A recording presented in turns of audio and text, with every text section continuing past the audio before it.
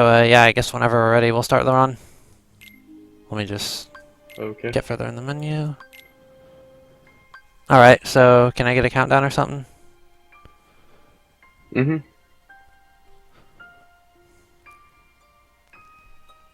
3, 2, 1, go.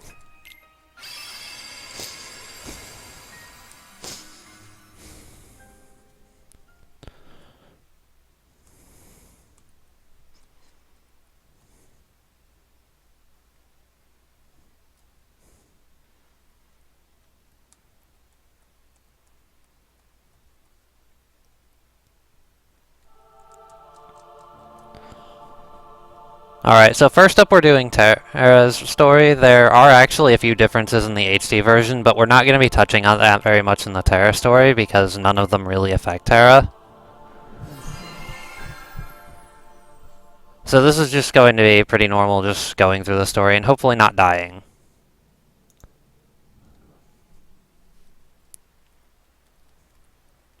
Yeah, a big difference in the HD version is the rebalance to EXP0. You will mostly be seeing that take effect in the Aqua story.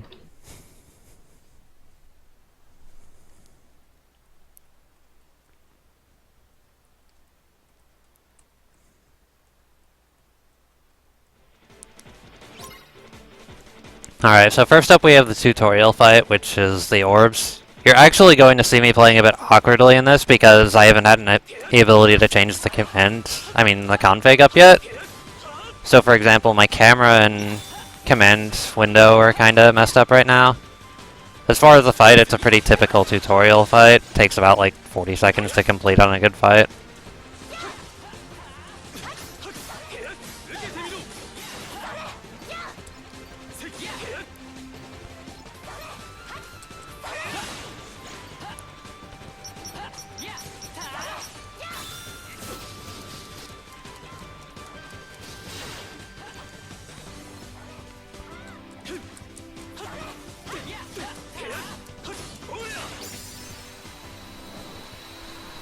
And Terra's actually probably my favorite character to do the orb fight with because he has Sonic Shadow as his default shot lock, which teleports him to whatever you target, meaning it's very easy to go across the field when you need to.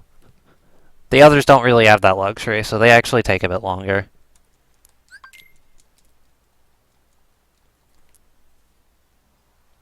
Is there something wrong with my volume?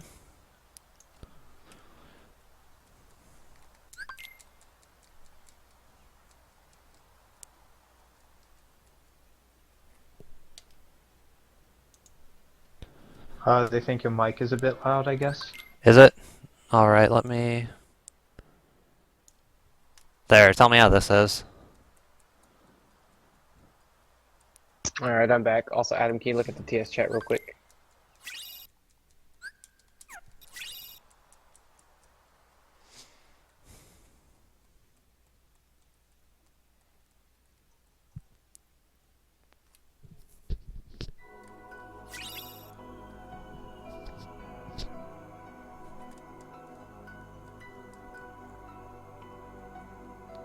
Alright, I did adjust the volume, so it should hopefully be good now.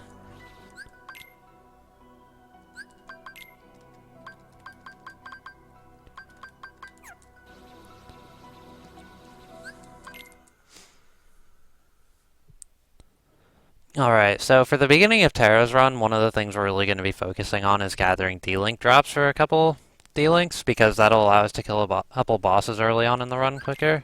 As well as the Aqua D-Link, which we'll be using for most force fights, because the finisher has a really powerful physical damage multiplier on it, one of the best in the game. And Terra has a really high physical stat that can abuse that.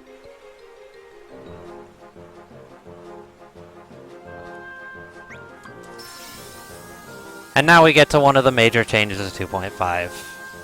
You'll be seeing this a bit later in a different form in 2FM, but basically the D-Link load times in this game are pretty special.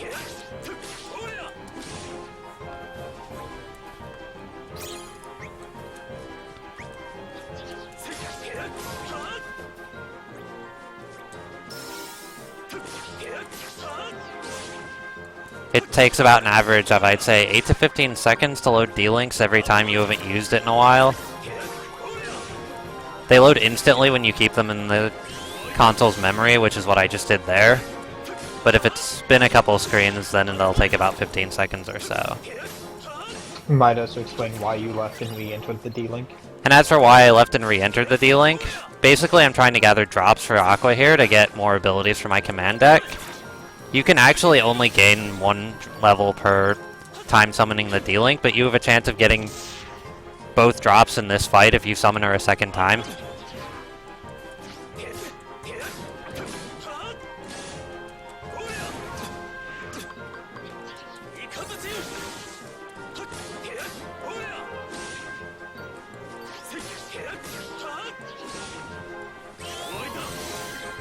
Which I just did. Awesome.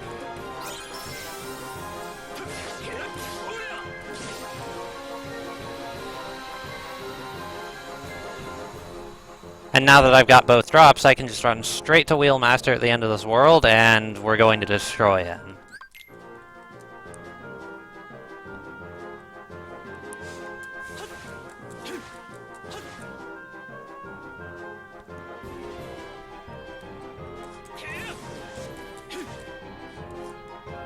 Also, a thing to note is a lot throughout all 3 runs I'm going to have Sliding Dash in my deck for the sole purpose of movement.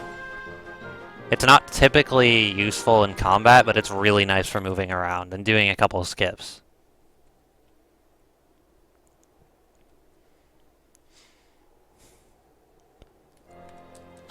The D-Link load times can be cut if you use them very recently, typically like last screen or in the same fight.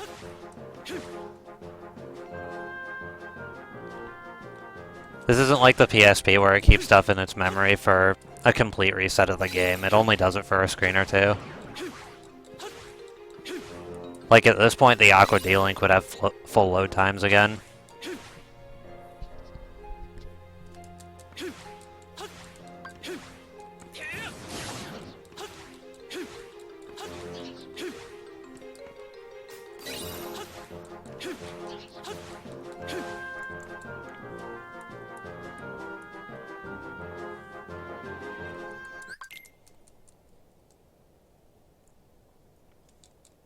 I'm really hyped to see the secret episode, how it is in the speedrun.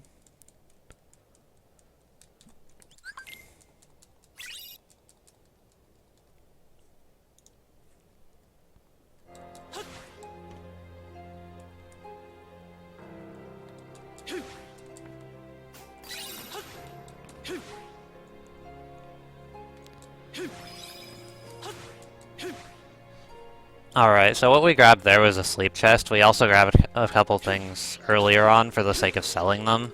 Nothing really too important. And now we're just heading straight to the boss without doing anything else.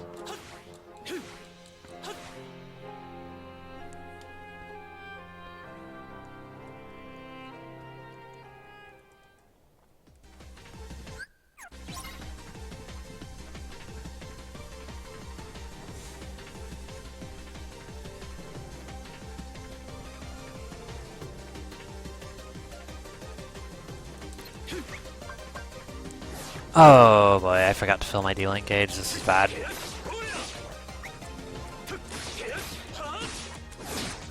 So this is Wheelmaster. He's, in my opinion, probably the hardest boss in the entire run. And I'm supposed to be using the Aqua D-Link to make him easier, but I completely forgot the fact that I hadn't filled my D-Link gauge.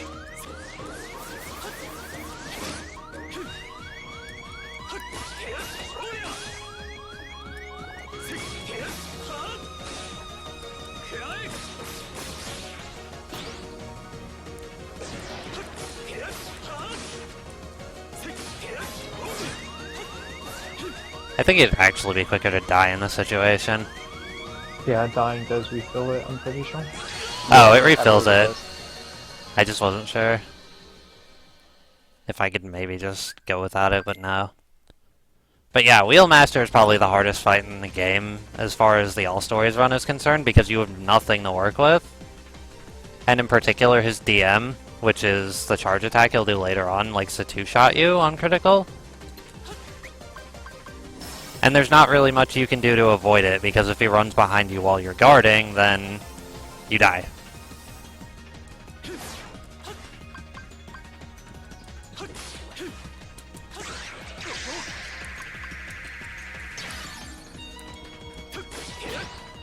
There we go, he's jumping. Awesome.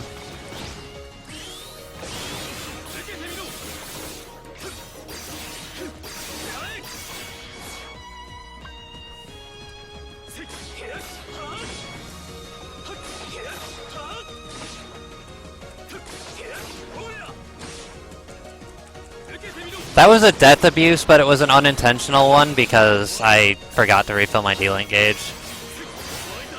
Probably gonna die out of this. Oh, hey, I lived. The other thing that's nice about the Aqua D-Link is if I do happen to die, she has auto life, which will instantly res me once per fight.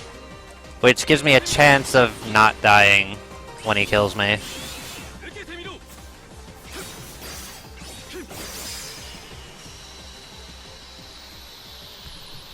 It doesn't particularly matter when you do the stories, but Aqua should be last because you continue playing as Aqua, so it's easier that way.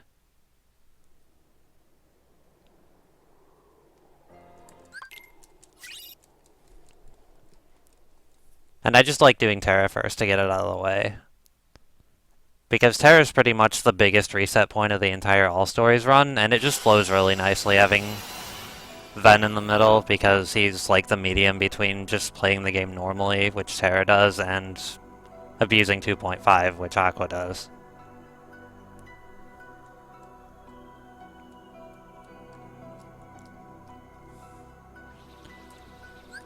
And we're actually going to go outside the world order here and go to Dwarf Woodlands first rather than Castle of Dreams. And the reason for this is because we actually have everything we need to take out Enchanted Mirror right now, and we can get fires early.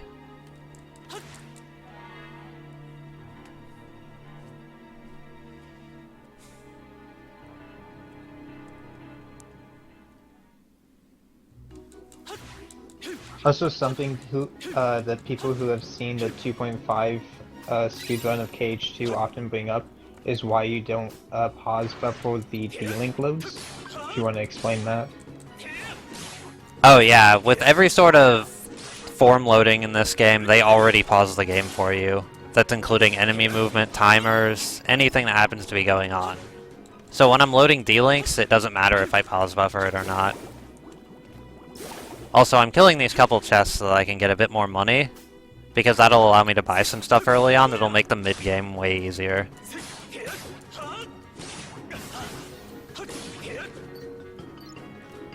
And now we're going to do a little sequence break here with a combination of slide dash and our shot lock that'll allow us to get a chest that we weren't meant to get right now.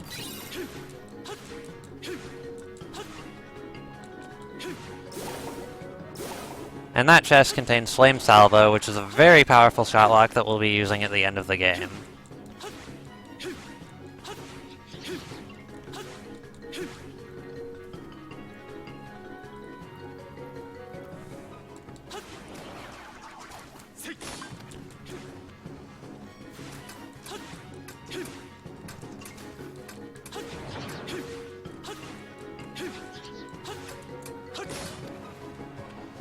The major differences between 2.5 and original BBS are the XP0 ability has been changed to have some hidden properties, which mainly involve damage boosting. You won't be seeing much of that on Terra, though. And then the other thing that has changed is D-Links take a while to load. Aside from that, it's mostly just controls and Mirage Arena rebalances.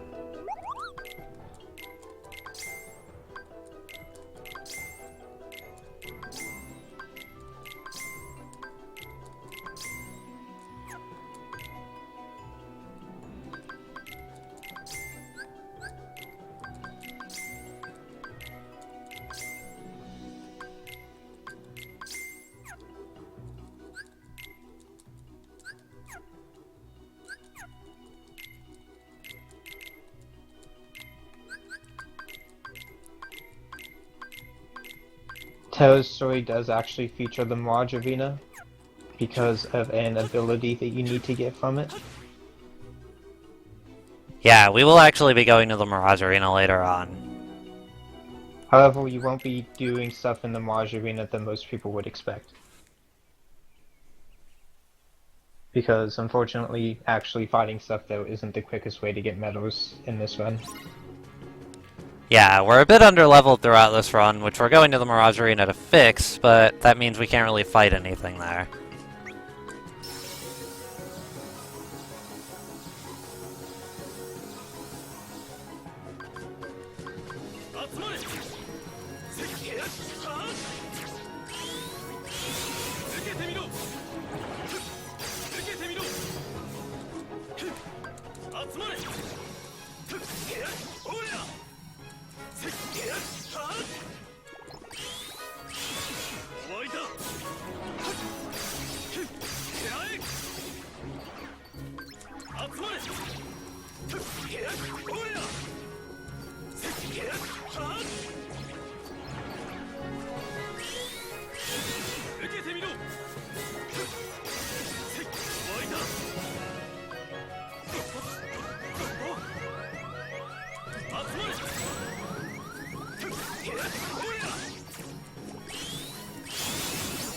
And this is just some pretty standard taking out an enemy encounter with the Aqua D-Link, which is actually very nice at level 2 because the finisher lasts long enough that it typically refreshes Magnet in between finishers. Meaning I can pretty much just loop force fights.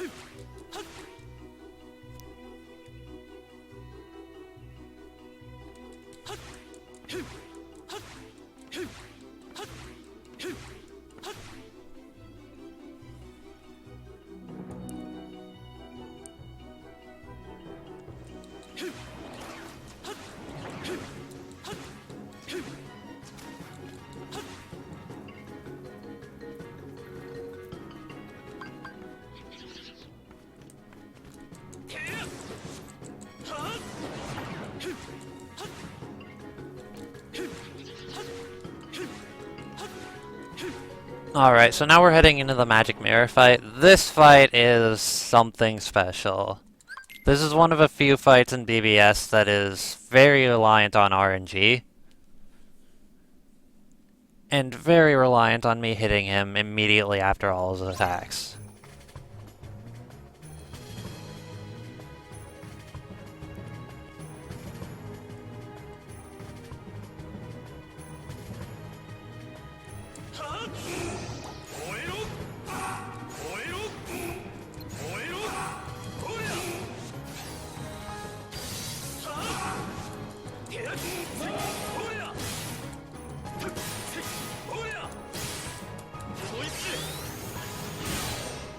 And the aim in this fight as Terra is to use up the critical impact command style and get the finisher as he's going away. The finisher itself isn't special, but the actual command style does some pretty good damage on him.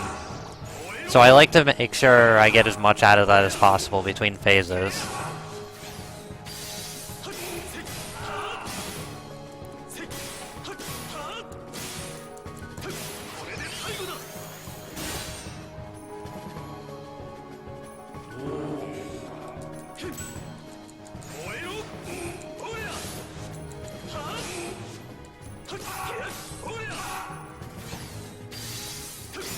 And that was the God fight.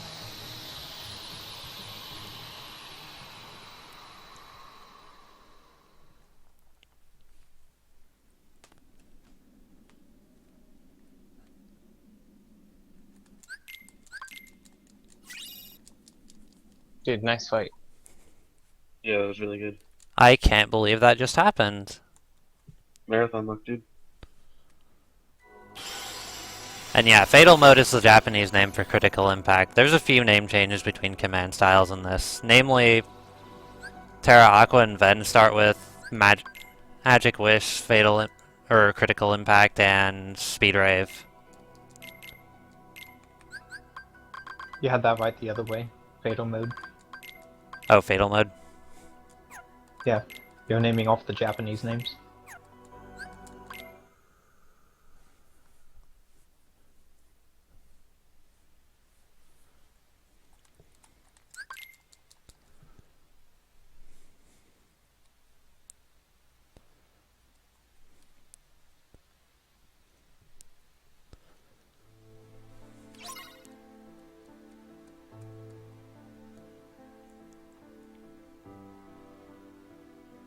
Then the other difference is Firestorm is called Fire Blazer in this one.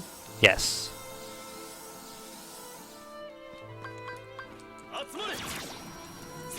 Yeah, they change names a lot when they're localizing KH games.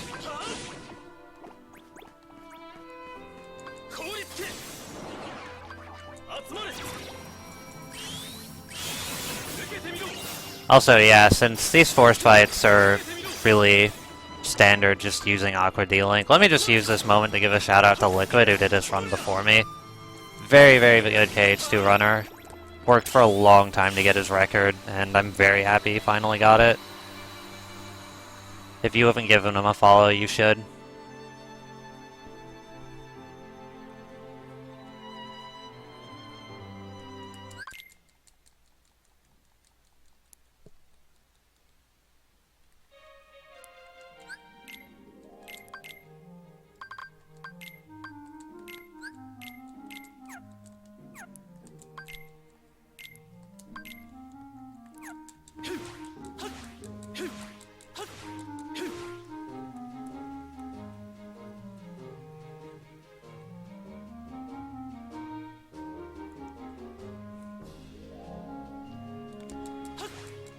And yeah, as far as understanding Japanese, most of it is just memorization.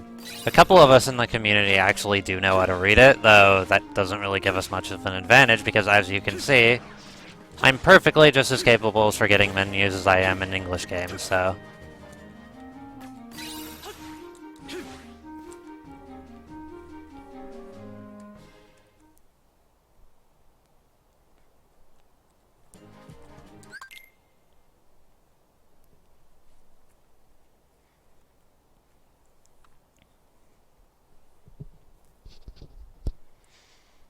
Alright, so right now we have the Cinderella escort coming up. Escorts in this game are a bit special compared... Actually, I think you can do the same thing in KH2, but basically... It's very manipulatable. There's a lot of waves that you can just outright skip if you manipulate the movement of the person you're escorting, as well as the enemies.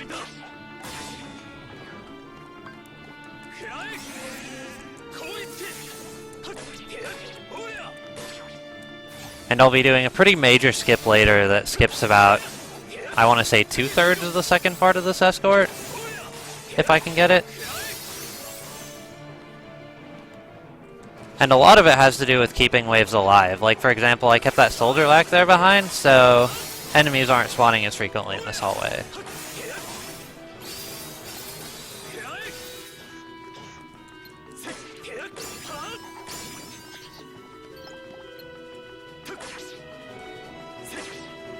And it doesn't matter if you kill all the enemies to get your escort to actually progress, because all they care about is what's in front of them.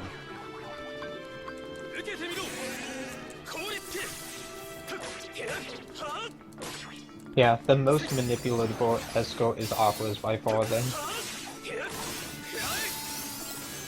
You can actually make it where you don't have to kill anything past the first 2 floods that spawn if you're extremely lucky. And that was actually a good example of that. You guys saw how there were 3 enemies just wailing on Cinderella, but she ran past like nothing was going on because they weren't in front of her and actually hitting her. So now what I'm doing is setting up the skip for this part of the escort, which involves going into Diamond Dust and killing this right bruiser.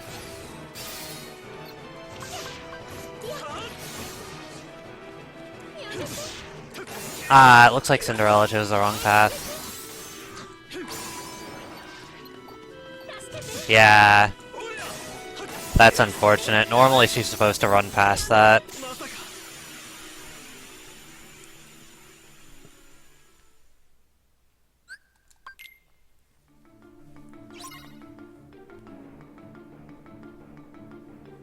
That counts as a death, right?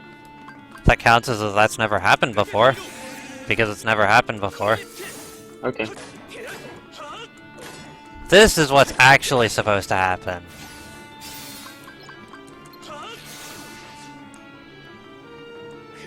So now we keep these two binded, I put them to sleep just for good measure, and Cinderella just walks past like nothing's going on.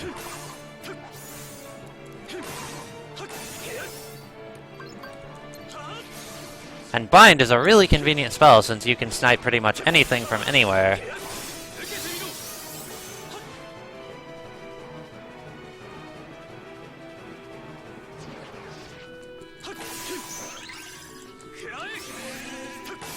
So between the combination of bind and sleep, I can just control enemies in this fight as much as I want. And now what we want to do for the second part of the skip, which skips a lot of waves up here, is stay right behind Cinderella, because she doesn't spawn the enemies here, I do. So if I just stick behind her, then nothing spawns and I can just complete it without killing the like 3 waves of enemies up here.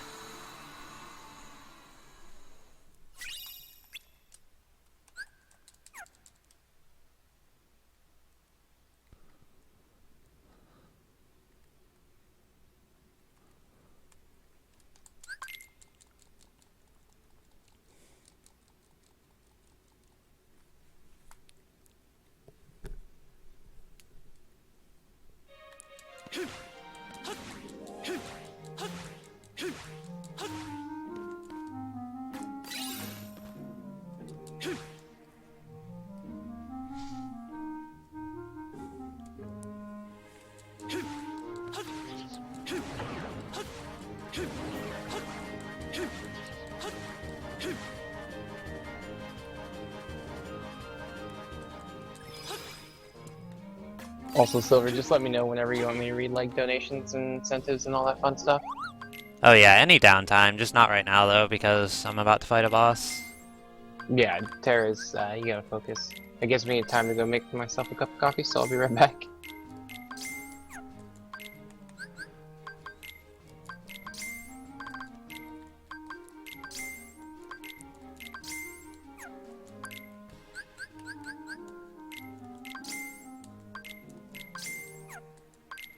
And this is a very sensitive menu because I don't typically always have enough money to buy what I need to here. However, I typically do have enough random drop items that I can make up for it.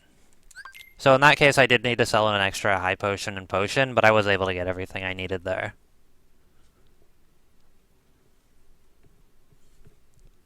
Money's not typically tight in BBS, it's just in the start.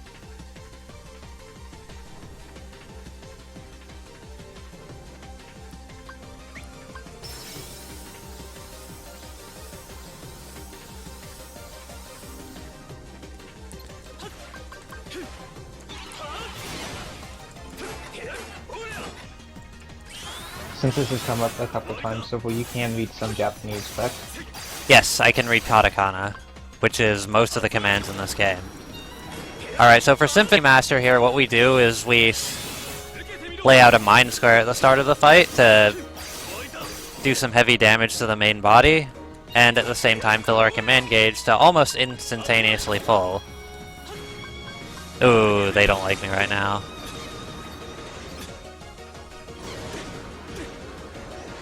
And then while Mind Square is on recharge, I pop Magnet on the instruments because attacking the 3 of them at once while they're caught in Magnet prevents them from killing me and fills my command gauge by quite a bit.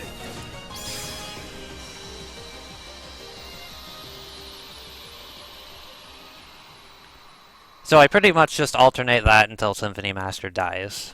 One of the quicker, less eventful fights in the game. Yeah, so you could basically equate D-Links in this game to summons in KH1 and 2. They're something that people didn't really use much in casual playthroughs, but when you know how to use them can really destroy some bosses. Oh yeah, definitely. Like, I know when I played through this game, I never used D-Links. I did not realize how powerful they were.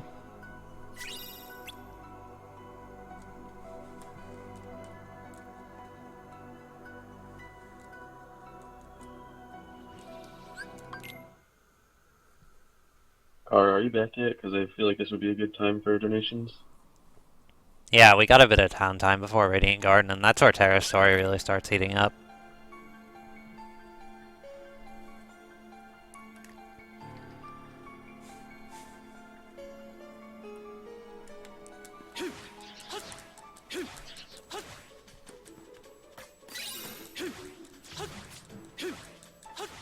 And there's not much to Yensid's tower, there's just 3 screens to it, but there's a couple good chests here, one containing a crystal I need and the other containing cure. So I'm grabbing those real quick, before doing a bunch of menuing, which will set me up for the intro to Radiant Garden.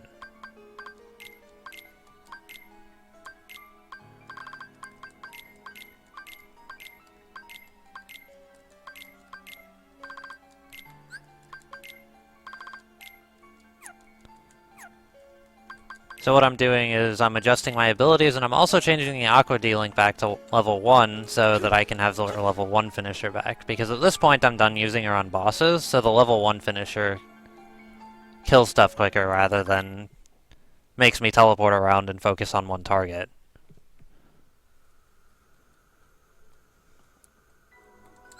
Yeah, I'm back by the way, Silver. Alright, if you want to Just read letting you guys know. donations, this would be a really good block to do so. Yeah. Okay. We currently have no new donations, but we have plenty of incentives. I'm actually only going to read off a few since BBS needs to be explained quite a bit. We have Kiwi's drawings for $50. If you donate $50, Kiwi will draw any Kingdom Hearts character that of your liking. We have the bidding war that's going to end Monday for TehRizzle's face cam and Cyberman singing during his recoded run. Cyberman is about $8 ahead right now. We have the Name Your Gummy Ship mission. Name Your Gummy Ship, and TehRizzle is ahead right now, and there's 3 other choices: Sly Rebel, SS Dude Nice, and Kevin. We have BB's Fight Sephiroth during his Gold Crown run, and that's currently at $65 out of $150. And we have Tojimaru and Chrono's webcams, which is $5 out of $420.69. And I'll let you continue from here, Silver.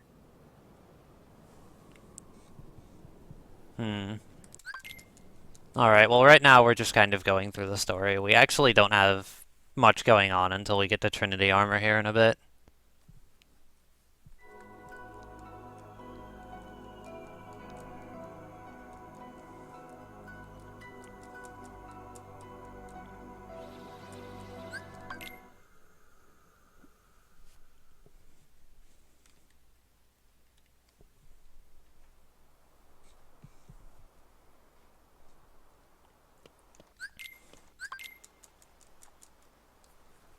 So what we've got here coming into Radiant Garden is just your standard force fight. However, we're using the level 1 Aqua D-Link, which we haven't done in a while.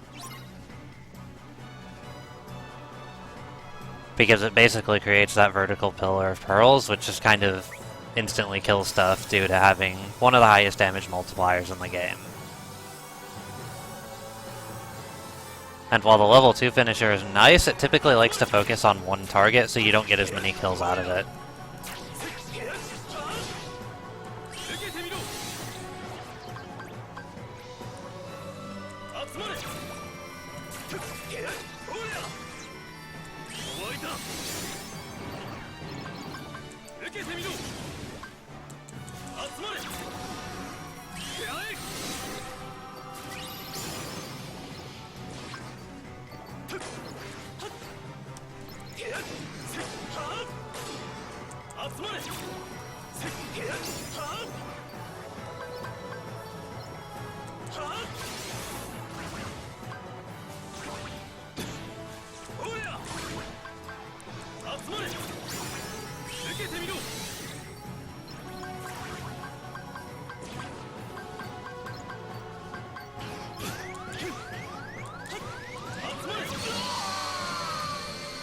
Oh no, they killed me. Please don't still be hitting me when I res. Oh good, my magnet went off.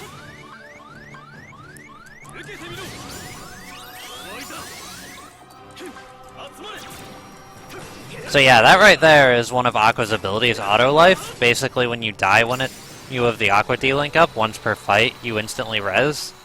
It's got a couple problems though, because especially in situations where I'm getting ganked by 4 bombs at once, if I get hit out of the rezzing animation, I still die. So it's a nice ability, but it's not necessarily the most consistent ability.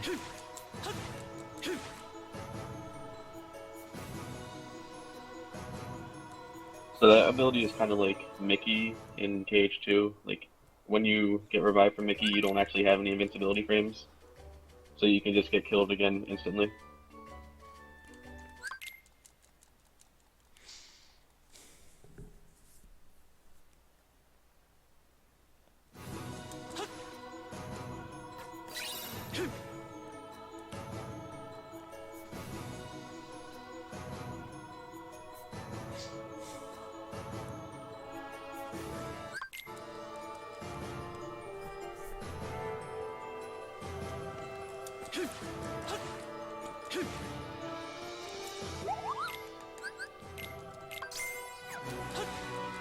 Alright, so right now we're just buying equipped fire so that I have a bit more extra coverage for the Trinity armor fight.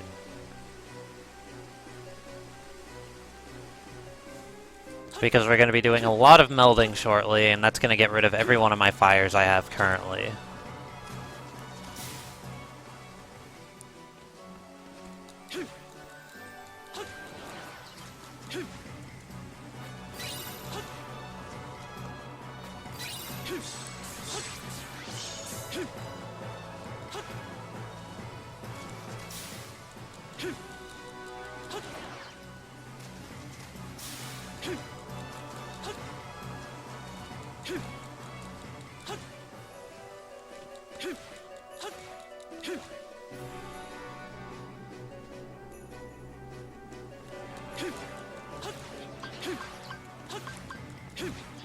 And I'm going to be doing a bit of fighting on this screen, not for any EXP or CP grinding, but simply because I need the menu at the end of the screen rather than the start. But there are a lot of enemies on this screen, and the enemies on the screen tend to not despawn, so I just have to kill them.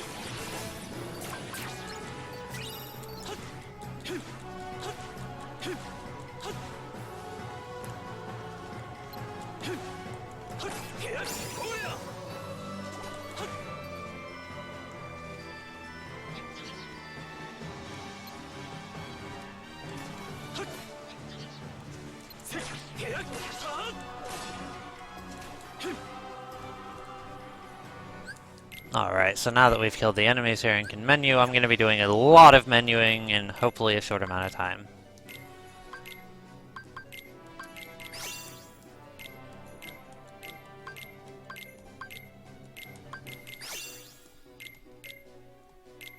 And I'm making a lot of abilities that'll pretty much set me up for the rest of the game.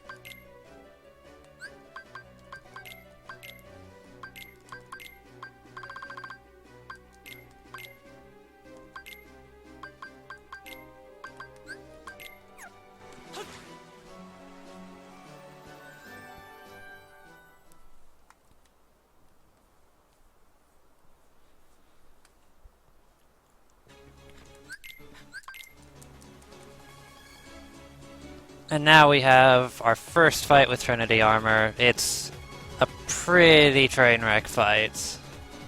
Lots of easy ways to die, and I don't really have anything to do damage with that's good right now, because my damage kind of went down a lot when I entered Radiant Garden.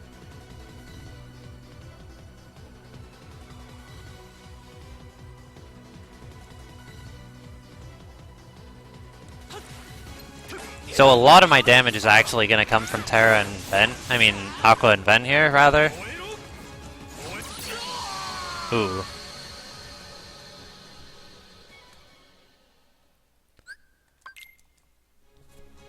Because Vent and Aqua right now are NPCs, and NPCs in this game do a lot more damage than you because they're actually leveled up to be scaled with the area. Trinity armor, please.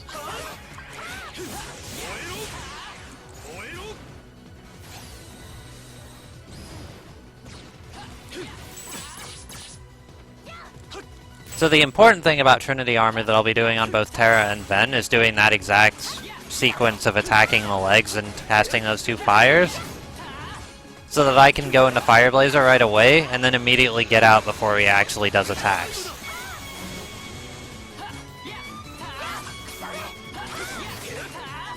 Alright, we had some very good luck here. Most of that damage actually came from Aqua and Ven attacking him, so I'm very happy I could get that out quickly.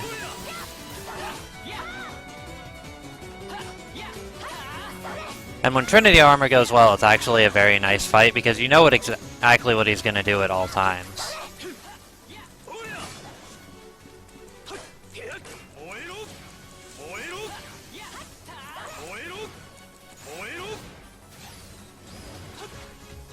So right now, since I can't really hit him all that well, I'm just focusing on keeping Fire Blazer active so that I can attack him when he's out of it.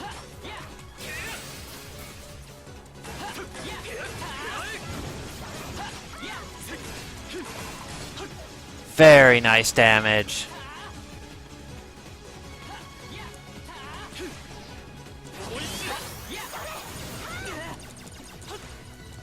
Unfortunately, he activated that laser attack before the fire laser finisher actually hit him, so I wasn't able to hit him with it because he goes invincible during that attack.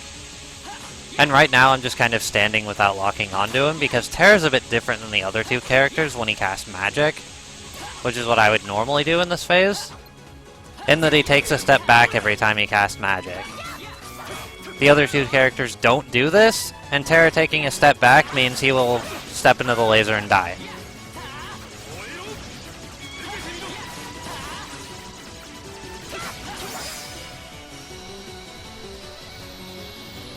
Alright, that was a very solid Trinity Armor fight. Got a lot of damage out of Aqua and Ven there.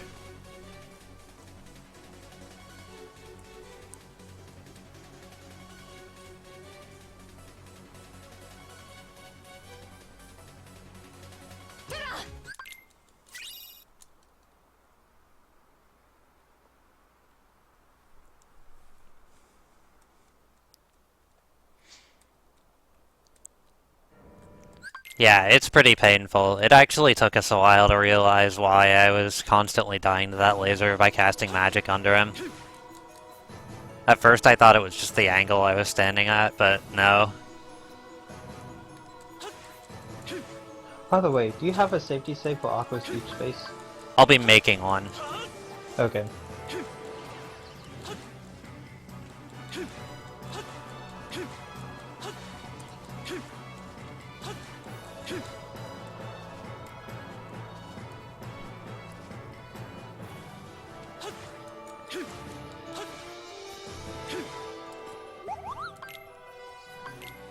Alright, so now we're selling that Thunder Surge I picked up a couple seconds ago. We only took it for the sake of selling and using in the Trinity Armor fight.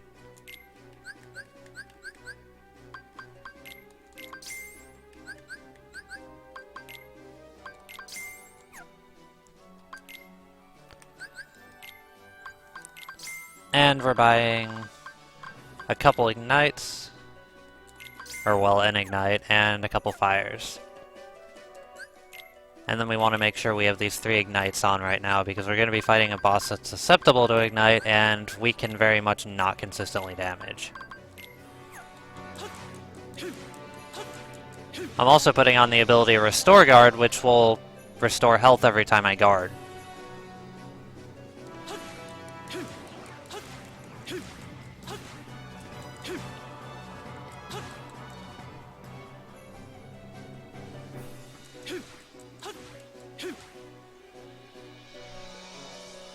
So are you going to be guarding or hitting back breaks projectiles?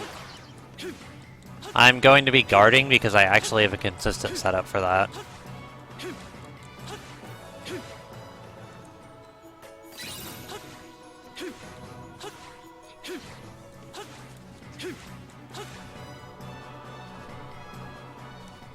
So coming up here we have Braig, who later becomes Zigbar in KH2.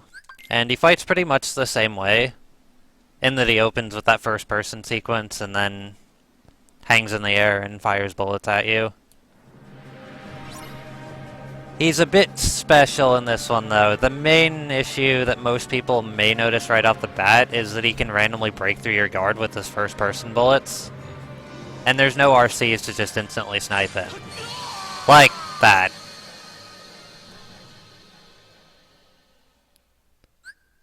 The consistent setup has failed me.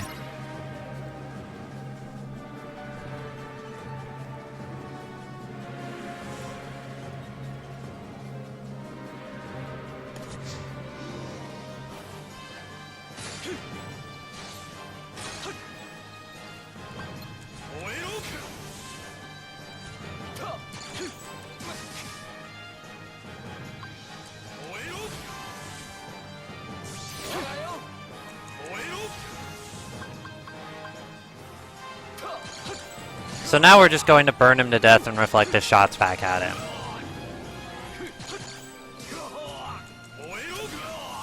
And his shots will heal me every time I reflect them back at him, which is really convenient.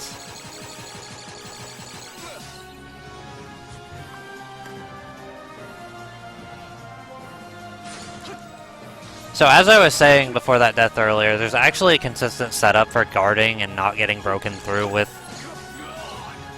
Braig's first-person shots. It apparently has a 0.1% chance of failing, but most of the time if you stand in the left side of that rectangle I stand in, you'll be able to guard every time.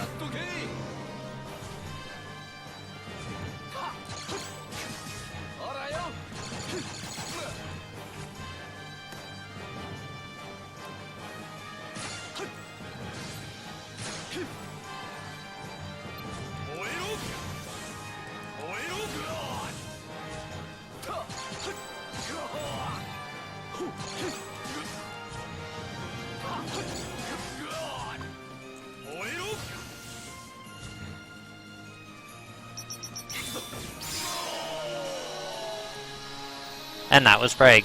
He's pretty simplistic, actually. He used to give me a lot of trouble, but then I decided to route Restore Guard, so I pick it up earlier. And now he's one of the easier fights in the run.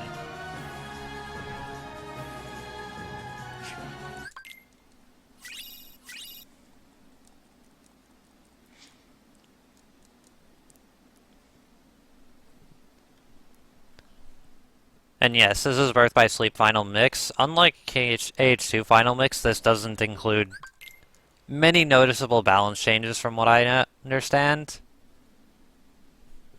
But it does include all the extra bosses such as No Heart and Armor of the Master, and I'll be fighting both of those later on after the run.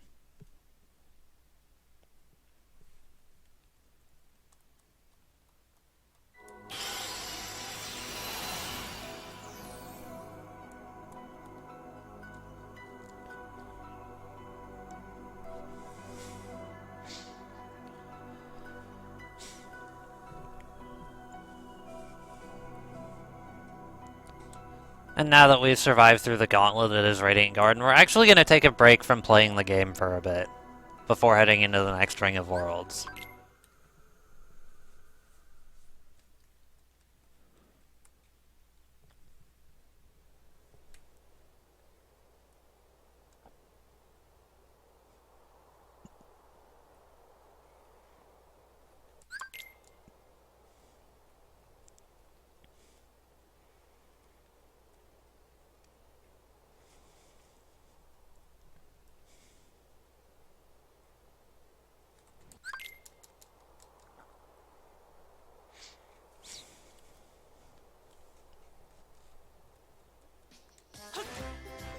But first, before we do that, since we're doing a bunch of walking around and not actually playing the game, I'm gonna grab an ability real quick called EXP Walk so that we can gain EXP while we walk. Yeah, most people already know the Terra Slide is horrible for dodging abilities because of its lack of invincibility frames. It's also horrible for EXP walking. It's Aqua's and Ventus's dodge rolls both give them experience off EXP Walker where Terra's Slide actually doesn't.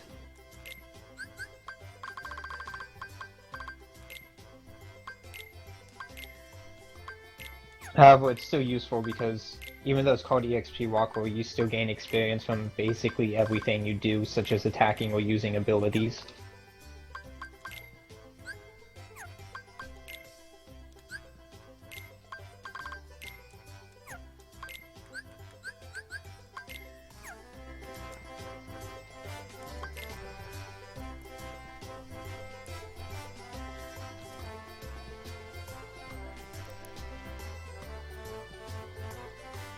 And now we're gonna take a break before going to deep space to play a bit of Mario Kart here.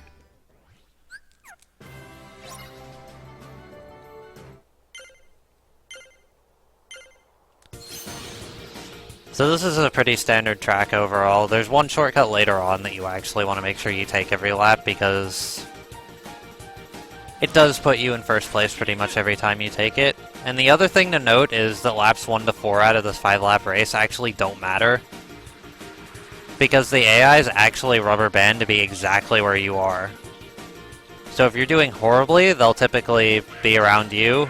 If you're doing amazingly, they'll catch up to you every time. On the 5th lap, however, their AI just immediately shuts off, and you can pretty much overtake them by about half the track in 1 lap.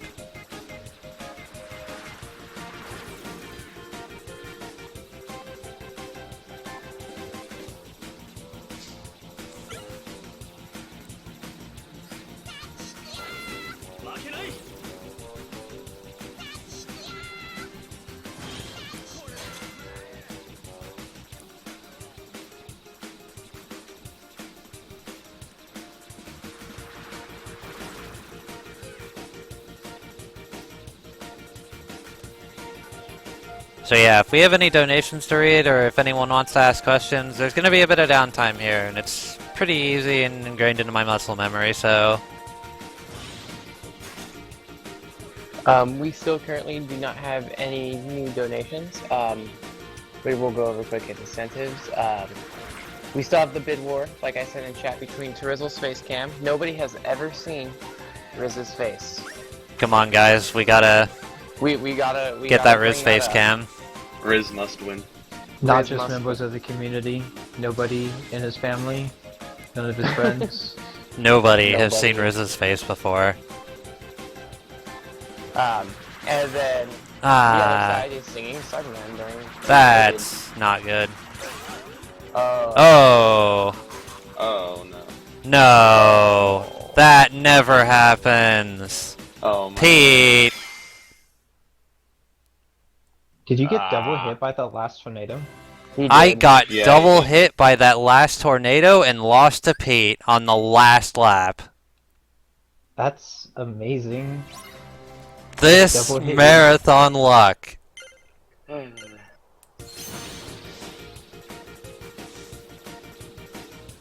So, about you said about only the last lap mattering. That shows it. That has literally never happened before.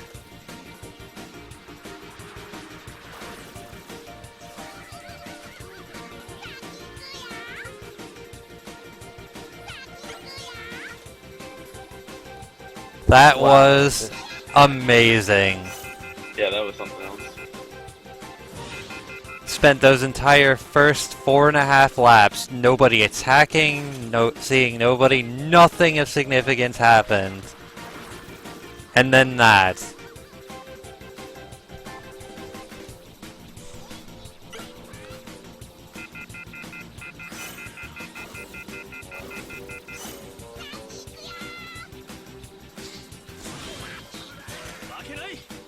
Okay, so if you want to get back to incentives, Kala.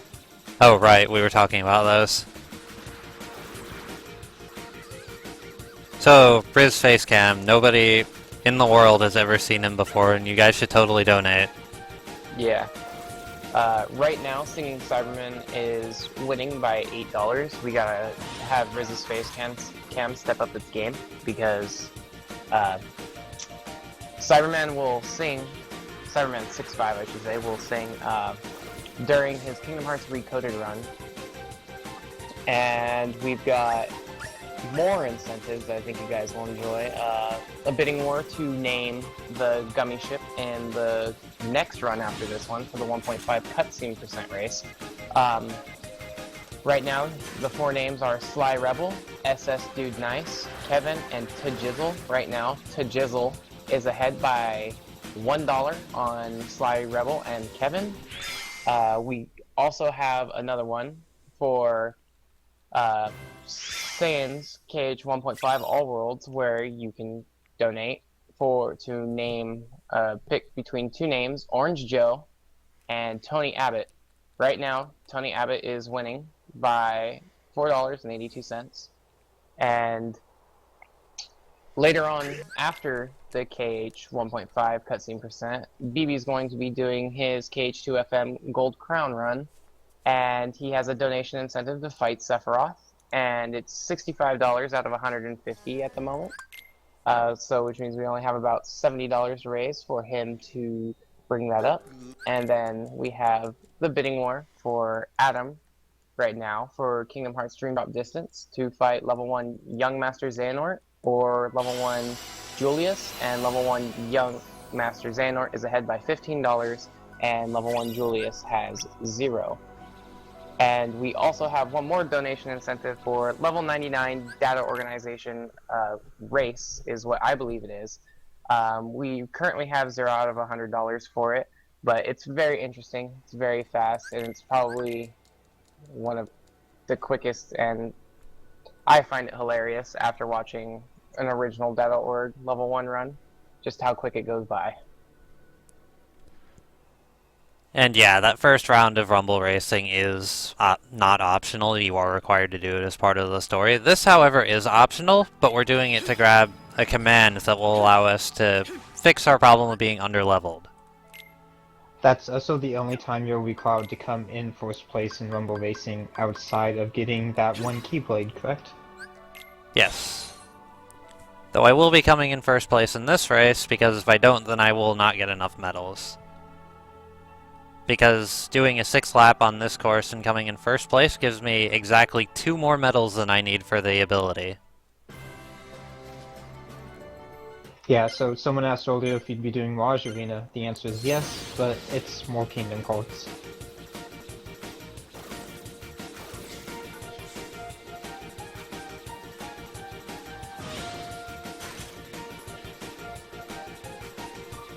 So we are doing more Kingdom Hearts right now so that we don't have to do an hour of dying to Terranord at the end of the run.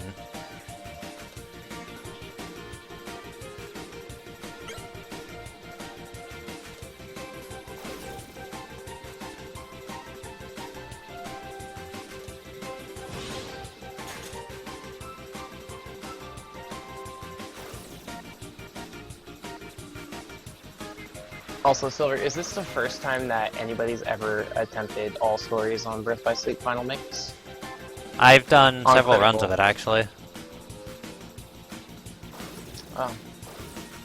Also, one Okay. thing to note is all stories in Final Mix is inherently a critical run. You can do Proud, but you're required to get all the stickers for that. And if you would like to express your sadness at the fact that there is no command board in a speedrun. There is no command board in a speedrun, and I wish there was. However, don't know, we how do much- have an idea for bonus stream. Yes, for those of you who are going to be sticking around in bonus stream, it's very likely that I'll be doing an RTA of every command board in the game. Speaking of the bonus stream, I'm just going to throw in there, I have a donation incentive for myself to start off the bonus stream. If we raise $100, I will fight Sephiroth on beginner blindfolded. And of course I will have face cam to show that I am blindfolded. But if we raise $200 for that incentive, I will change the difficulty from beginner to proud mode.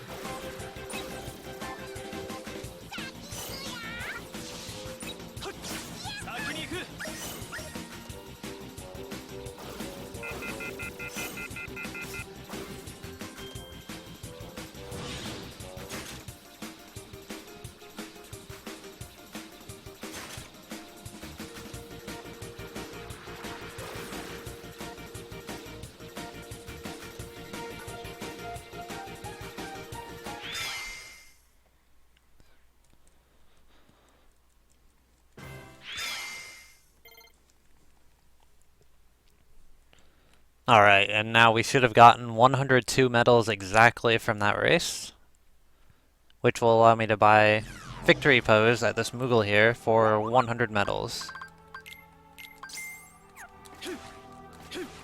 And I will be using that a bit later on in the run when we enter Neverland, to get a lot of EXP in a very short amount of time.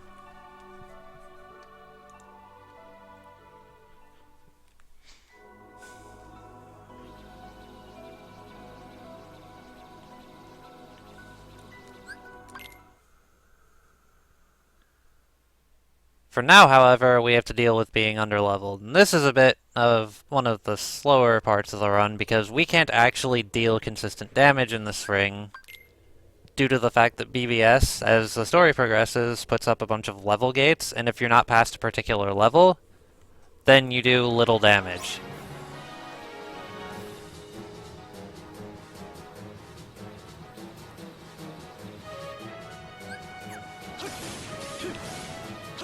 We'll be seeing that when we get into the actual world, though. For this particular fight, everything here gets one shot, so we just mash out Terra's bike spin because it hits a very large area and kills a lot of them in a short amount of time.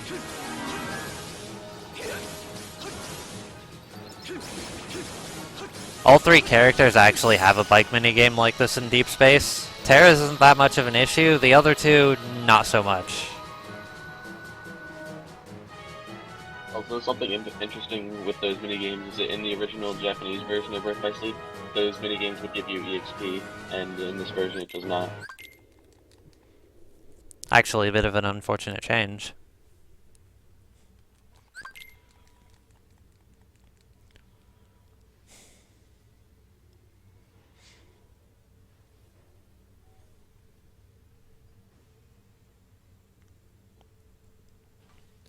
So now that we're in Deep Space, we get to see a good example of the game's level barriers. So you see these floods right here? They're the equivalent of shadows in BBS, and if I were to hit one right now, I do that much damage to them. So what we're going to do is we're going to cast Magnet, and we're going to keep them locked in it, because Magnet actually does percentile damage when it does damage ticks on the enemies. So we're just going to keep them locked in this fight while we run around in circles getting EXP via EXP Walker.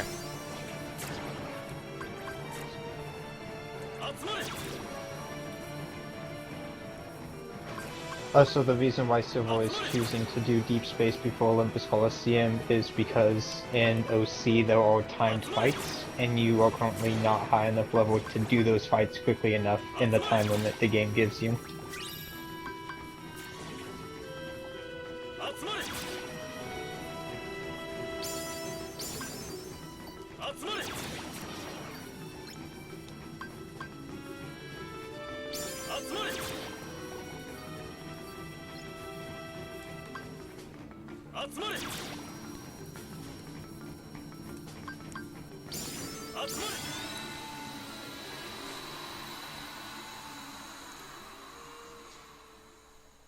Yeah, Ven and Aqua aren't quite as blessed with a good bike like Terra is, so their bike fights are going to be something special on critical mode.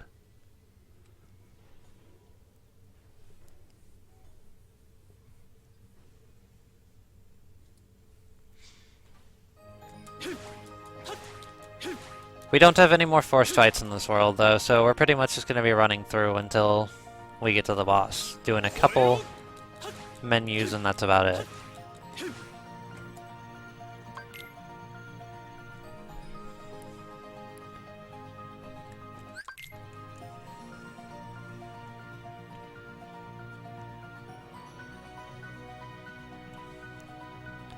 there aren't necessarily glitches. There are a couple crashes. And there's a sequence break near the end of the run I'll be doing, but as far as glitches, Kingdom Hearts and glitches don't really go together very well. There's not many of them throughout the series. One of the most prominent ones is in 1.5, and it's not useful in the runs at all. And there's quite a few out of bounds in Days, actually. But I don't believe any of those are actually used in the run.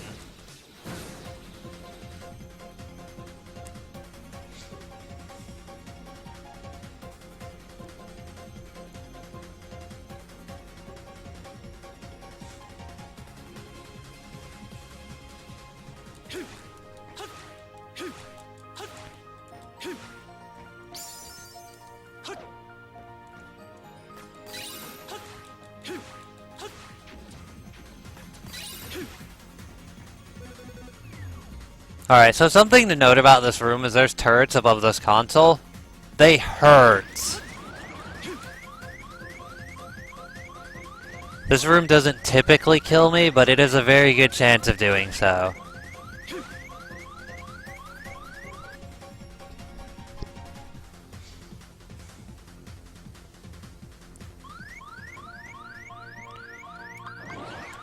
And I'm casting Magnet on these enemies so that they can't hit me while I'm grabbing the chest. So now I've gotten all the chests I need out of deep space, so what I'm gonna do here is a quick meld followed by setting up for the boss.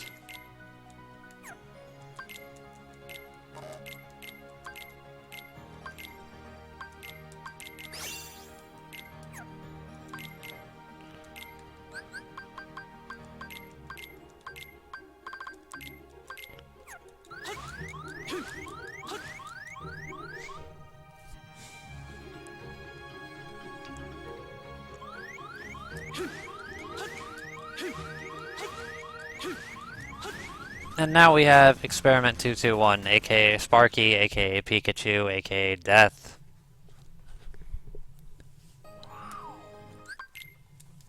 And he's basically a lightning-based Stitch. I can't exactly do very much damage to him right now, so what I'm going to do is I'm going to ignite him, which also does percentile damage over the course of the burn duration. But I'm also going to attempt to initiate a loop on him, hopefully keeping him from using his desperation move of going into the turrets in the middle of the screen.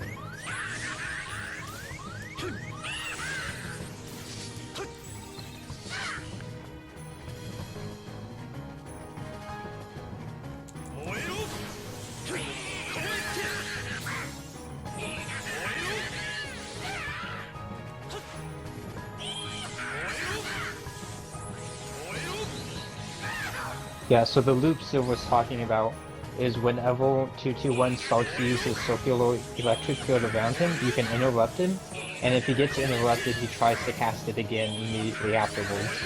So if you can keep him looped into trying to use this attack, you can kill him before he uses his desperation move. It's very luck-based, though, in situations where he can break out like what just happened can happen. I'm getting lucky this time, though.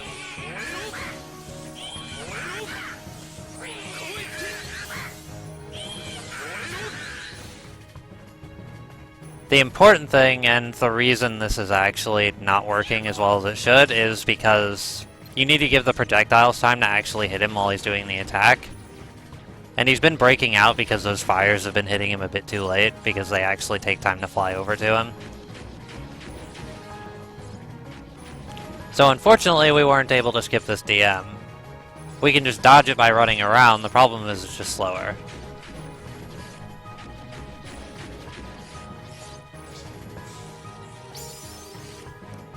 Yeah, it's basically like answering to DM from KH1. You just walk in a circle.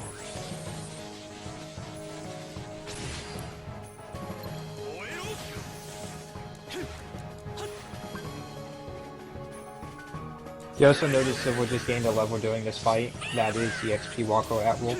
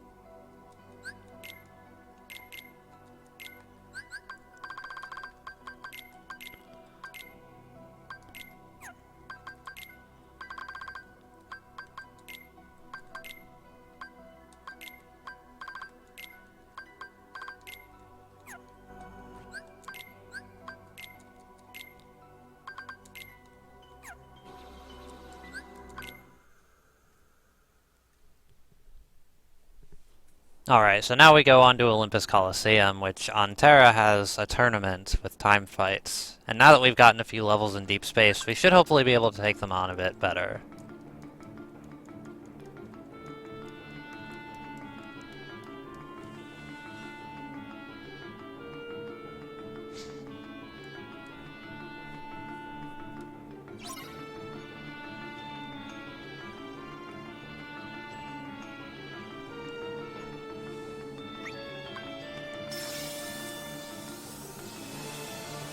And now we have the brief return of the Aqua D-Link before we completely stop using it on Terra.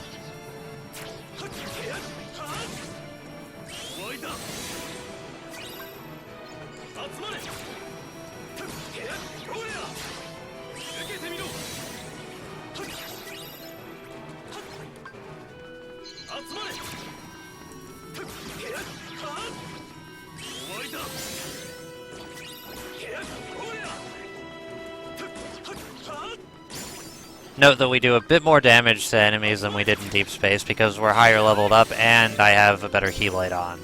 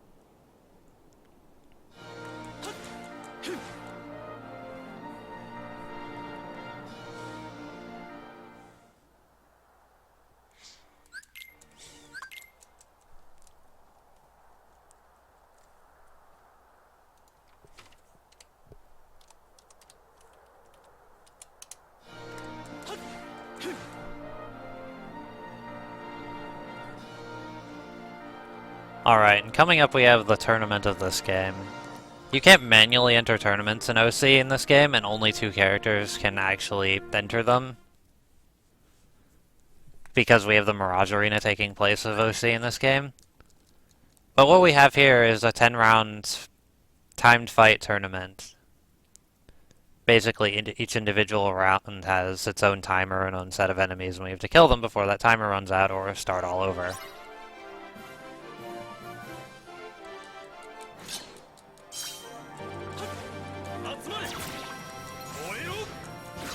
So now that we're a bit stronger than we were in deep space, I'm going to do just that.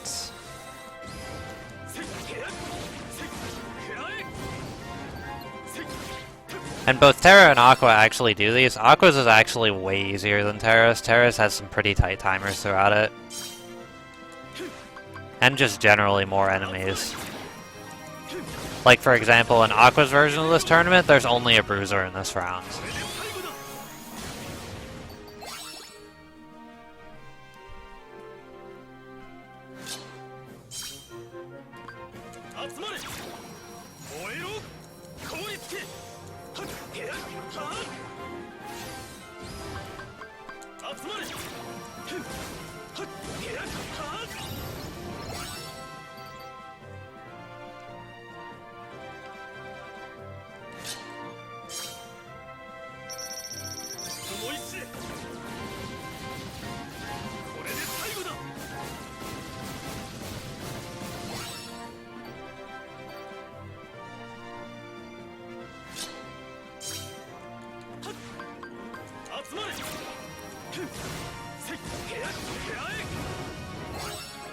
And this is actually a good example of the part of the run where we start getting strong enough on our own that we don't necessarily need to rely on Aqua.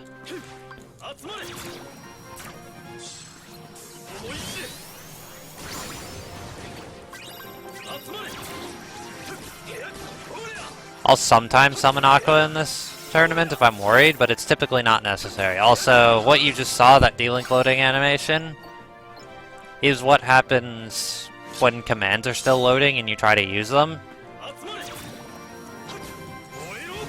That's actually very weird to see it mid-fight. It normally only happens when you force into a Vim. Yeah, not sure what the explanation for that happening mid-fight is, but that just happened. Typically it'll happen when I use a slide dash right after a loading screen. Would you consider that a never happened before? Absolutely. Okay.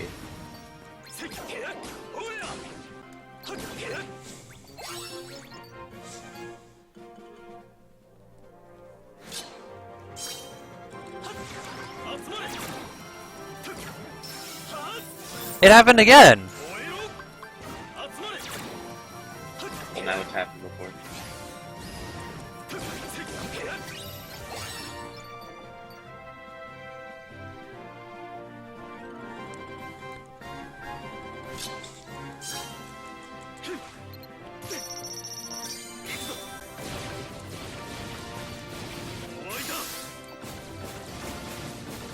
And we're using Flame Salvo to take out this fight because all the enemies here get one shot and there's a bunch of projectiles in Flame Salvo. However, this game has spawn limits, so a lot of the enemies won't spawn until after I've killed a bunch of them. Sometimes I can just Flame Salvo with one cycle, but it's complete... One cycle with Flame Salvo, but it's completely random based on whether the game decides to spawn stuff quickly enough and where it decides to spawn them.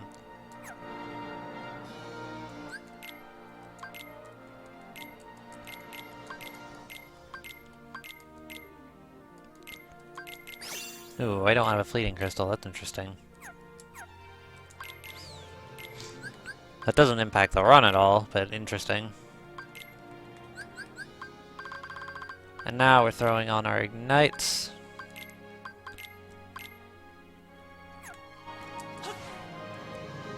And going to fight Zack.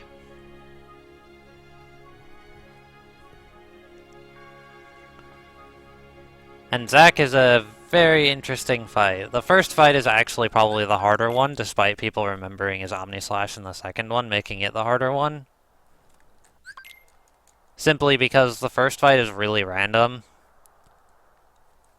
And a lot of the time you can actually be a lot quicker in this fight than the normal strat if you actually try to attack him while Ignite's up. The problem is this is very risky.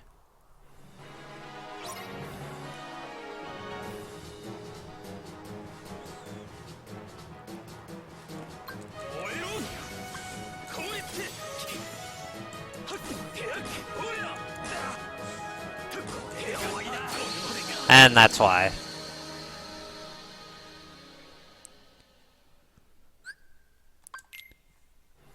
So far we're on the first character, which is Terra. We'll be doing Ven next, followed by Aqua, and then the final and secret episodes.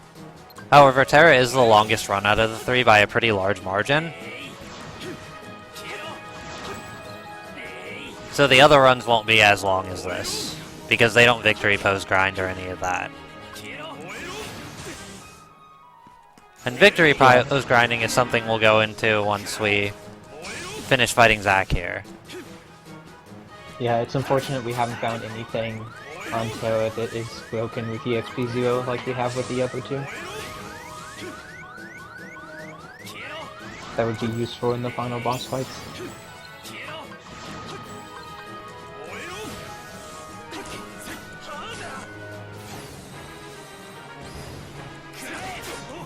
Ah.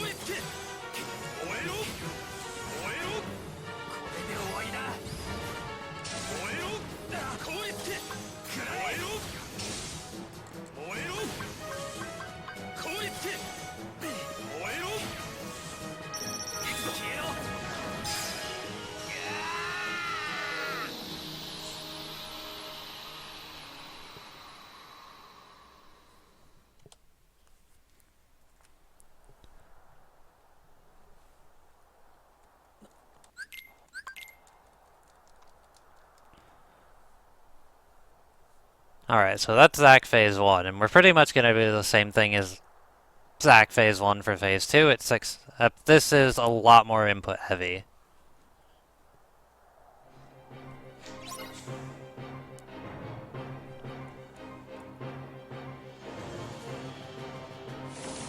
Oh, and my focus didn't restore. Okay, so we're going to die real quick to get my focus back.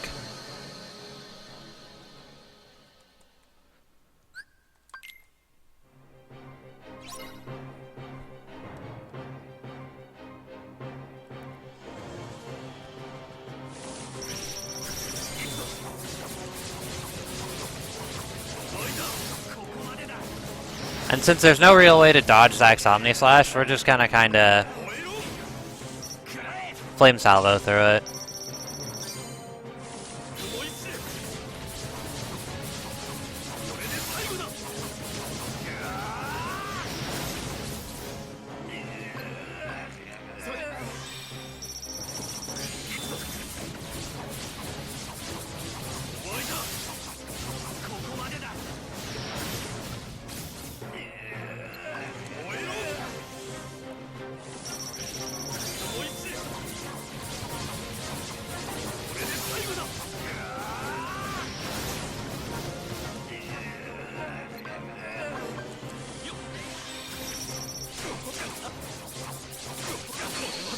And like I said, there's no consistent way to dodge that, so if you get hit by it, it's an instant death.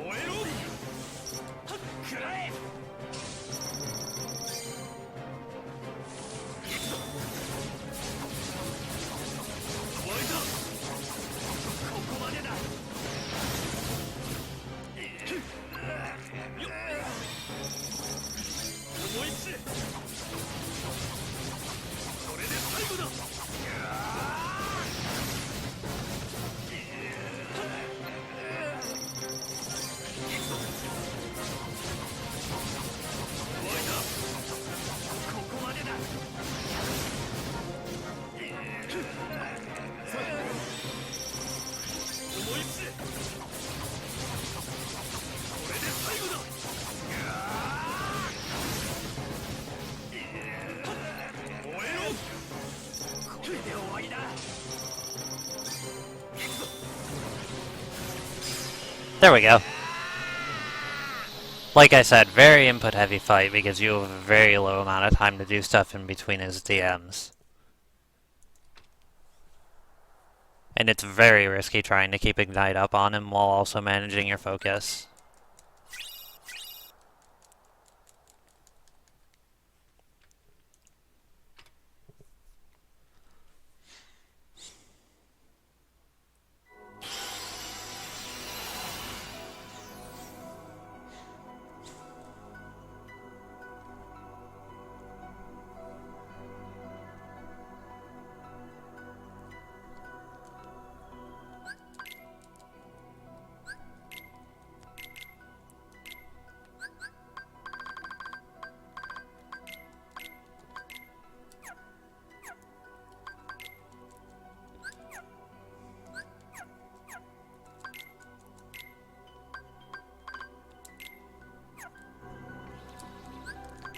And now we're going to the last of the Disney worlds, which is Neverland, where we're going to be doing a lot of leveling up.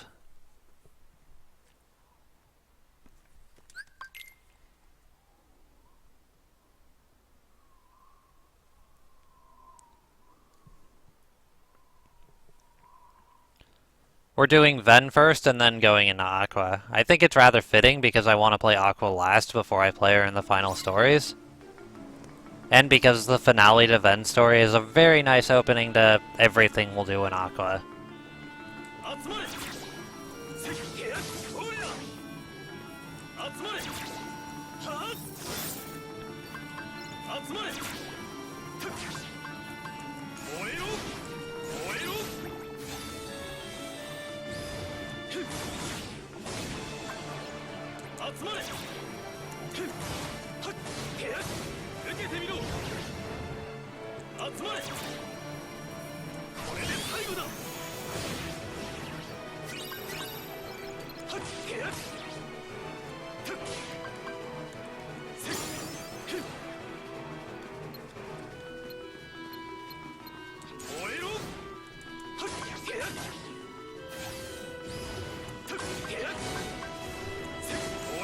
Also, what you guys just saw as an example of me manually changing my target, that is something you couldn't do in the original BBS, and they did add it to the PS3 version.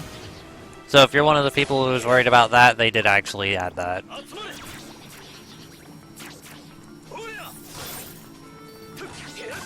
Where you could do it, they just actually made it responsive in this version.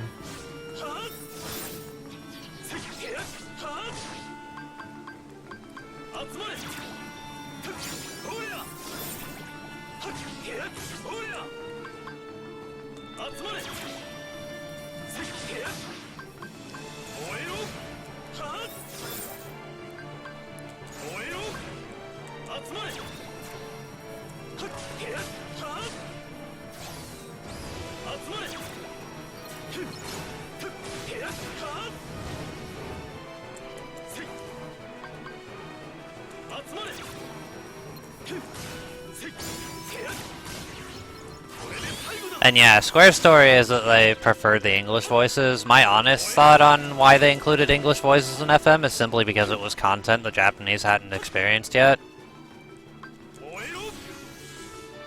But either way.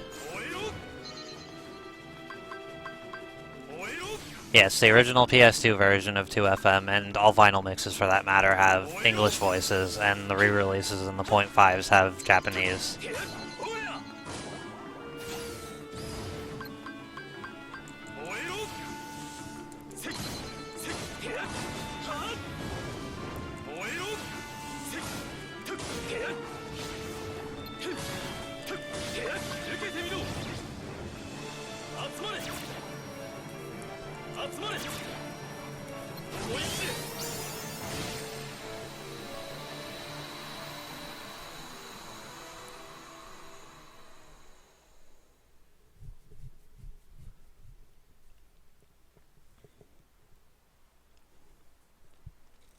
And now that we've done the worst forced fight in the game, what we're going to do now is gain a lot of levels in a very short time. In particular, right now, once this loads, I can check what level I am. I am level 14? We're getting to 25 in the next 5 to 10 minutes.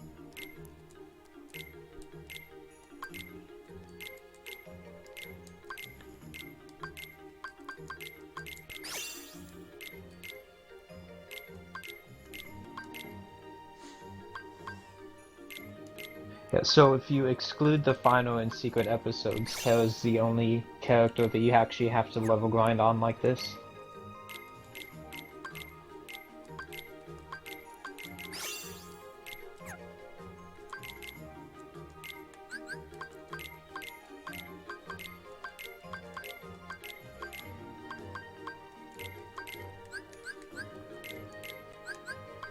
And we're going to be doing that with the help of this command, which is called Victory Pose. Basically, when you use it, you do a victory pose, and it gives you triple the last EXP value you obtained.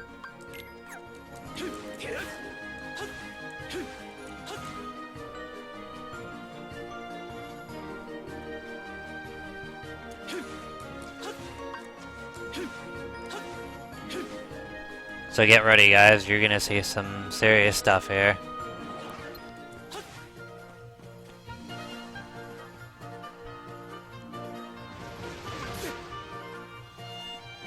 So first, since I'm using an ability called EXP Chance, which gives me more EXP when I'm crippled, I'm gonna let this guy beat me up to 1 health. Do note that I also just picked up Second Chance and once more, so I have those now. And then we're gonna burn him to death. And if you see there, I leveled up to 15. Look what happens when I use Victory Pose.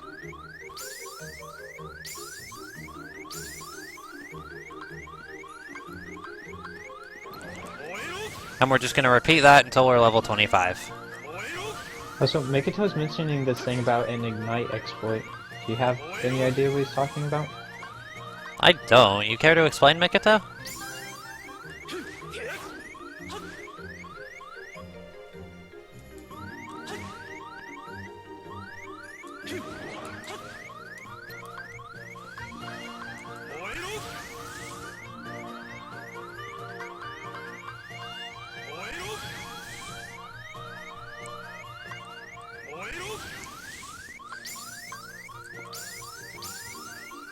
Oh, that's interesting.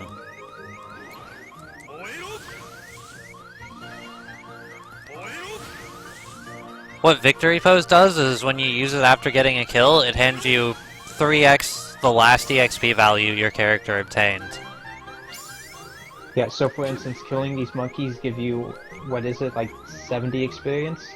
So when you use the Victory Pose, you get another 210 experience.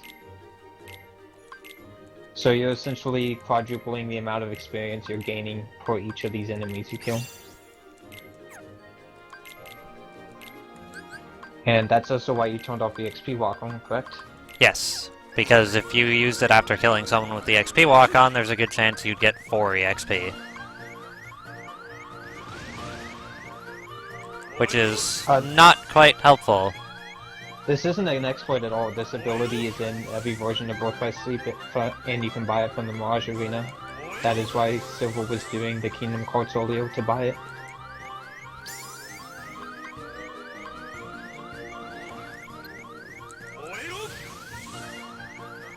Would it be okay to read any donations? Now that I've explained it, go for it, Kara. Okay. We actually have 2 donations. We have $10 from Daniel Marsh. It says, play as Aqua during secret episode. With, of course, our little meme faces. Daniel, would you want that to go towards any incentive at all?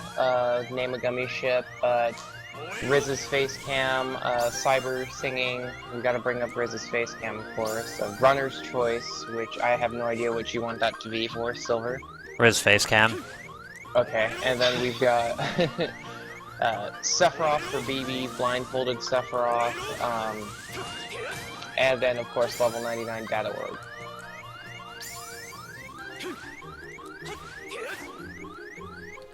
I want to see my boy, but he's shy, so we gotta make him show himself. And then we have a $2 donation from Nick Bouchard. Backpack again. You're doing great, Silver. Keep going, mate. Runner's choice for incentive. So $2 to Riz's face cam. Is no one updating the total? Because I don't have a total right now. With those 2. I believe Kara has been adding them to the sheet after he reads them off on stream, so it should be updated momentarily. Yeah. Okay.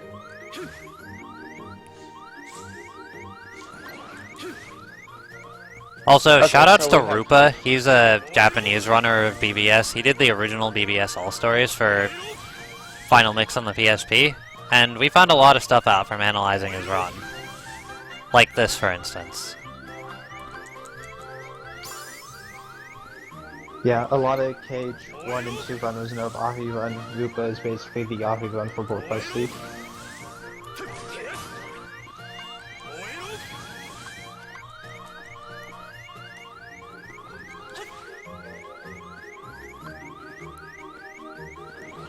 So Carl, we have a question in chat for you. You say you're going to fight Sephiroth blindfolded. Are you actually going to beat him? Is what someone wants to know. I will practice, and since it's a bonus stream, I see why not. I can try to beat him. Depends, if we're behind or not on schedule. But if we are, then Alright, we're definitely shopping. I will go for beating him. And also note that you gain CP as well as the XP boosted while all that's going on. So everything I had in my deck is just maxed out at this point. What this means is I have a bunch of maxed out Firagas with abilities that I just got, And it also means that my slide is leveled up to max, which means I go a lot further with movement now.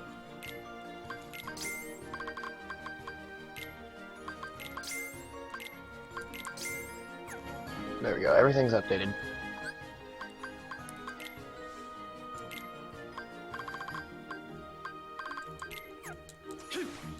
So I like to say this, Riz's face cam is now on the lead by $4, above Singing Cyberman.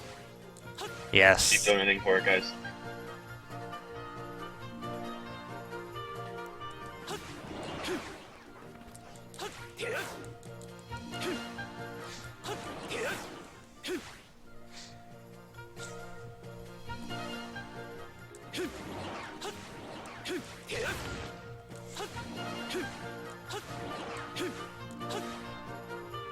Are you planning on explaining anything? Because we just received another donation. Go for it. I've got a couple of seconds before I get to the fights. Alright, sounds good. We have another $10 from Daniel Marsh. It says, Riz face cam, same with last donation. Thanks. So now Riz's face cam is $14 ahead of Singing Cyberman. Oh yeah, now we're talking. Now we're talking. Okay, now we're talking. Oh, sorry, I had to.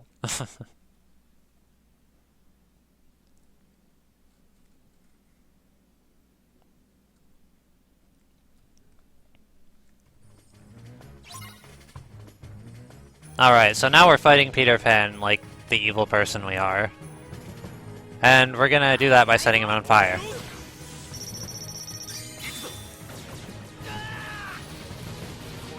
And this is where you really start to notice that level 25 damage I just obtained.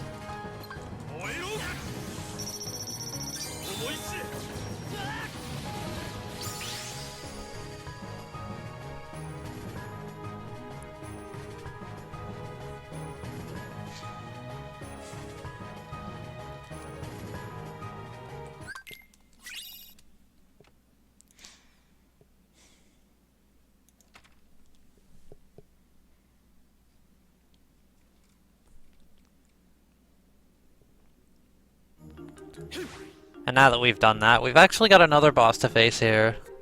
Once we exit and then re-enter. Which is one we actually fought earlier upon entering deep space, the Jellyshade army. And the Jellyshade army, when you're not in a bike, is actually a bit of a special fight. Because much like the last half of this game, there's a really easy exploit you can do to destroy this fight in seconds, which is the Spell Magnet.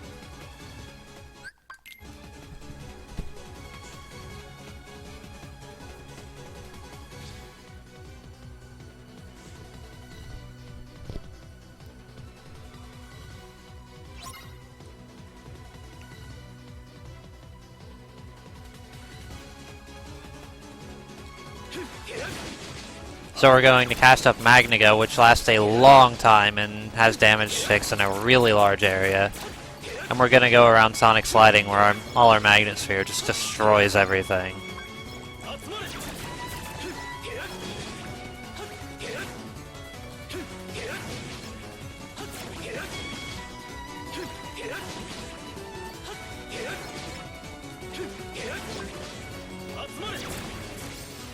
And there you go.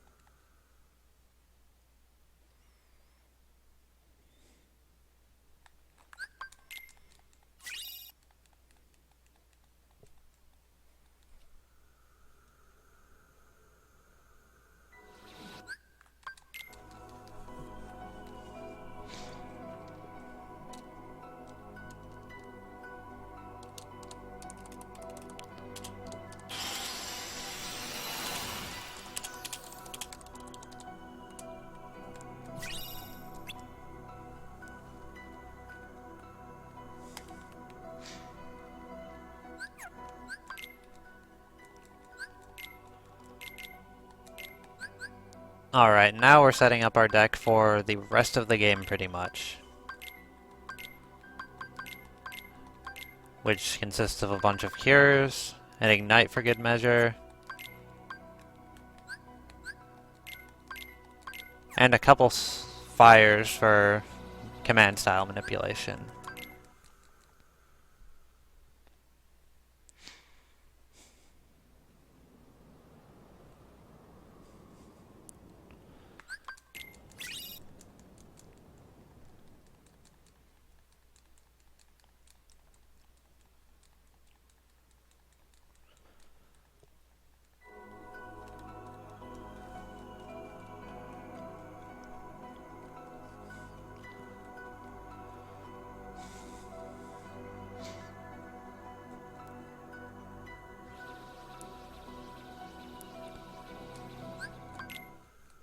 And now it's time for Terra's endgame. Which is actually the reason we get victory pose. None of the rest of the game is actually a problem without grinding, but this fight and the final boss for Terra are bad enough on their own that I literally level myself to 25 in order to handle them.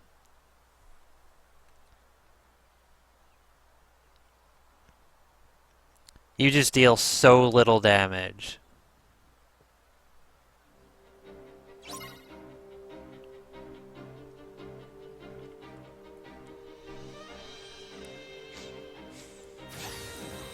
Yeah, even in the beginner mode speedruns, all 3 characters do have to do some level grinding, so it's definitely to be expected in critical.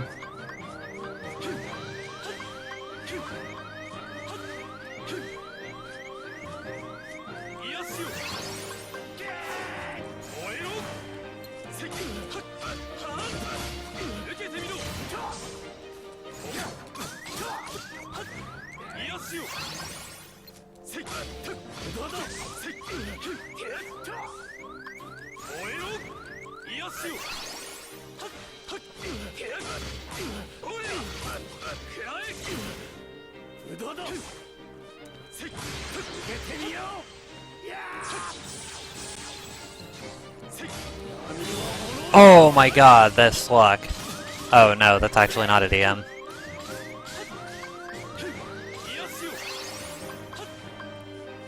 So what we're hoping right now, while we're wailing on him, is just for him to use one of his desperation moves. Because I can flame salvo him. Normally, if you flame salvo him, he'll just guard, but when he's in the middle of charging one of his desperation moves, he can get hit full blast with flame salvo.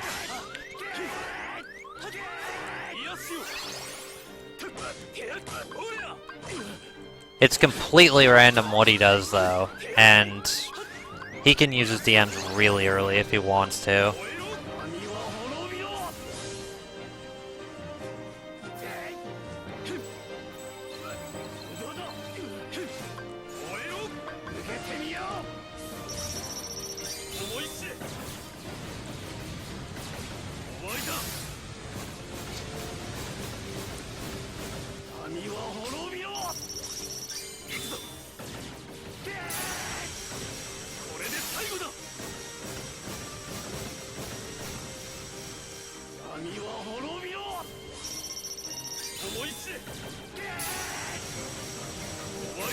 The perfect fight.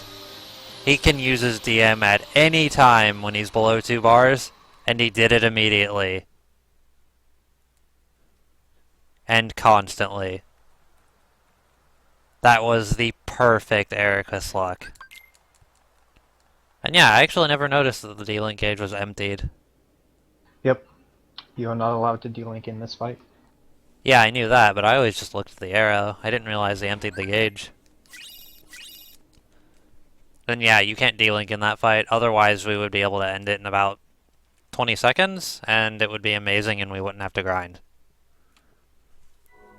But this is Terra, and we can't have fun strats on Terra. Yeah. If they didn't disable that, it would just be Peter Pan D-Link.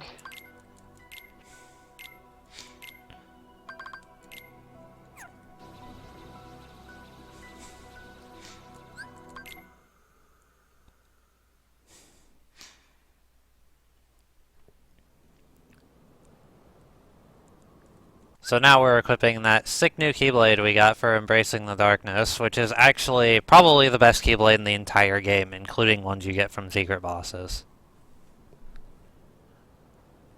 If you thought my damage output on Ericus and Peter Pan and the like was good before, it's nothing compared to what I can do now. Well, until you get to TehRizzle. Yes, it's actually so good that Square decided to not let me have it for the final boss.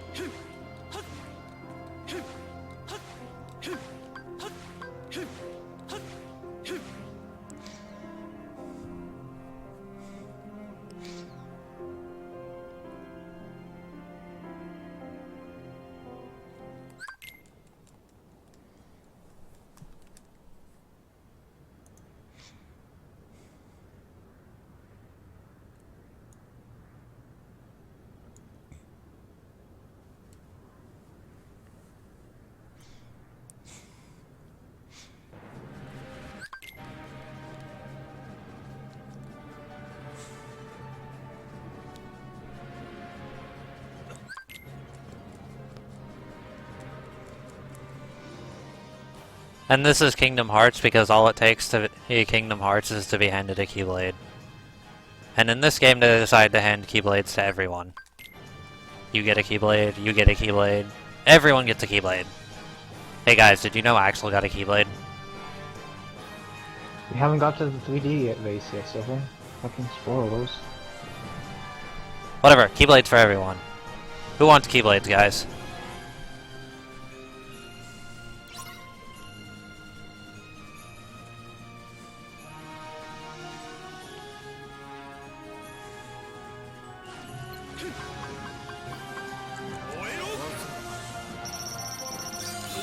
Also, this is Vanitas. This is just Square's reminder that he is actually in this game. Just in case you guys forgot.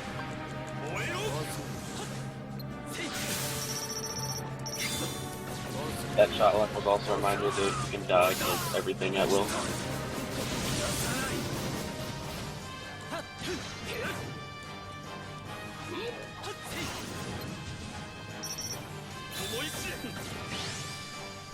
That finisher was so good.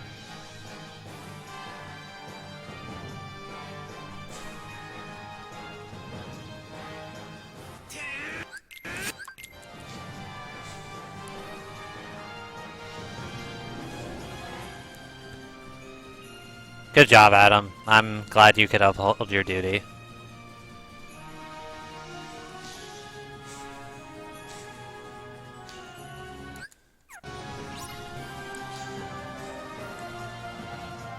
Alright, so now we're actually fighting Xehanort, and we're going to completely obliterate him with a giant sword. Actually raises a good point. He never got a Keyblade, it was Lee. Get your facts straight, Silver.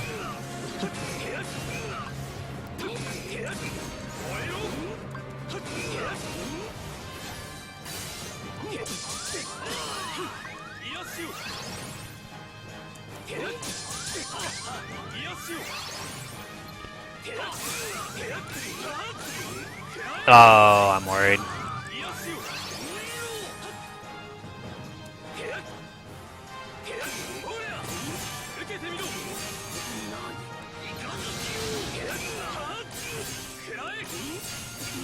Insult lightsaber Joe kill.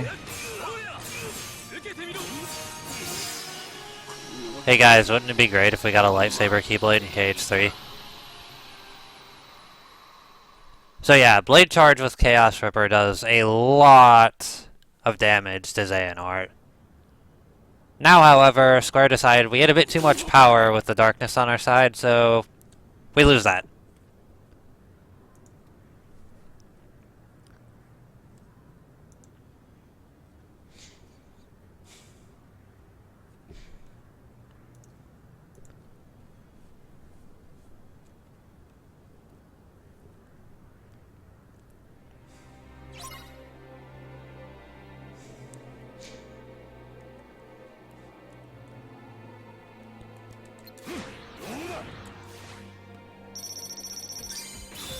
And this fight is something special. He can dodge anything, he can heal himself.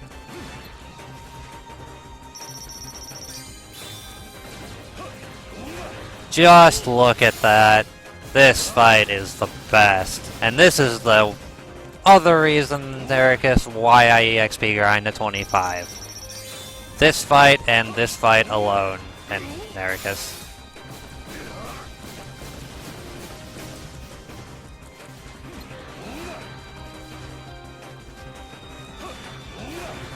And there's a couple of reasons for that. One is the fact that he dodges everything.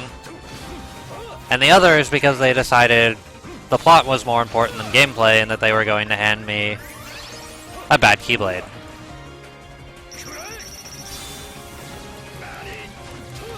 Yeah, so if you haven't noticed, another ability Silver picked up is Damage Siphon. Well, basically anytime he gets damaged, his focus gauge refills. So that helps him to continue spamming more shamans.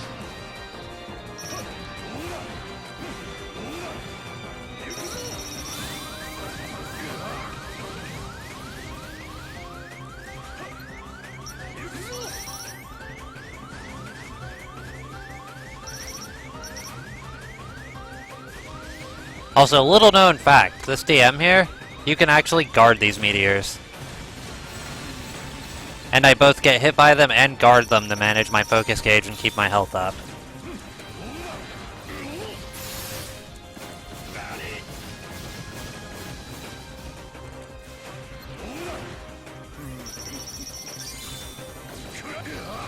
And that would be Terranort healing himself. I'm sure he's going to do that at every possible chance he can, because Marathon... Oh, look, he healed himself.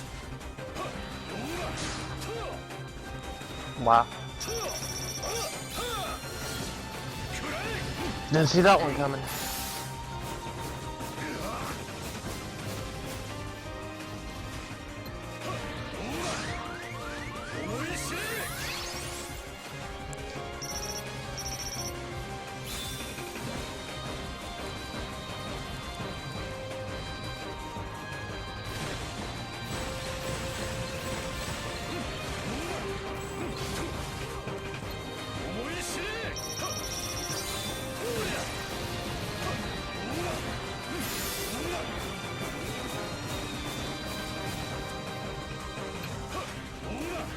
And yes, they decided just because Terra could do it, to give the Terranort the ability to heal himself, because it totally fits Terranort's character.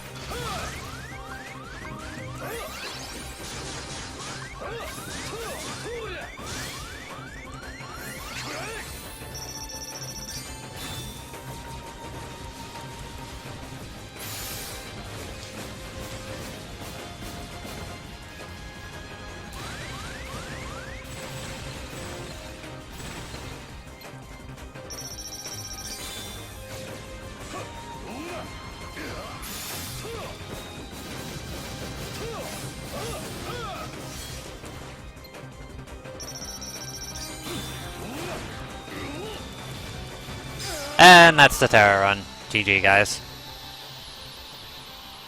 Yep. GG. So what's the timer at? 1:56:38. Wait, what? I got sub 2? Yeah. Oh, baby. Oh, baby.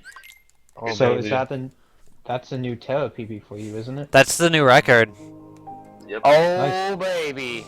So something that wasn't explained was that all three of these character stories all considered individual runs. So you could technically get 4 different records in this run, and you just got one of them.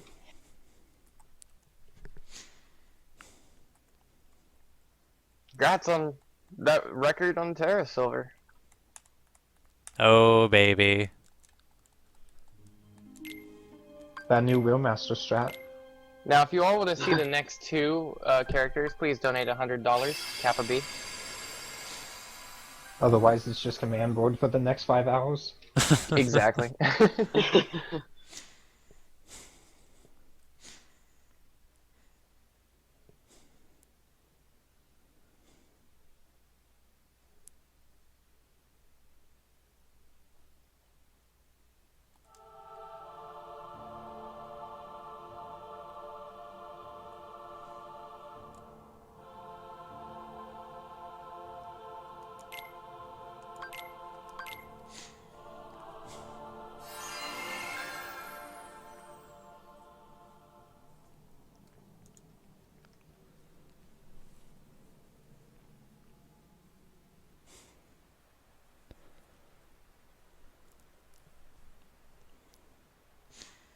I'm actually quite impressed I managed to shave that much time off the Terra run. That was unexpected. And with that Rumble Racing shenanigans. Oh yeah, Yeah. how did that happen? Yeah. That wasted more time than pretty much all of your deaths, Yeah. since most of your deaths happened at the beginning of the fight.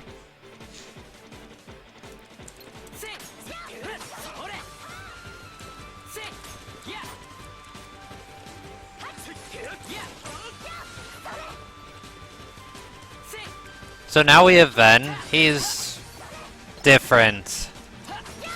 So unlike the other two, which specialize in either physical attacks or magical attacks, Ven just kinda is the medium between both, which means in some points of the run he's actually better than the other two because he can do consistent damage with both. Other points he just falls off and can do nothing.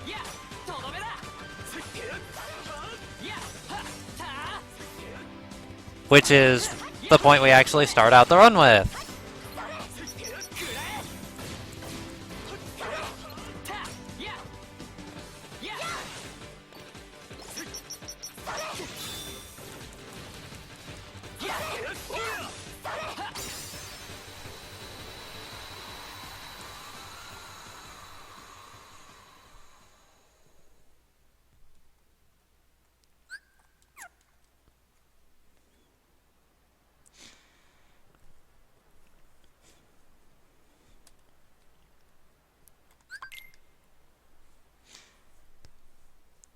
And yeah, guys, getting world record in any of the BBSHD categories isn't necessarily hard, but that was actually a rather good Terra run.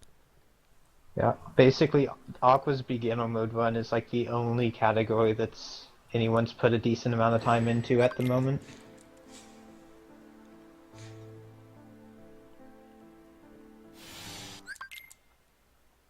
It's especially not surprising you got Terras since you love running Terra so much.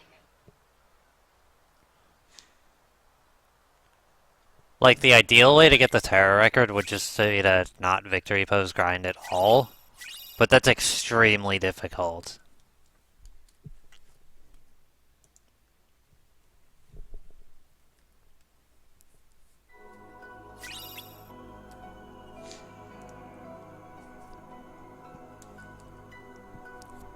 Alright, so what we're gonna do here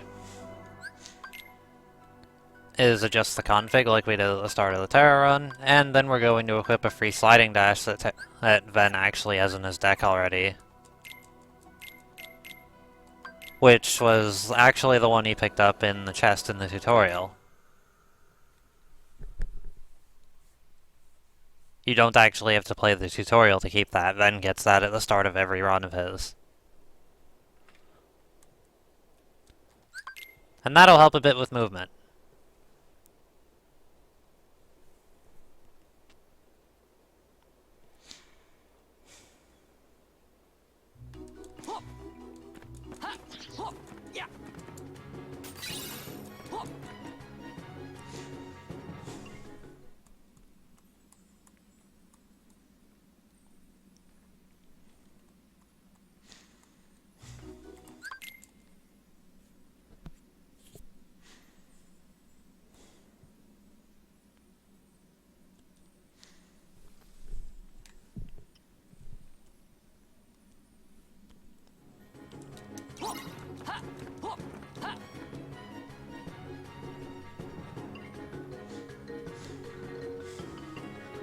And yeah, Ven's HP bar is something special. You're gonna notice me taking a lot more damage compared to what I did in the other story.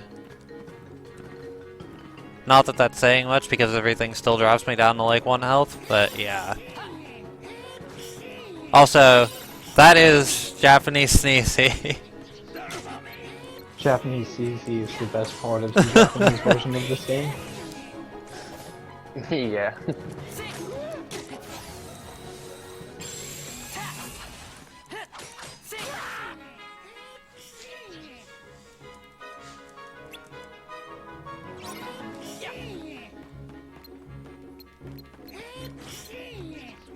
Ah, there it is.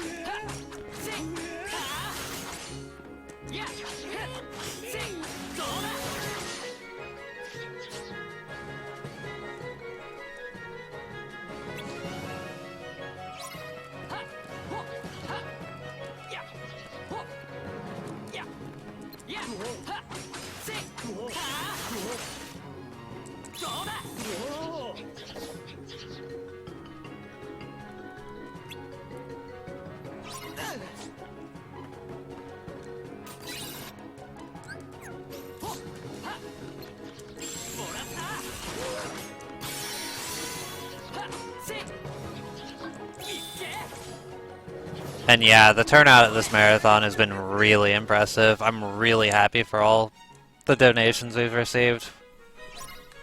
Yeah, I think a lot of us were questioning whether we'd even break like $400 to $500. So it's been really nice to see the support that we've received. Yeah, it's insane. And we haven't even made it through 2 days yet, and we're almost $3,000. It's really insane. Definitely appreciate the funds to get more people at AGDQ. We are going to put on quite the show while we're there. Oh yeah. Ooh, the card.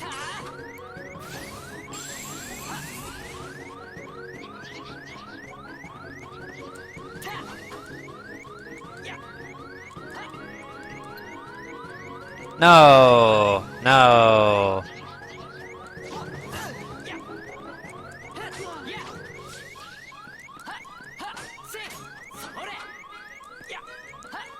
I just realized, yeah, I grabbed that, okay.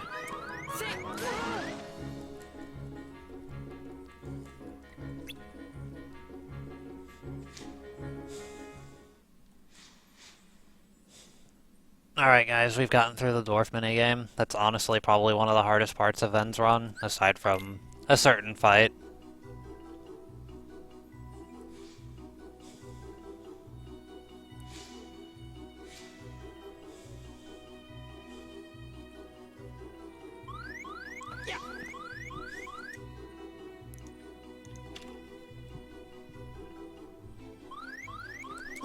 Ooh, I was in the first room of the mines. Good job, me. Alright, so we're selling the Panacea, Quick Blitz.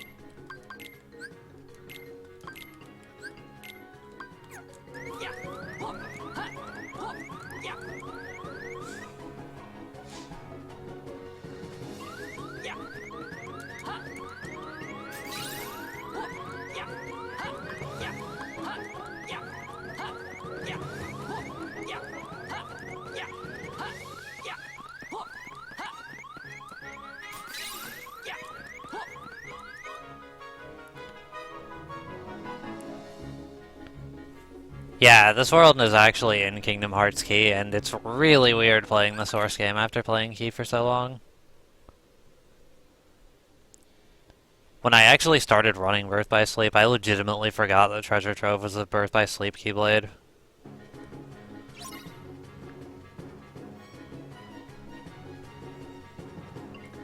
Alright, so here we have the escort for Ven.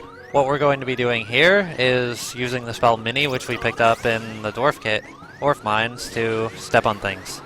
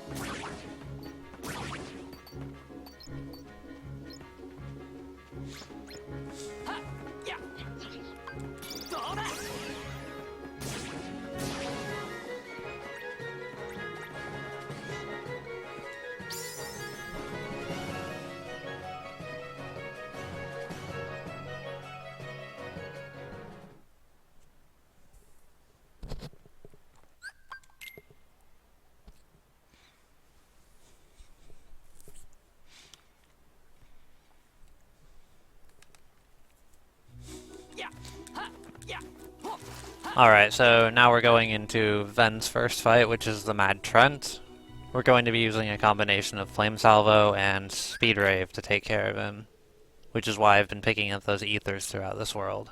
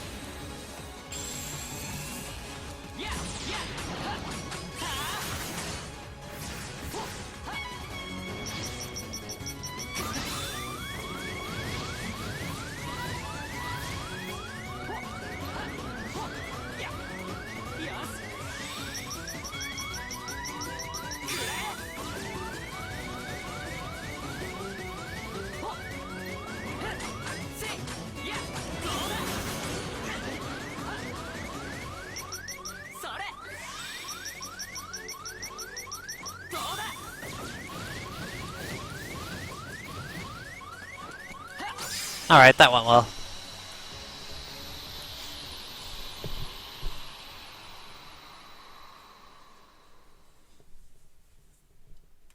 Nice fight. Actually, not a nice fight, since I don't know if anyone noticed, but I sold Strike Raid when I wasn't supposed to. So, Oh. good job, me. Oh. Rip.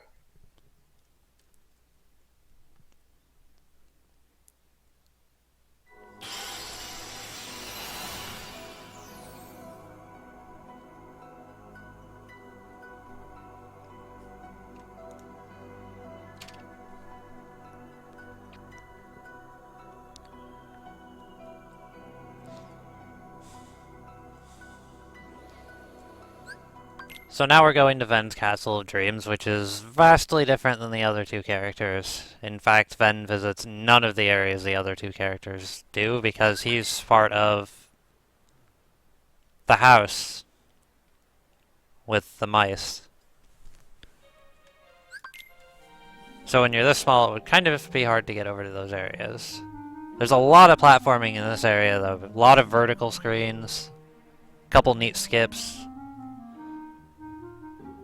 Very nice, fun segment of the run to do.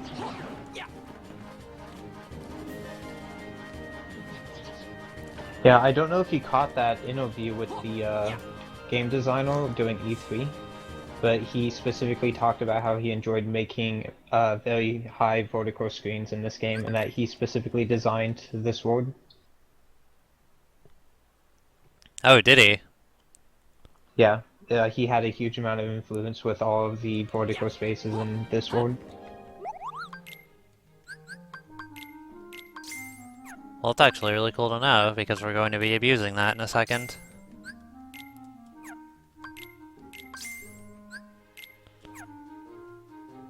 Oh, did I not grab the fire?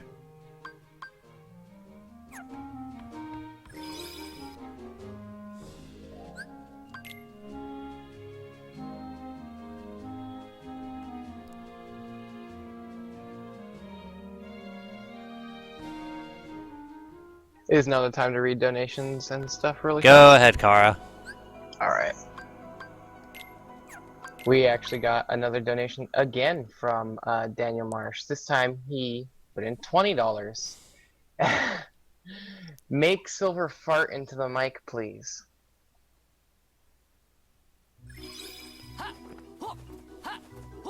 Okay. He wants you to fart into the mic. Okay. I will do that sometime between now and when we raise $1 million in this marathon. Well, you're one donation closer to that goal. Yeah. Yeah, get on it, guys. We're about $3,000 towards that million for me to run KH 1.5 level 1 all worlds. Also, Daniel, is there any incentive that you would like this to go for? Runner's Choice, well, which is Riz's face cam, a name of a gummy mission, Riz's face, cyber singing, me doing blindfolded Sephiroth, BB Sephiroth, the level 99 data organization fight, and the level 1 Young Master Xehanort versus level 1 Julius. Okay, so time for some 6 skips and platforming here. Basically, slide dash is a bit special because it tracks what you're locked onto. That can be abused here to do that little climb right there. Very nice time saver that skips a lot of platforming in this world.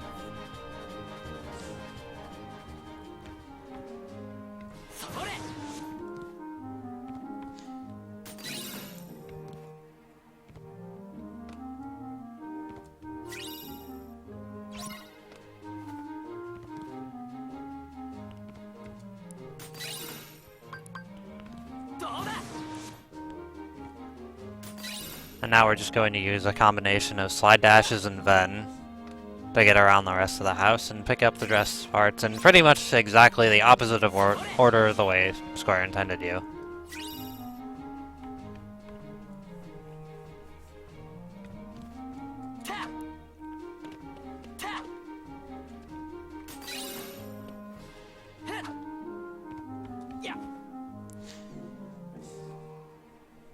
So it looks like $20 to you, Silver. Riz face cam. For Riz's face cam, yeah. And also, Daniel, you've donated over $50. So what would you like Kiwi Justice to draw you? Your favorite Kingdom Hearts character, what would you like her to draw? And this marks the first appearance of the Snow White D-Link. The significance the Snow White D-Link has is it has a combination of sleep and treasure raid, which basically allows me to farm drops off enemies.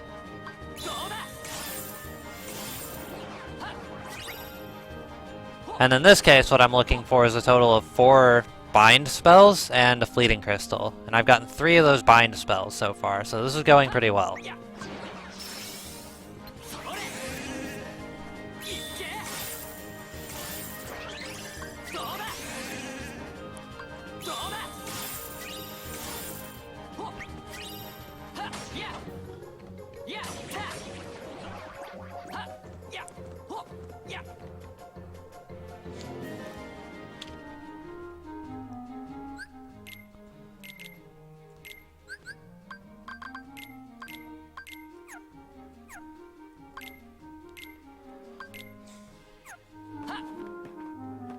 And now that we've done that, I'm going to do some quick menuing, and now we're going to level up both the Aqua D-Link and ourselves.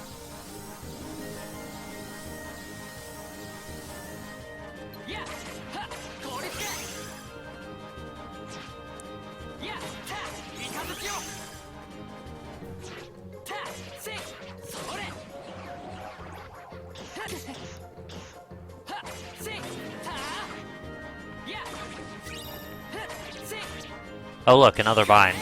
Awesome.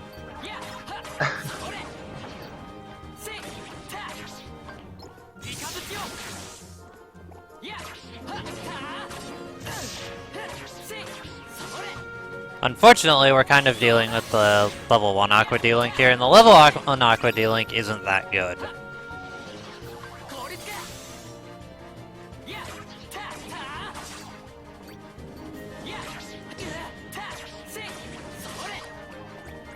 So this is going to be a bit rough and probably end in a death.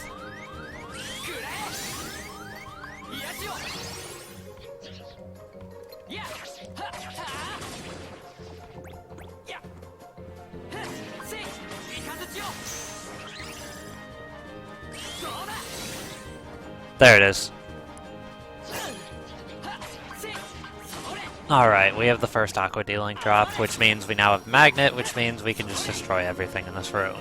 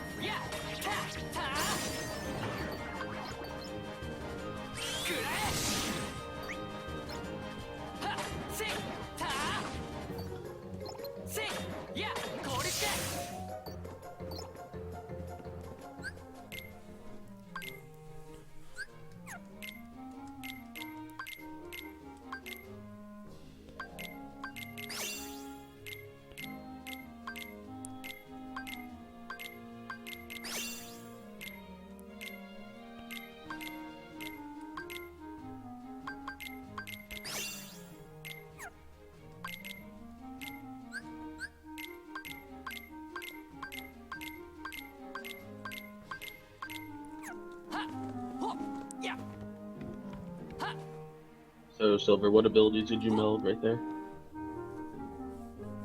I'm just kind of building up the same way I did on Terra, building a bunch of magic hastes, eventually building up to second chance and once more and all that. I guess that's something we haven't explained for people who haven't played Broke by Sleep, is how you actually gain those type of abilities in this game. Basically, instead of learning abilities like Second Chance, Once More, Combo Plus, etc. as you level up, instead when you node commands together, you can add a crystal. And depending on the crystal that you add, you get a different ability. When you have that command equipped, you keep that ability until the command gains enough experience, then it maxes out and you will keep that ability equipped permanently. So you basically learn new abilities by making new commands, which means that for like a level 1 playthrough you still have access to essentially every single ability in the game. And also sometimes in a run that poses a problem because some commands, when melded together, they can turn into something else. And that's prevalent in the Aqua run, where melding a Faraga can turn into a Raging Storm, which kind of screws you over and you don't get the ability or the command.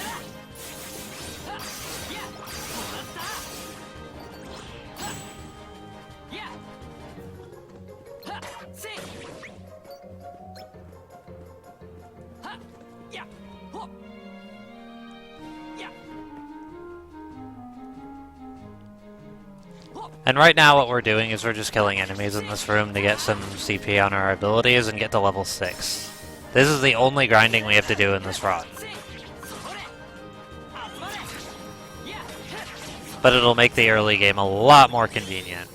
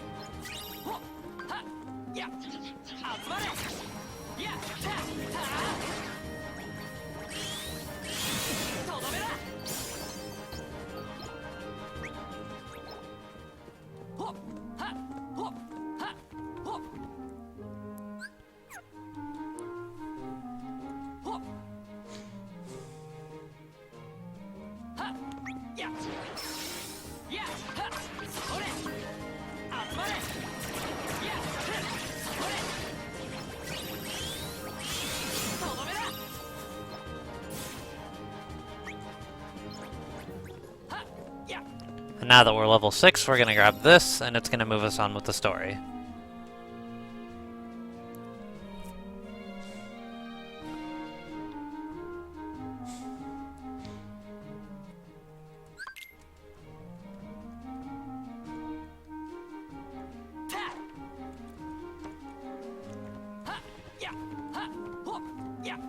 And now we're gonna sell all those binds we managed to get earlier.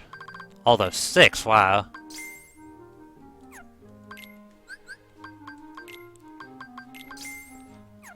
And then we're going to buy a bunch of commands which we'll use in a fight coming up after this Ring of Worlds.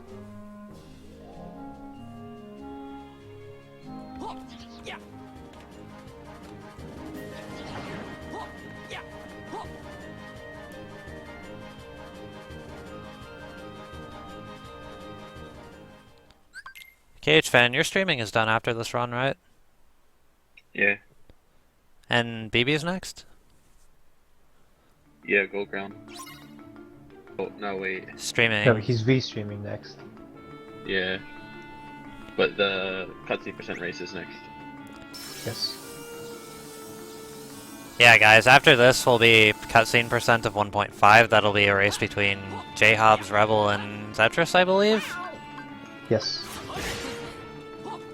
I'm not quite sure how they're taking the cutscenes.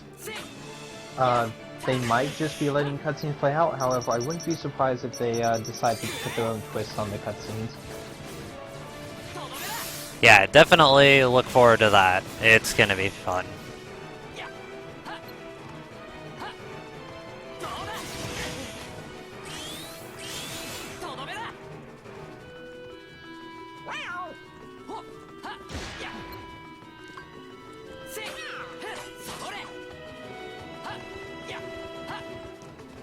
This isn't a very good Lucifer fight.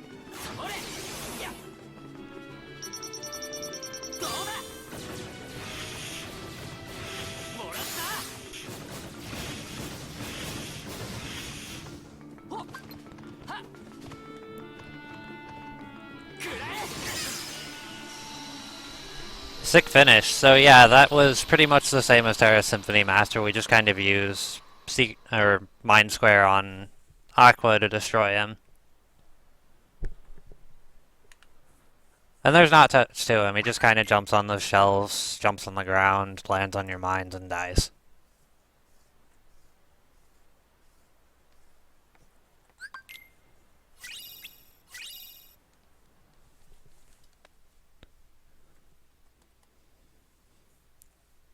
Should I go over the donation incentives while you're changing worlds? Sure. Okay. So just to refresh, guys, we have donation incentives for Kiwi's drawings. If you donate $50, Kiwi Justice will personally draw you your favorite Kingdom Hearts character from any Kingdom Hearts game. We have an ongoing bidding war between TehRizzle's Facecam and Singing Cyberman 65. Right now, TehRizzle's Facecam is ahead by $24. Hooray! We may actually get to see Riz's face. Nobody has ever seen Riz's face. I'm sure his mother will be so proud.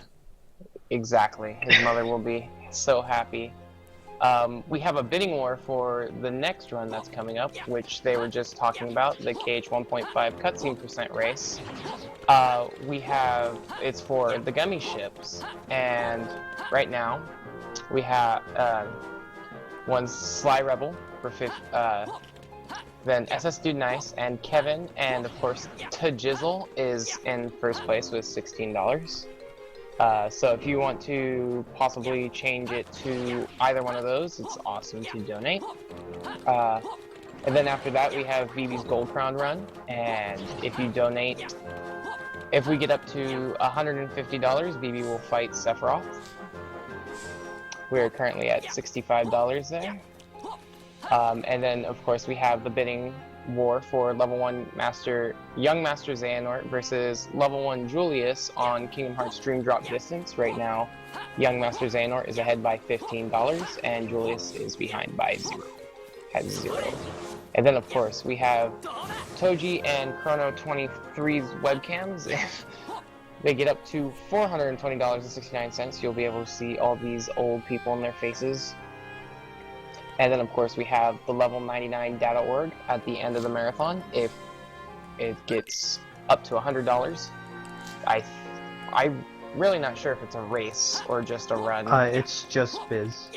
Okay, it's Biz doing a level 99 data.org, and it's really cool because you'll see the difference between level 1 to level 99 for sure.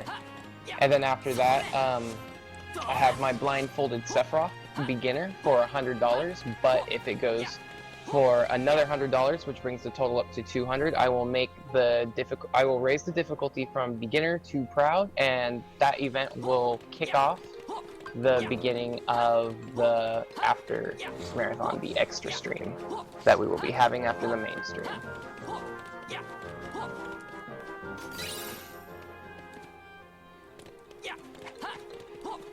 Alright, so back to the game. We're in Maleficent's castle now. Maleficent's castle, unlike the one in Hollow Bastion, is actually filled with her original minions from Sleeping Beauty, which not only is a neat little reference to the original movie, but they're also the worst enemy in the game. They're tiny, you can barely see them, they blend in with everything, and they two-shot you.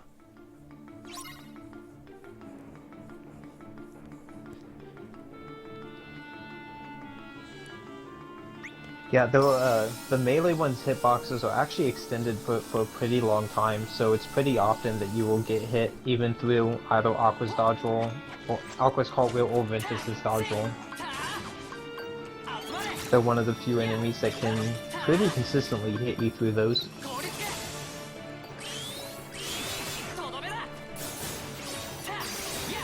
Though I will note that Ven doesn't take quite as much damage from them as we'll be seeing them do in later parts of the run.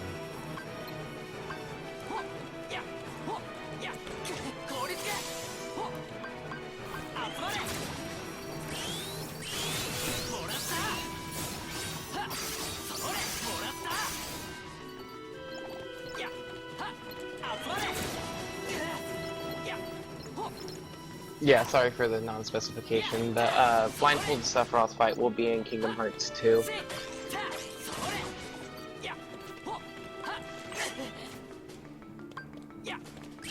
And I will have face cam up to show you that you guys that it is legit, and I'm not cheating.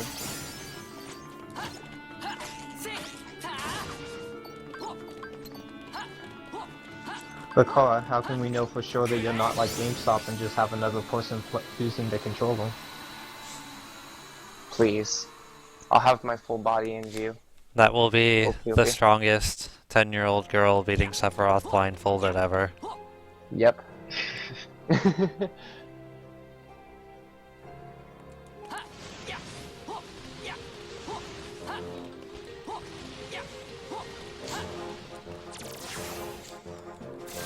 Alright, then we go here.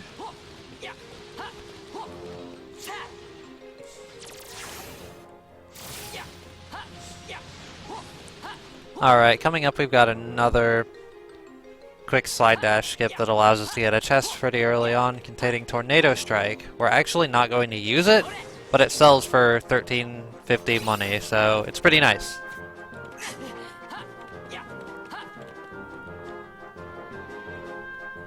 Look at me just shrugging off those sick damage boosts.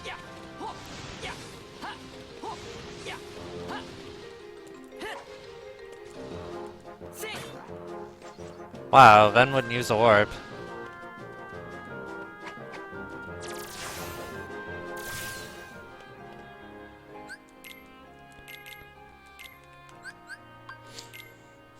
That could have turned out badly.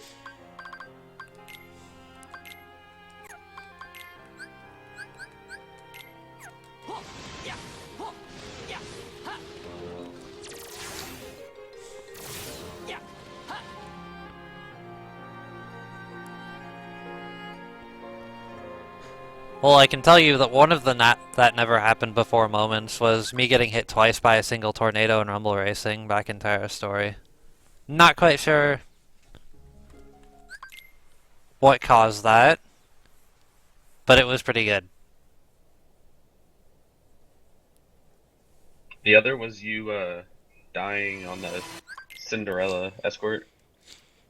Oh yeah, Cinderella decided to take a different path. I'm not sure what caused that.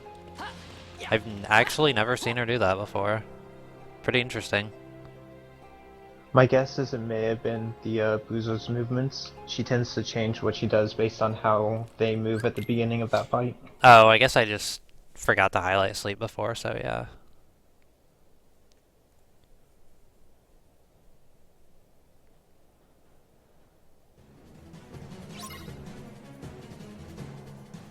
Alright, so here we have Maleficent. She is pretty much RNG the fight. She has several things she can do at pretty much any point in the fight, and we want her to do a singular one thing. If she does anything else, we're pretty much just stuck throwing fireballs at her and hoping she does something else. Ooh, Adam, care to explain the fairies trolling me?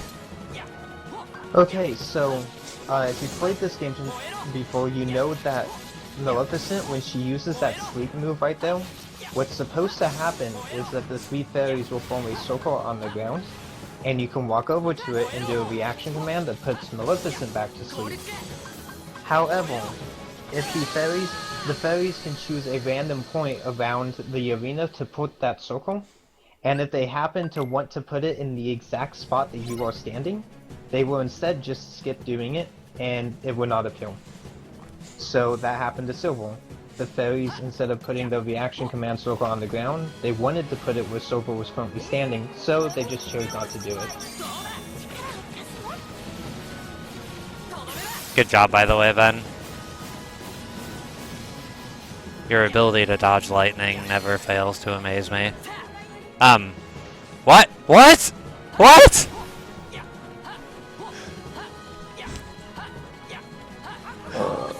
What? What? I think you can add another one to the counter, KHM. Yeah. Yeah, definitely. What is this? So, Silver, I believe you were all cursed with this game. That has... Oh my god. What? What? The RC was up? What? So this isn't looking very good for Aqua, if you want to explain what happened before in one of your last Aqua runs. I was traversing through deep space and I crashed. On a loading Yeah, so- screen. Yeah, a lot of people know that KH1 has a tendency to crash. Silver, to our knowledge, is the only runner with 2.5 that has crashed for him. So this is looking pretty good for that to happen again.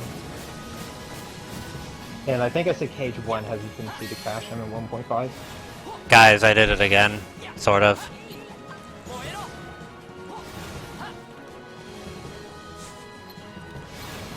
That reaction command does not like you.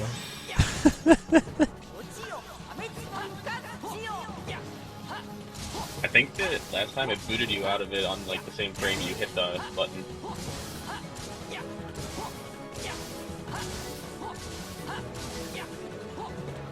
But that's still pretty weird. Yeah.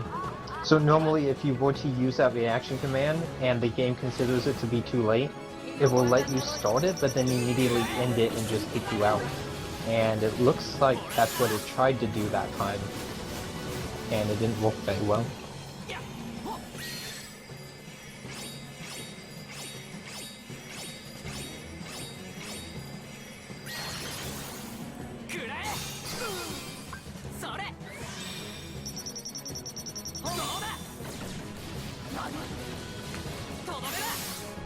Oh yeah, last time I was doing a Ven run, I had a pretty cool glitch where Maleficent teleported to the position she goes for her Desperation move, where she does Terra's Snipe Lightning finisher. And she procced her RC instead.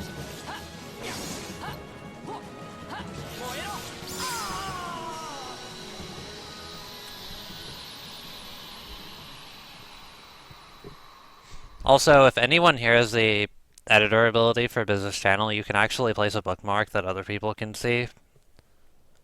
That'll let us know that there's a highlight moment there. So if you want to keep track of it that way.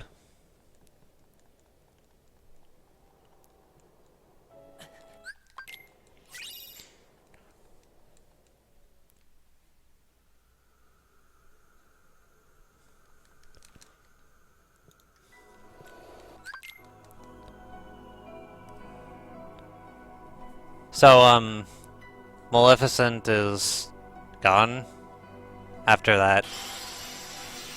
So pressing on, we have the first fight with Vanitas coming up, and we're going to be using some pretty sick strats to have Mickey just solo the entire thing.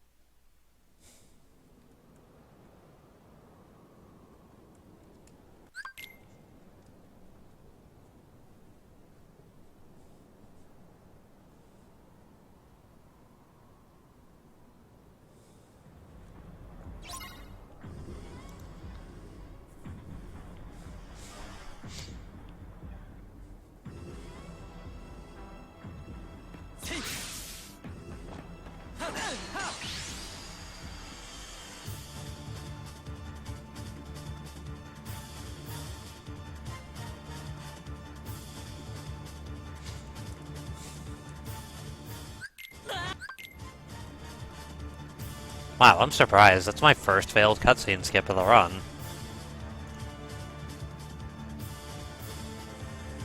Alright, so this is Vanitas 1.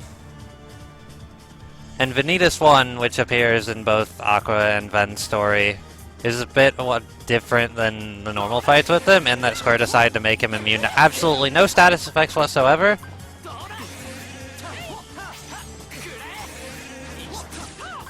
So once he decides to cooperate, we're just gonna make him pass out and have Mickey kill him for us.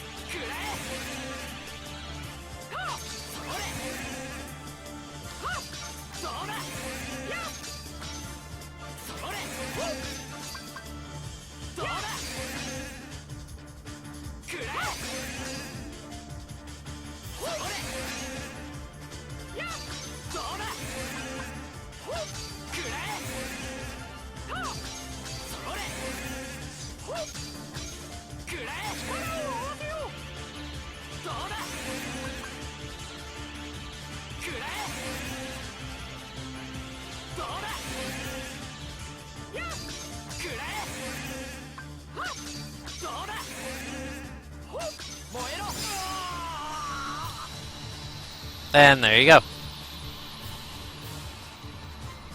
Mickey, however, is actually kind of a terrible ally. He has this really bad reaction command you can trigger, where he asks you to team up and you do this light spin attack that does not that much damage and is very inaccurate. Yeah, if you've played Rechain of Memories, it's the same thing that Riku does when he uses the Mickey code, but just a lot less powerful.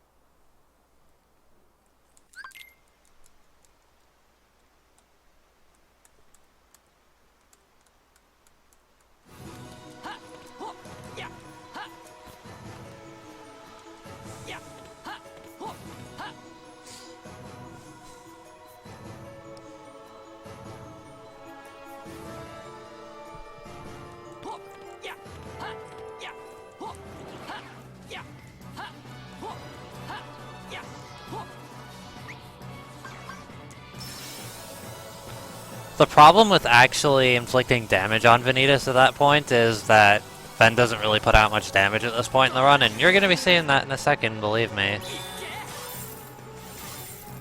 So, it's better to just let Mickey kill him. I could use the Aqua D-Link on the first phase if I wanted to, but with the D-Link load times, it's more worth it to just die in half a second.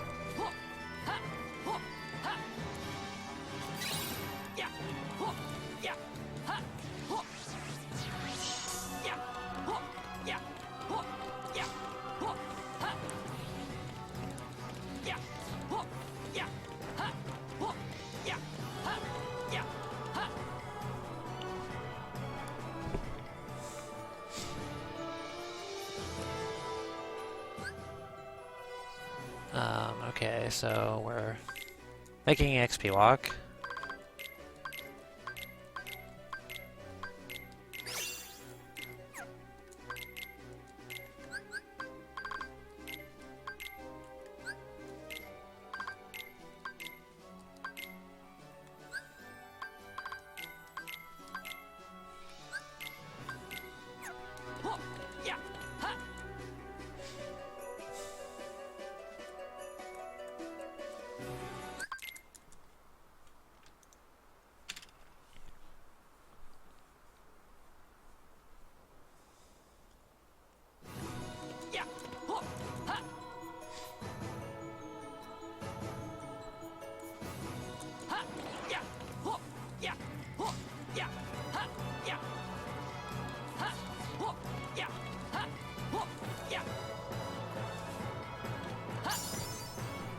Also, yeah, this part of the fun run is actually kind of the downtime.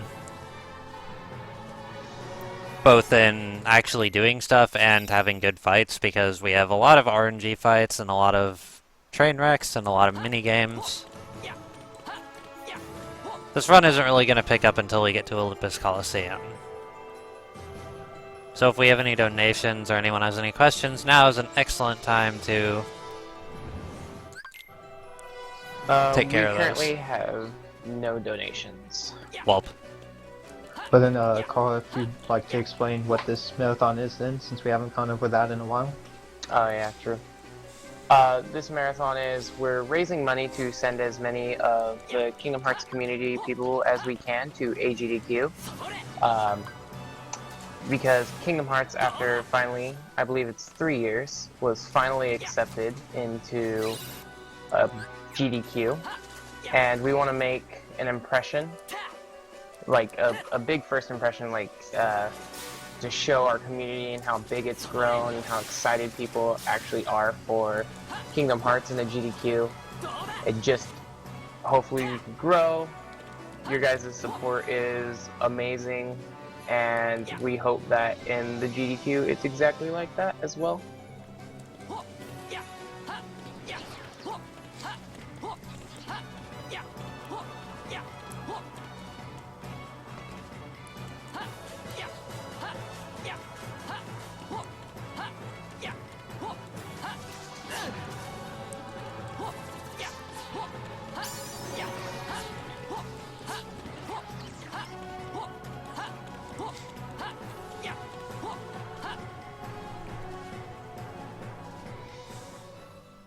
Okay, so since I rerouted Wheelmaster to be taken care of with the level 2 Aqua D-Link, say hello to what is probably the biggest train wreck in the entire run.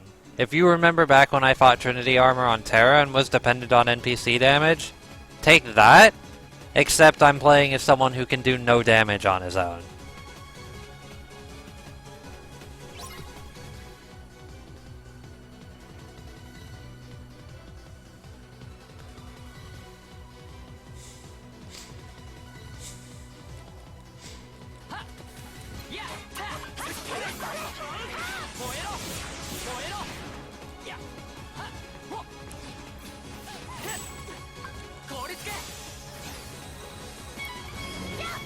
The only advantage I have now is that I'm not playing as Terra, and he goes after Terra with his charges at the start here.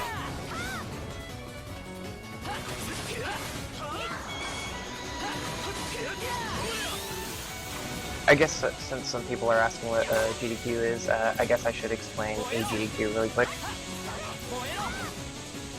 AGDQ is a huge charity event that is held during the beginning of January, and last year it's a huge speedrunning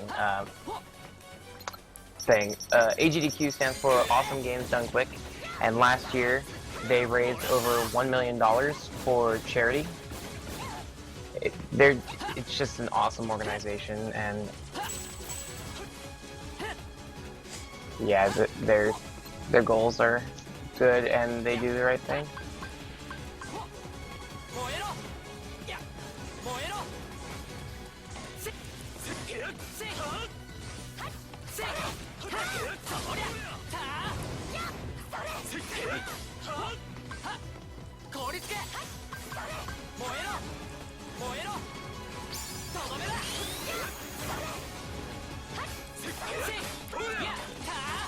Oh good, I actually managed to kill the legs.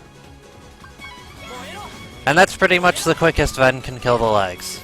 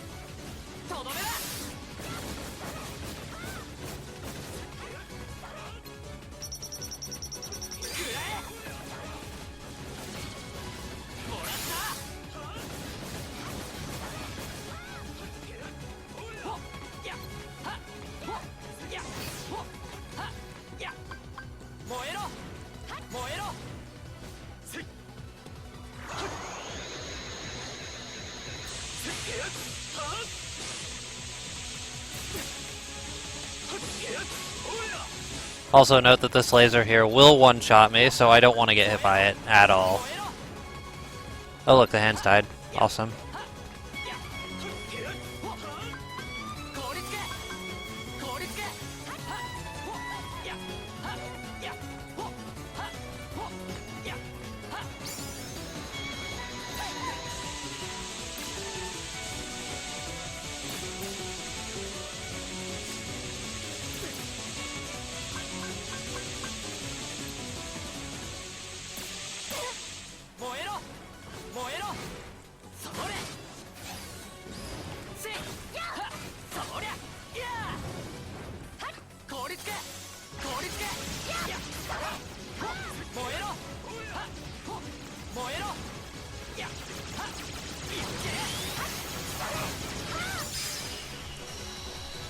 Cool, I think that was first High Trinity armor on Ven.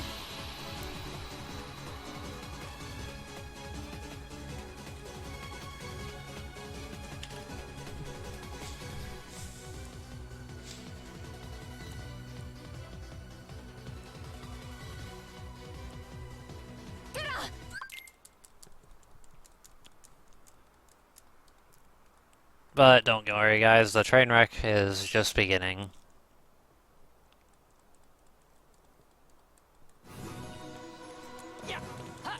A lot more potential deaths still to come.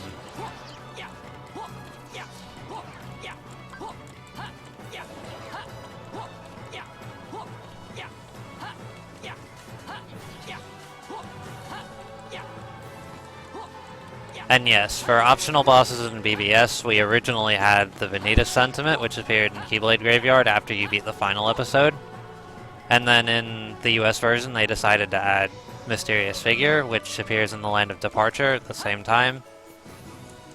And then in Final Mix they added Monstro, which is unlocked in the Mirage Arena at approximately level 5. And then finally we have No Heart and Armor of the Master, which are level 28 and 30 in the arena respectively.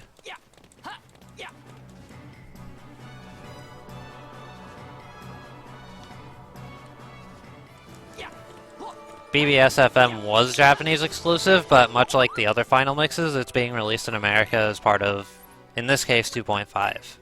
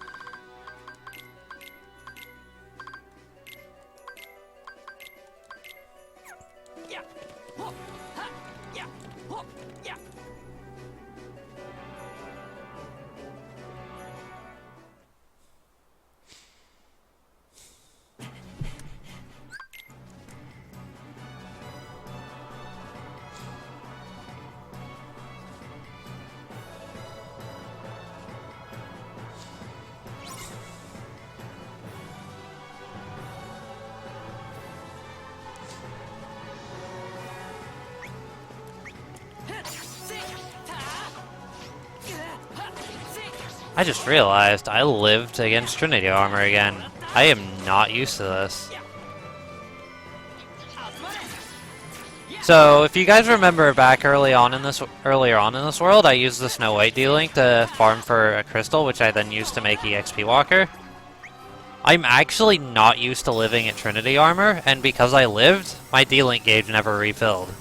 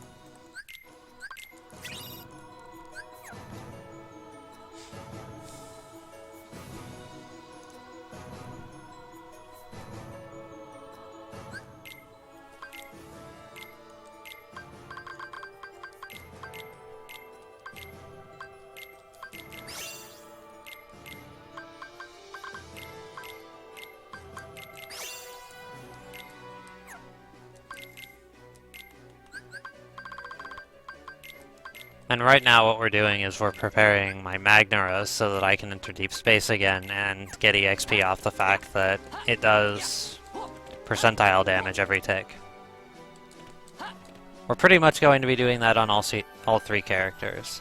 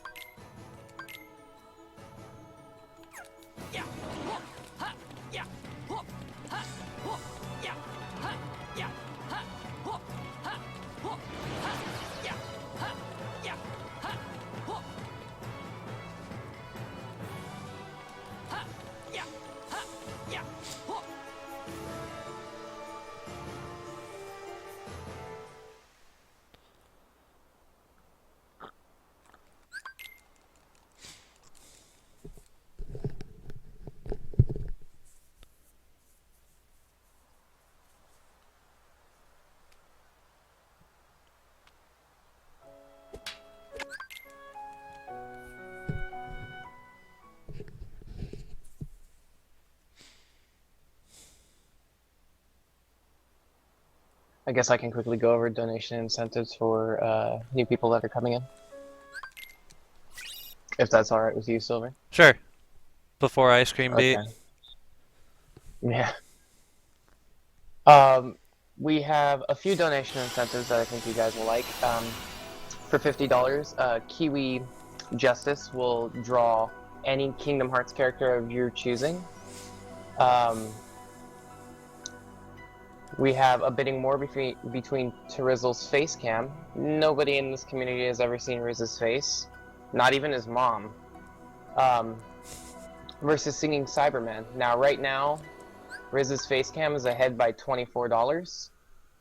And after that, we have the bidding war for the Name the Gummy ship for the next run that's after this, the KH 1.5 cutscene percent, which is right now, the names are Sly Rebel, SS Dude Nice, Kevin, and TehRizzle. And after that, we have BB's, also known as Bloody Biscuits. Kingdom Hearts 2 Final Mix Gold Crown run raised a total of $65 out of $150 for him to fight Sephiroth during the middle of that run. Then we also have another gummy ship bidding war for Saiyanz 1.5 All Worlds, and the names for those are Orange Joe and Tony Abbott. Tony Abbott is $4 ahead of Orange Joe.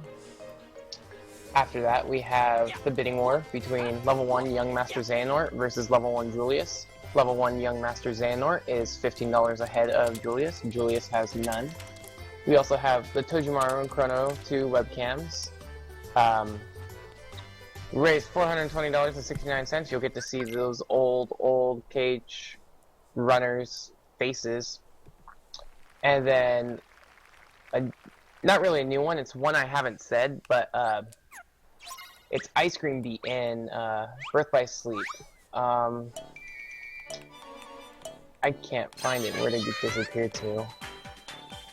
But yeah, KH Fan will play them the hardest two on Ice Cream Beat, which you're seeing Silver do now, on Master, which is the hardest difficulty. And Then we have, of course, if we raise $100, we can put level 99 for level 99 data organization run, ran by Biscuit047. And then for the start of the extra stream, which is right after the main stream ends on Tuesday night or Wednesday morning for people in Eastern Standard Time, I will be doing a blindfolded Sephiroth on beginner if we get to $100 on that. And if it makes up to $200, I will change the difficulty from beginner to proud mode, and I will be blindfolded, I will have face cam, I will show my full body so you guys know that I'm not cheating, and I will show the material of the blindfold that I have.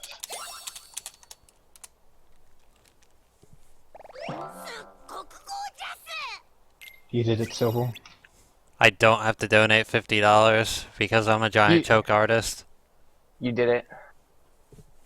The last ice cream game. You are the Guitar Hero? I am the Guitar Hero.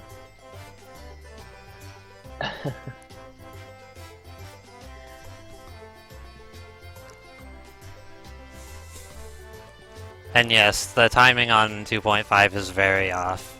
I can't exactly explain it, but I'll put it this way. I can get over 1,800 points on the It's a Small World in the story with my PSP muted. And I can actually fail it in 2.5.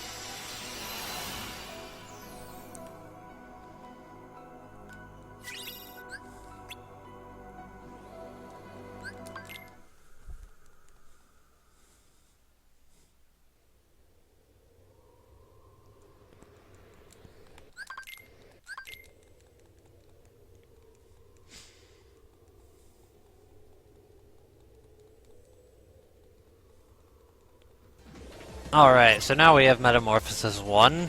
Metamorphosis 1 is a bit of a different fight on critical because pretty much everything he does instantly kills you. And we don't really do that much damage here.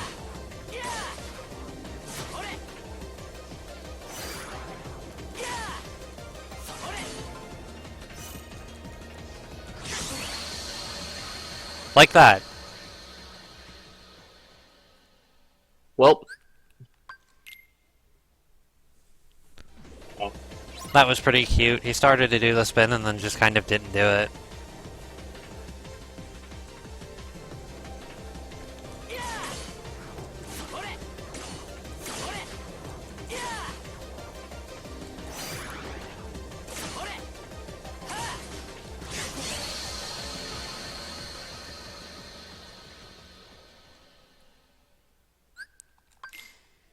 Welp again.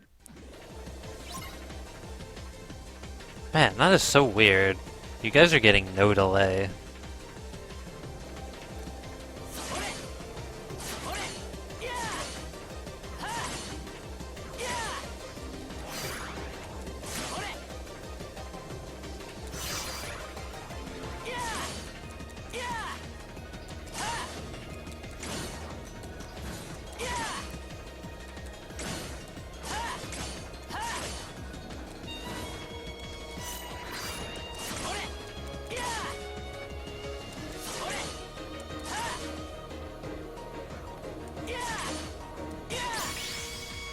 Oh, thank you.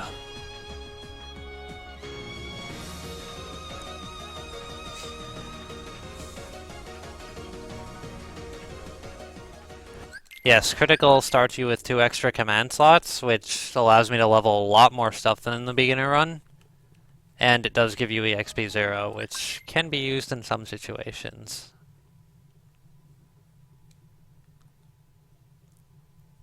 I don't know, Adam, do we want to go in depth, or do we just want to wait for people to see it at the end of the Ven run? Wait until they see it.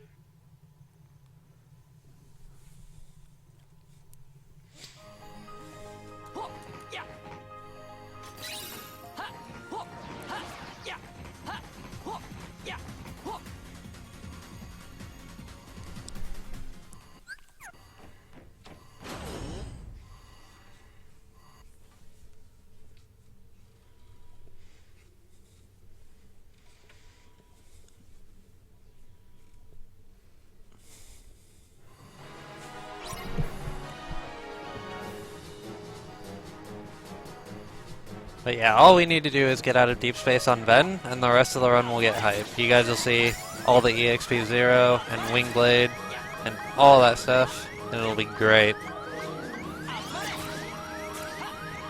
But first we have to deal with that little problem that we're kind of underleveled here.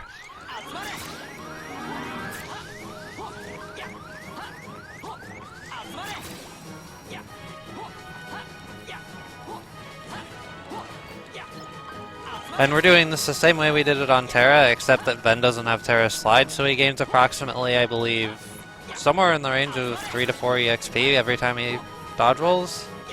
Yes, the dodge roll itself gives 3, however you would typically take a step between dodge rolls, which basically means you get full. Ven's cartwheel gives 3 to full, Aqua's dodge roll is 4 to 5, and Terra's slide dash is 0. Technically 1 if you take a step between them, but if you time the slides perfectly, it would be 0.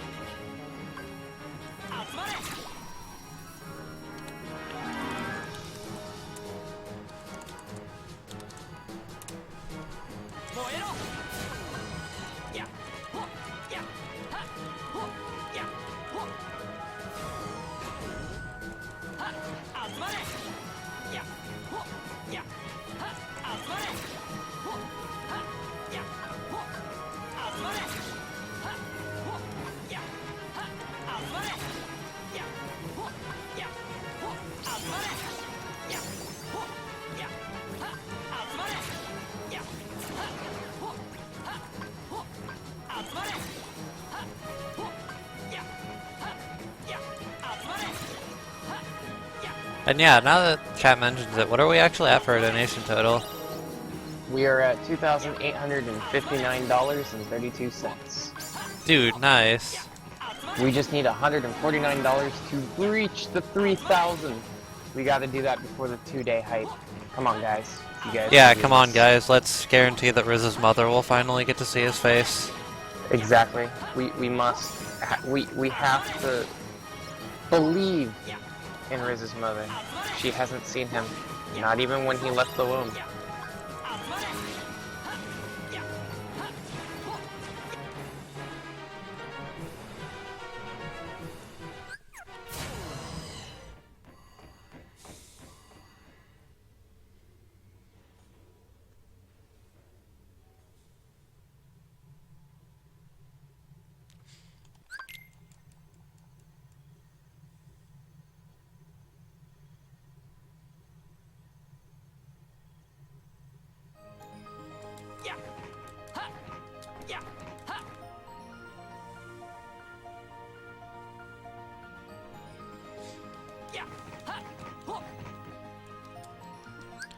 Alright, so what we're doing here is making a couple abilities called Payback Raid, which is a reprisal for Ven that we're actually not using in the run.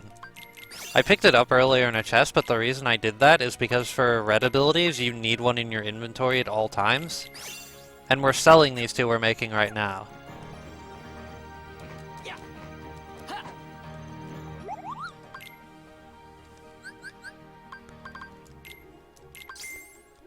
So the simple leveling of 2 strike raids has gotten me about 2,000 money.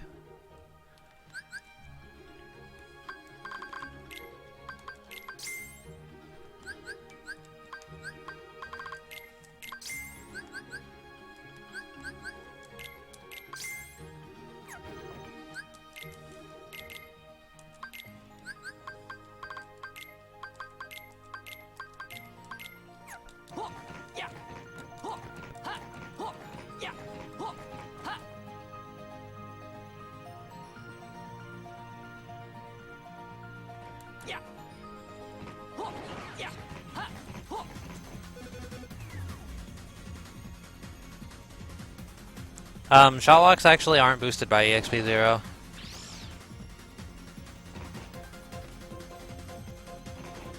Yeah, that's what I was saying. It's a shame that they aren't. Could only imagine if Force Bomb had the same effect that it has on some other abilities. I know, right? I can already one-cycle Monstro with it.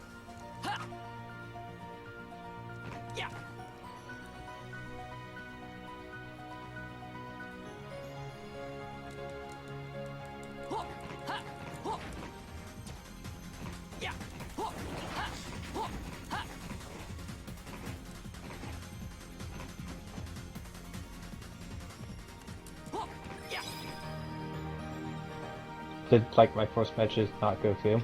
Because I said too bad it doesn't affect shot locks before I set the force spawn thing. It did. Oh, I might not have read it then. Because I started off with the sentence with saying it doesn't affect shot locks. Yeah, chat might have scrolled too fast. Paying attention to my run, yo.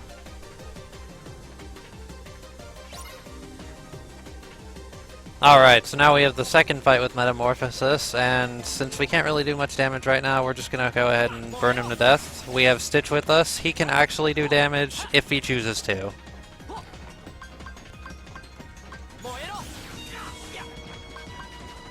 Him choosing to, though, is quite the accomplishment, and actually happens fairly often, but it can not happen as well, like now.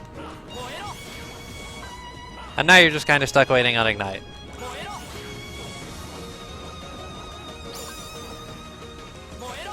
So if anyone here is familiar with how Stitch is used in any of versions of KH2, it's pretty much the same thing. It's incredibly RNG reliant.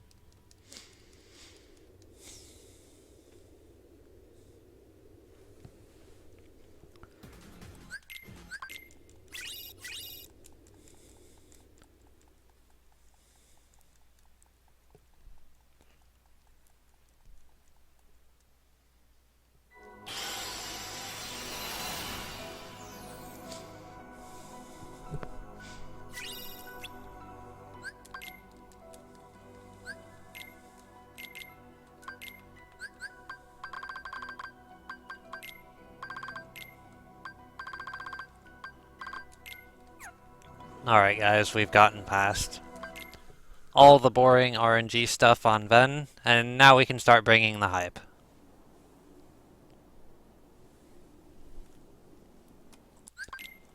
Someone's excited for Wingblade? Everyone's excited for Wingblade. Who wouldn't be excited for Wingblade?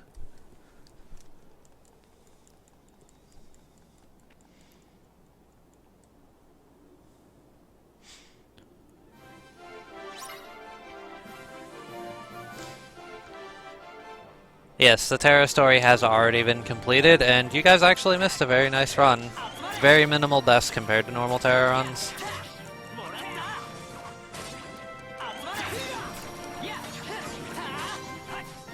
I'll personally be highlighting every run in this marathon as we go through it though, so if you ever do miss a run and want to watch it, the highlight won't be up too long after the run is actually completed, so...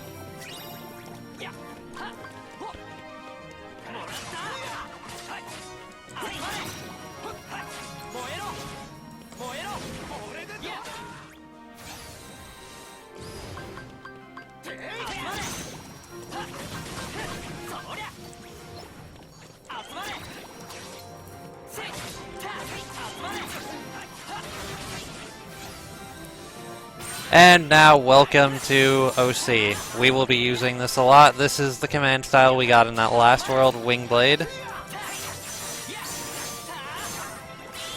And it's definitely one of the cooler command styles in this game.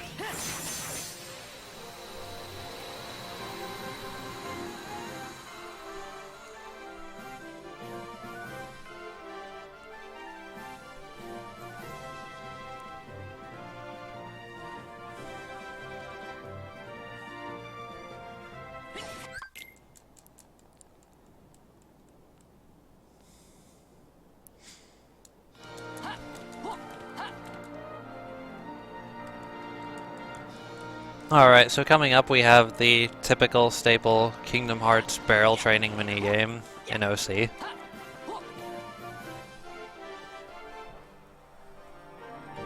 And we'll be doing that against Hercules. We'll be doing what's a contest of points, basically. Except Ven has quite the special way of getting a lot more points, so it's not really a contest, more of cheating, as some people would call it.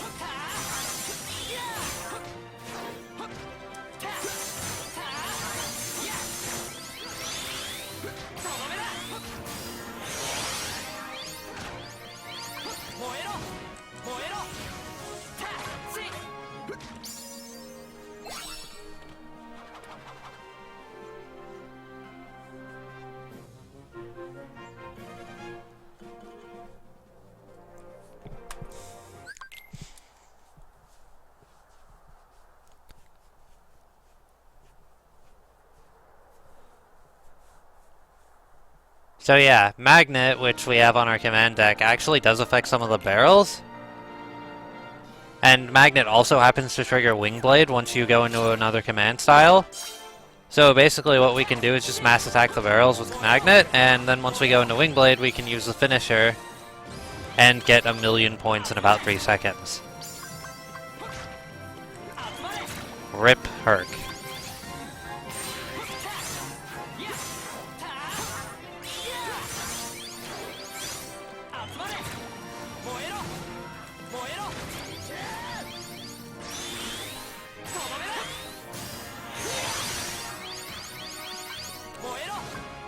I'm so sad we don't do this on beginning.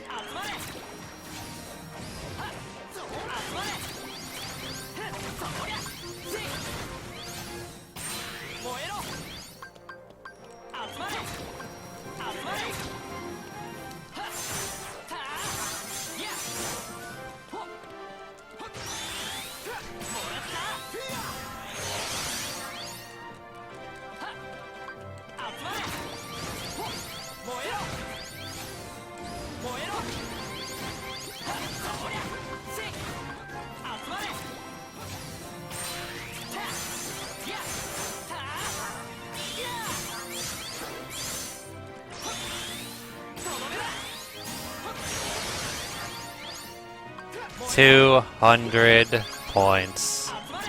And I still have 40 seconds left. Oh, baby. Oh, baby.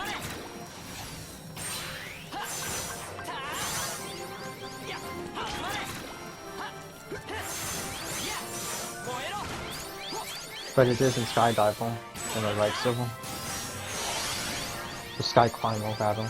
I'm bad. Air Rider. Wait, is that the Japanese name? Yeah. Yeah, it is.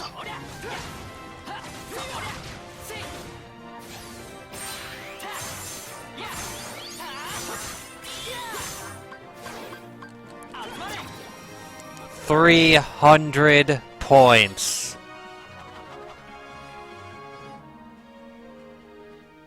Wingblade is too good. Wingblade OP. That It's OP. never happens. Well, let's add one to the counter.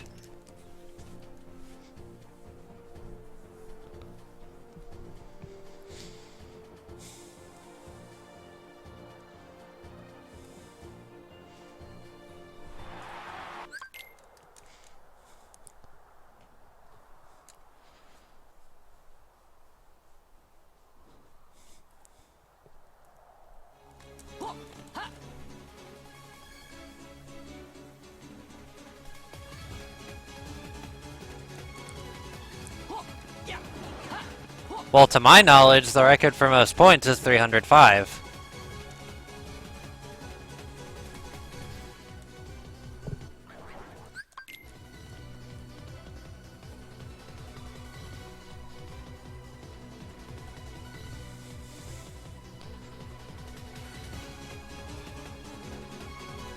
And for those who are still stuck in the Wingblade hype, we got some more Wingblade hype coming up in this fight.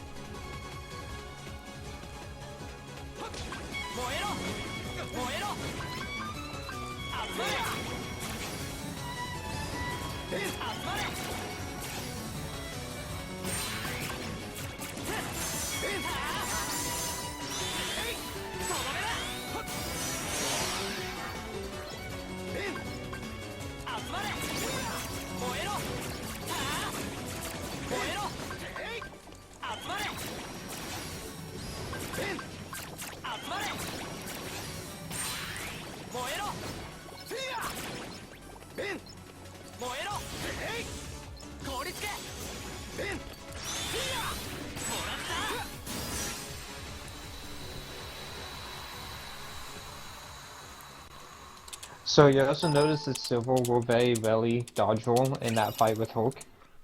The game really wants you to use Hercules' reaction command, and dodge roll is on the same button as Hulk's reaction command. So it's definitely safer to just not dodge roll in that fight. Because if he's even remotely near you and wants you to use reaction command and you choose to dodge roll, you'd use the reaction command instead, and it just wastes time.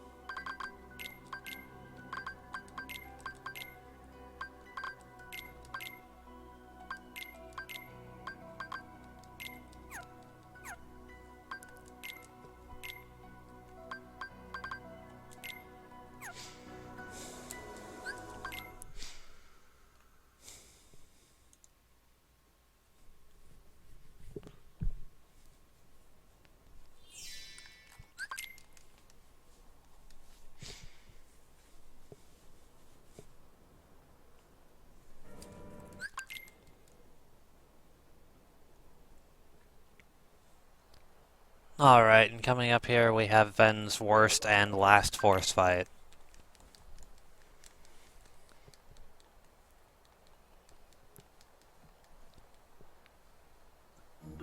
Once again, since we're in Neverland, we can't really use the Aqua D-Link for any sort of damage. And they decided to throw monkeys and a million mandrakes and everything they could think of to kill us at us in that fight, so we're just gonna have to deal.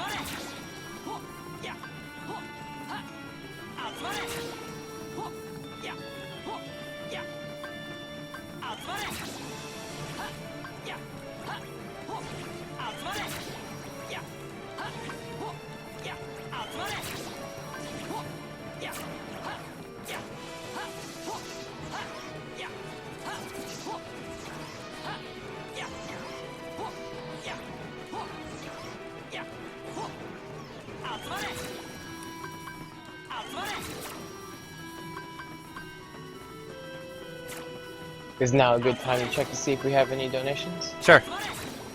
Okay. Oh, look at that.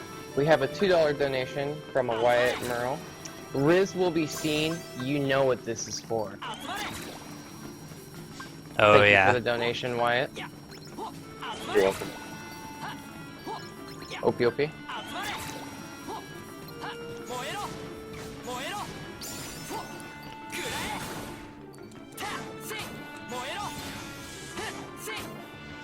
Learn KH Fan's real name, guys, quickly.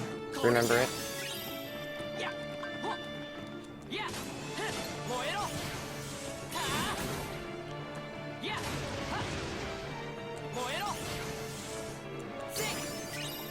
Thank you, Mikoto, for teaching me sweet speedrun tricks in the middle of a marathon run.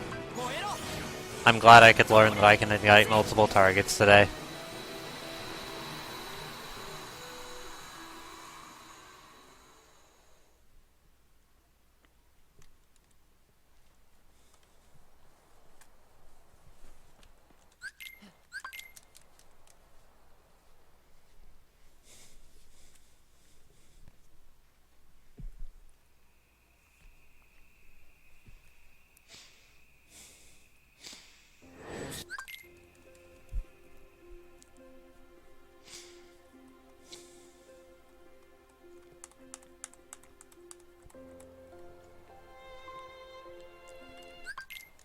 Yeah, So guys. I don't know.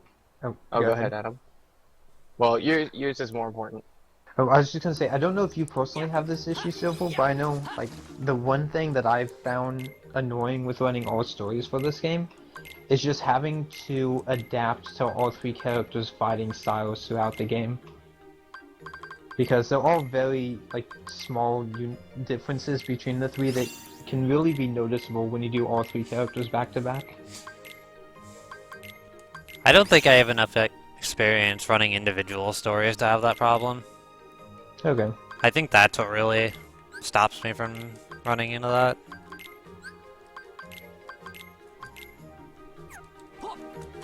Because the story behind me running this is I just kind of spontaneously decided one day to do all stories on emulator, and that extended into me wanting to do it in the final mix, because Hunter of the Dark is one of my favorite fights in the series.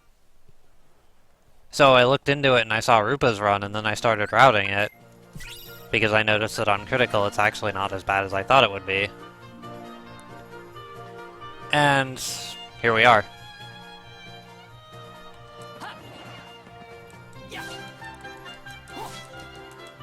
Ah, I didn't make it, no.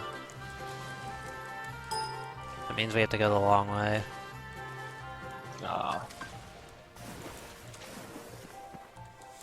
Yeah, all I was gonna say is we're actually really close to breaking the $3,000 now.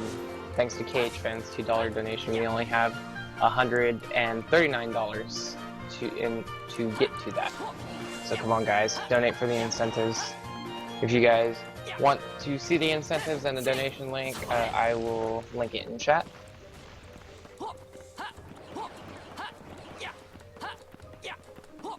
There's a lot of cool donation incentives that go on throughout the whole marathon and even after the marathon.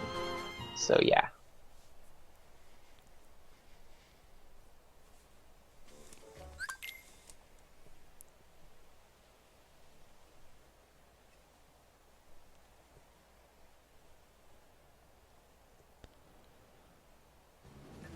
I'm actually pretty sure that's how I discovered Ignite was so good in this game.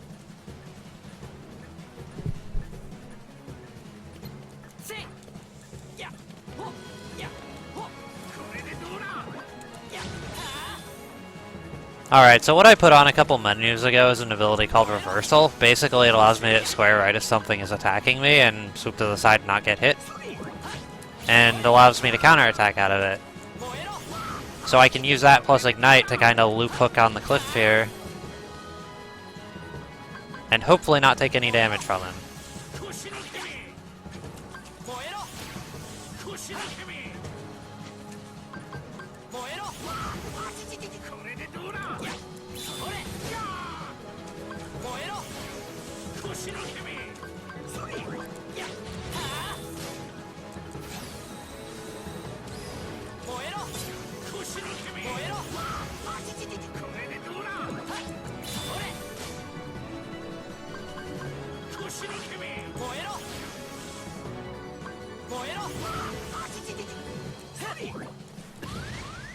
Ah, no.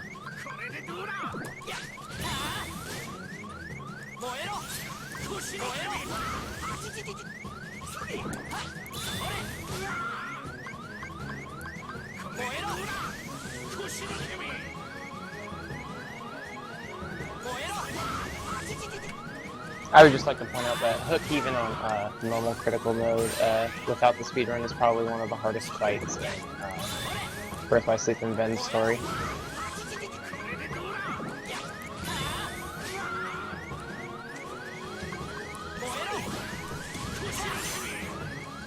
Ooh, no. I might die.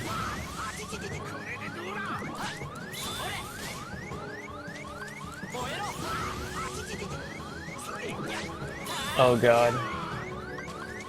I'm scared.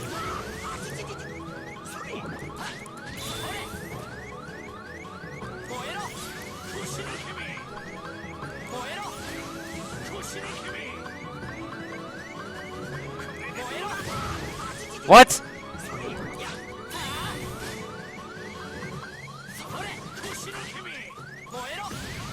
What? How didn't you What? die? Because he didn't die. How are you not dead? I'm so confused. Yeah, you have no health and... What? so... Don't ask. Just accept. Just accept that. Just Can that attack accept physically the not get. kill you? How? That's... You got hit like... He also got hit by Hook Slash. No, you actually I'm don't get so hit by Hook confused. Slash down there. Oh, okay, it looked like it. But can that attack not kill you? Yeah, I'm curious if that attack just physically can't kill you. That's crazy. Just accept it. Welcome to BBS, I guess. Can we just add like 2 hits to the death counter anyways? You should have died. This is what happens when you praise the sun. I'm testing that after the marathon. That should have saved me. Like, I'm curious now if maybe that attack just cannot kill you. That's insane. So I feel like that's never happened before. No, because Yeah, that sure. has happened before. You've been hit by that one health, and we thought that maybe you just had 2 health left. Yeah. So it has technically happened before. We just didn't like. This confirms that you were at 1 health since you got hit twice.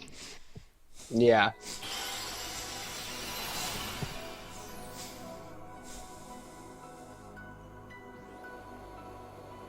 Also, if it's alright with you, Silver, we have another donation.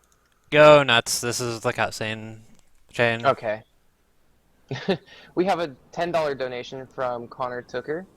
The message is, we are amidst strange beings in a strange land. The flow of time itself is convoluted. With heroes centuries old phasing in and out, the very fabric wavers and relations shift and obscure. There's no telling how much longer your world and mine will remain in contact. But use this, to summon one another as spirits cross the gaps between the worlds and engage in jolly cooperation. Of course, we are not the only one engaged in this, but I am a warrior of the sun. Spot my summon signature easily by its bright aura. If you miss it, you must be blind. And it's going to be put towards your choice, so for Risk Facecam.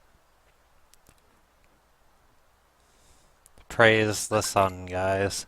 Praise the sun. Thanks for that, Connor. Yes, thanks, Connor, for the donation.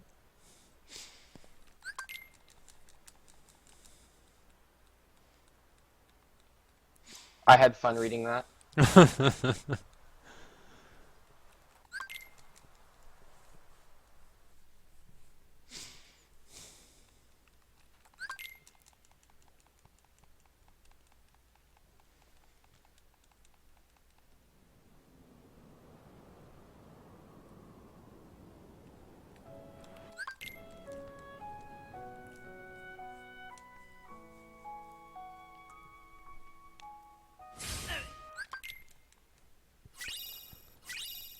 Dude, nice. RebelWatt's online.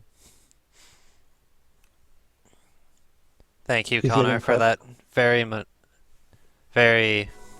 I lost what my train of thought there. Very inspirational message. I will So- follow your advice and engage in jolly cooperation at the end of So- this run. That message we just saw is a nice little segue. After this run, there will be a Kingdom Hearts 1.5 cutscene percent race between RebelWatt, who is now online and possibly practicing, J-Hobbs, and Zetris.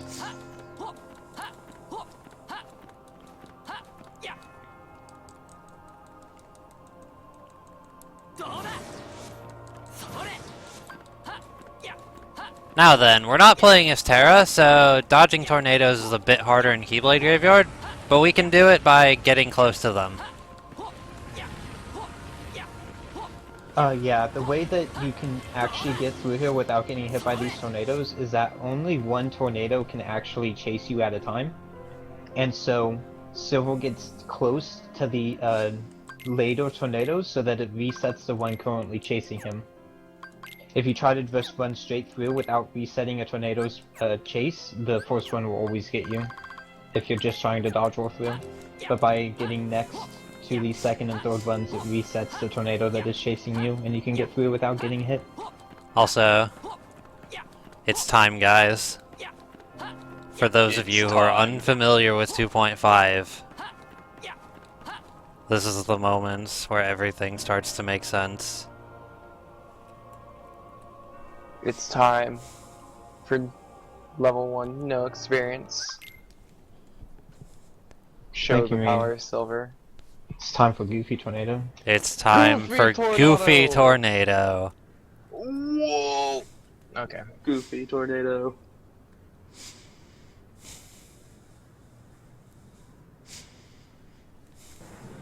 I would also like to say really quick that TehRizzle Facecam is actually leading by a whole whopping $36 over Cyberman singing now. Good job, guys. I think that deserves a clappa all throughout chat. Too busy with Goofy Tornado. No time for clapping. There is no Klappa, there is only Goofy Tornado.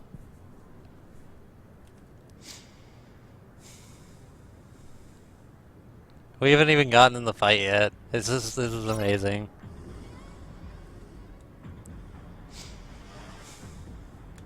If only Riz was here to see this.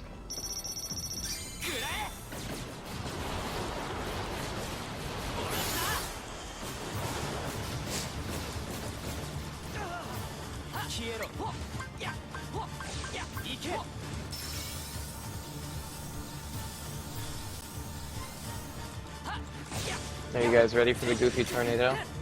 Check this out.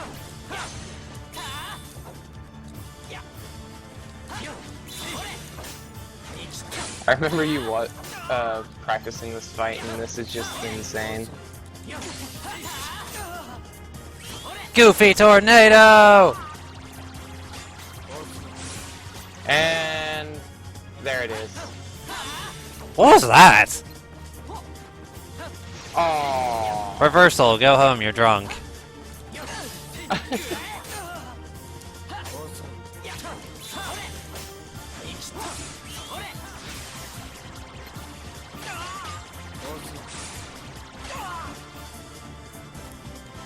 Yeah, so how this fight's working right now is that Goofy Tornado is one of the moves in this game that has actually been buffed pretty well because of the XP zero. The damage you do is decent in this fight. And you can fill up the command gauge with it very quickly by just guarding one of Vanitas' attacks. Each D-Link has its own way of filling the command gauge quicker than normal, and for the Goofy D-Link it is guarding.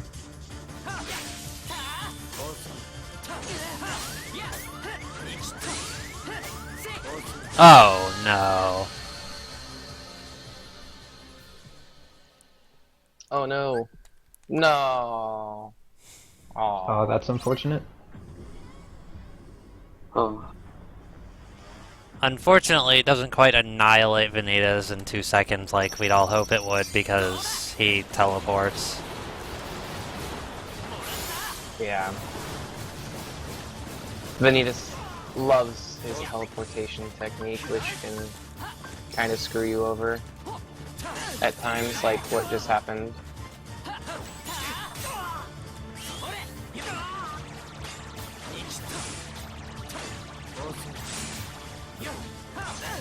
Yeah, and while Goofy Tornado is doing decent damage, it isn't until the next boss fight that you'll really see, hopefully, how much EXP Zero was buffed in this version of the game. Oh god.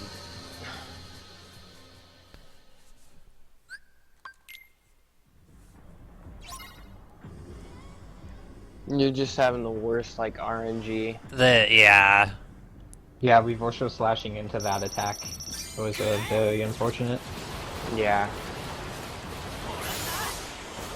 Vanitas is really strong in RNG on what attacks he does. And just like you saw there, it's a reversal. I think I'm actually gonna delay Goofy a bit. Just so I get a heal.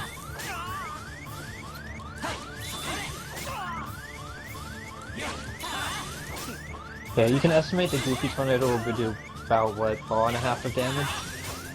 Like, with the entire D-Link? Something like that.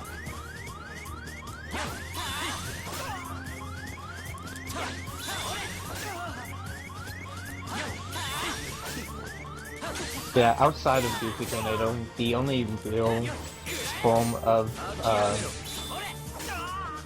yeah, they reward. Damage? The only real form of consistent damage in this fight is Reversal Slash. Quote unquote consistent. It hits most of the time.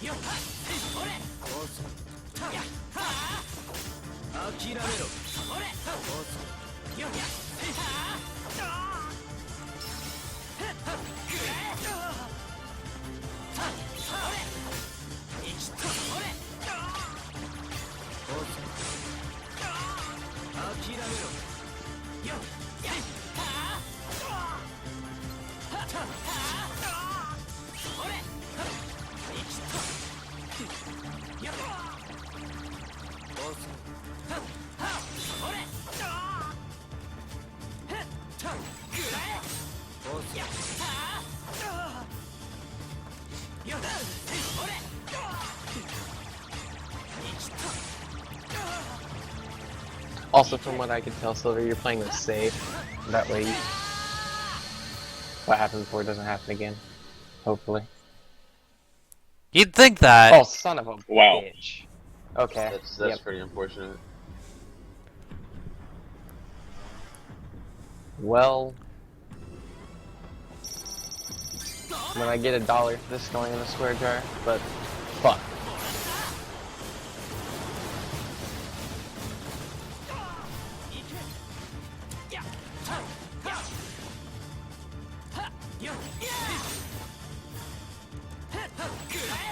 Daily reminder that Ven is not Aqua and can't do shit about that fireball. I don't even care about the Swear Jar at this point. Vanitas is worth all the Swear Jars in the world.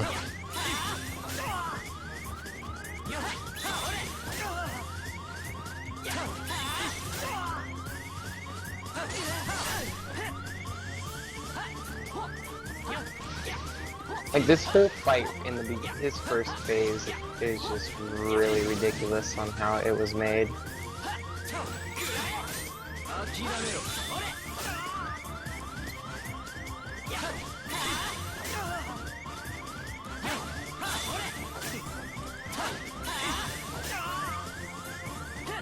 You have to correct me if I'm wrong, since I actually don't know your commands too well. Do you have any cure spells in this fight, or are you just relying on Renewal Burial for all of your health?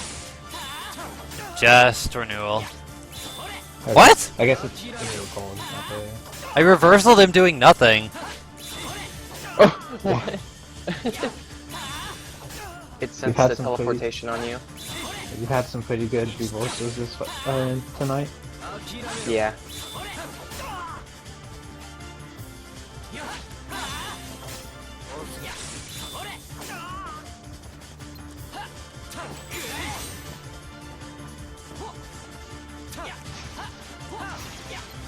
And unless I miss any level ups, I believe you're level 18 right now. Maybe 19. Ah, no. I hate this phase. Oh god.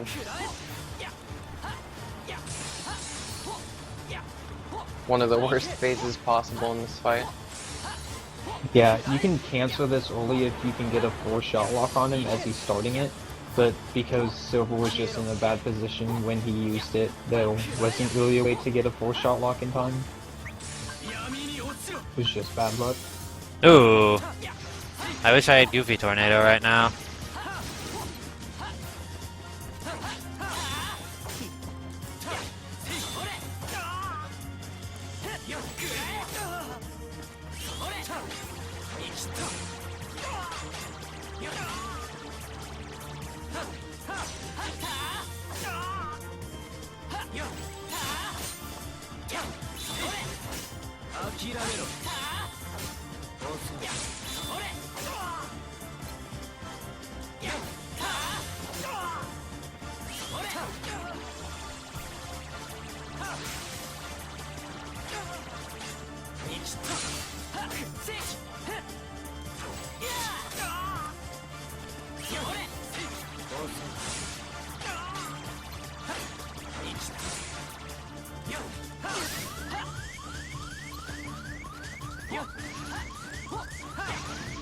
Wow.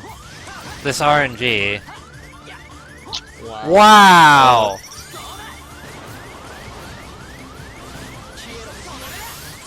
Oh my god. Oh wow. That's ridiculous.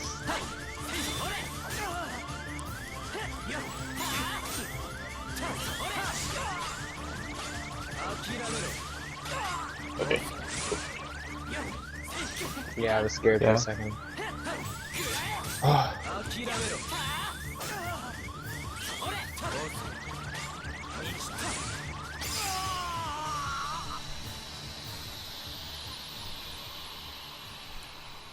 Okay, Nice There finish. we go. way in there. Nice finish. Good Yeah, job. good job getting through that that last Keyblade Tornado he used. Yeah, that fight Yeah. is just an... That seemed like more of a train wreck than Trinity Armor. That fight is just RNG hell, like seriously. There is nothing you can do to make that fight work. There's some strats you can use to win, but that's about it. Yeah. So hopefully in this fight you won't get unlucky with him teleporting when you use that one move. But now we should showcase the XP0 even more. Yeah. EXP0 here. Oh, you guys, I think you guys will enjoy just how much damage will But happen. first, there's some minor issues we need to fix, which I will be doing right now. Yeah, Silver's going to die on purpose so that he can refill his D-Link gauge.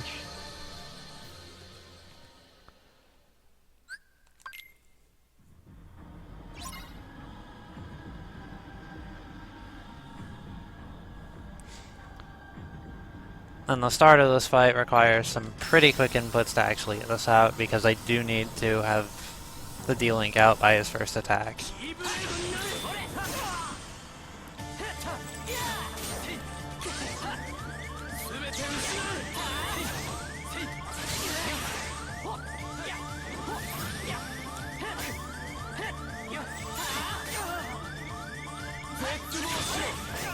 I'm more worried about my reversals missing.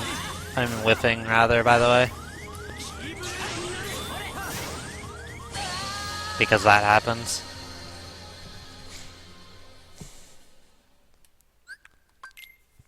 Damn. This fight is actually a bit different than the other one in that you can just loop Vanitas all the way until you kill him.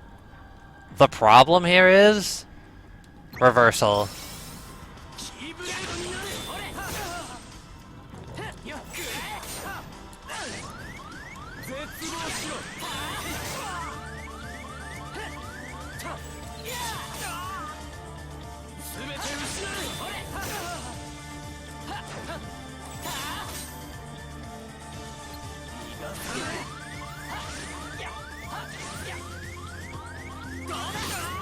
Now it's time to showcase just how crazy. No, I got the bad Cheaters. one.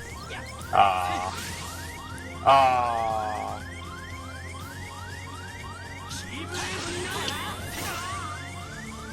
Darn.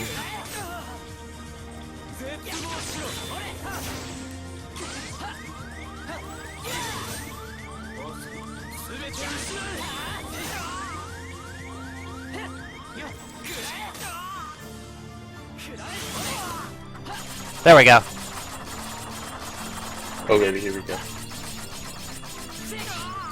Nice. Oh baby. The damage is real. Say hello to EXP0. And this is where the run starts getting good.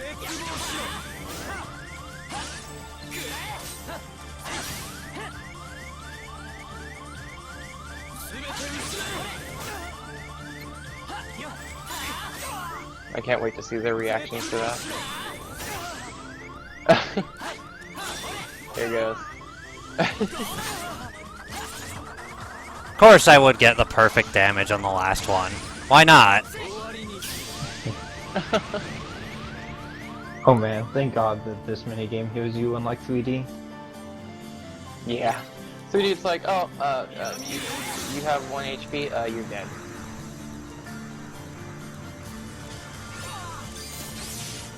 So I guess I'll explain what Silver's doing right here. If you use part of the shot lock, it's pretty easy to counter him and get into the attack that will fill up your command bar. I think that's what it's called. Yeah, Yeah. the Okay. command gauge. Yeah, command gauge. And then Yeah. when it's all filled up, you use last word on Vanitas to kill him. But there's a slight chance that it can miss, and in that case, it's very bad. Alright, so basically Vanitas has 3 attacks he can do, which correspond to attacks you can do. He has Dark Splicer, he has Sonic Blade Darkness attack, I don't know the actual name of it, and he has an exclusive Shot Lock.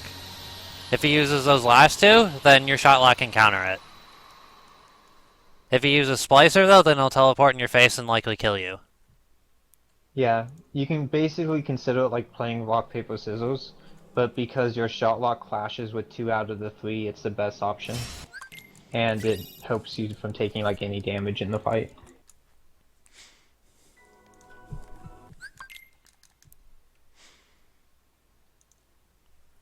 The issue is you do need to use small shot locks like Silver was doing, so that you don't run out of focus gauge.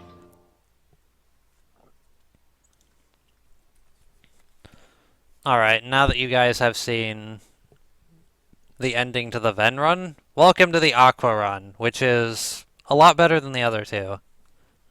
And is entirely what you just saw in those final battles.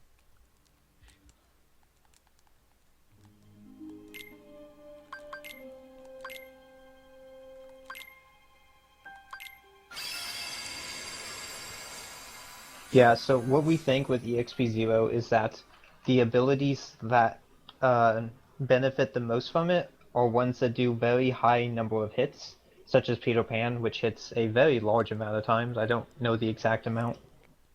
But Ven and Terra don't really have any really high multi-hit command finishers. Aqua, however, does. And she gets access to it from the very beginning of the game. Yeah. So, excuse my French here, but we're about to see some serious shit. You mean the old fights, right? Yeah.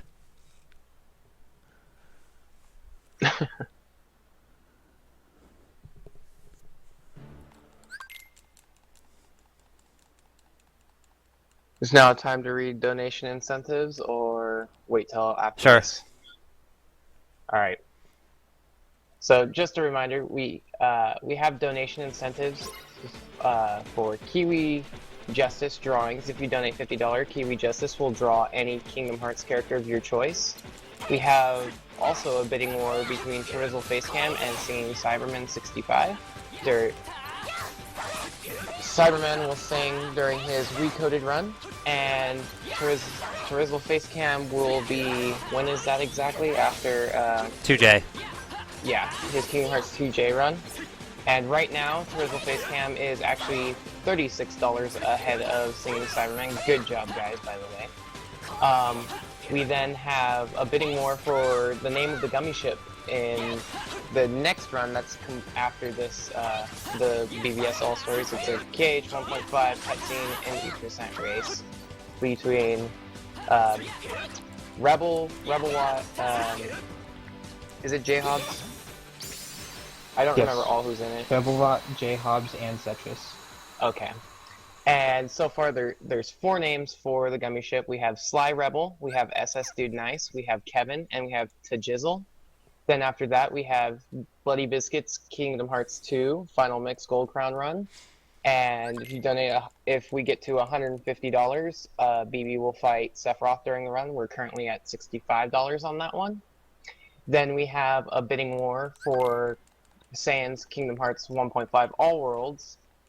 We have 2 names, Orange Joe, and then we have Tony Abbott.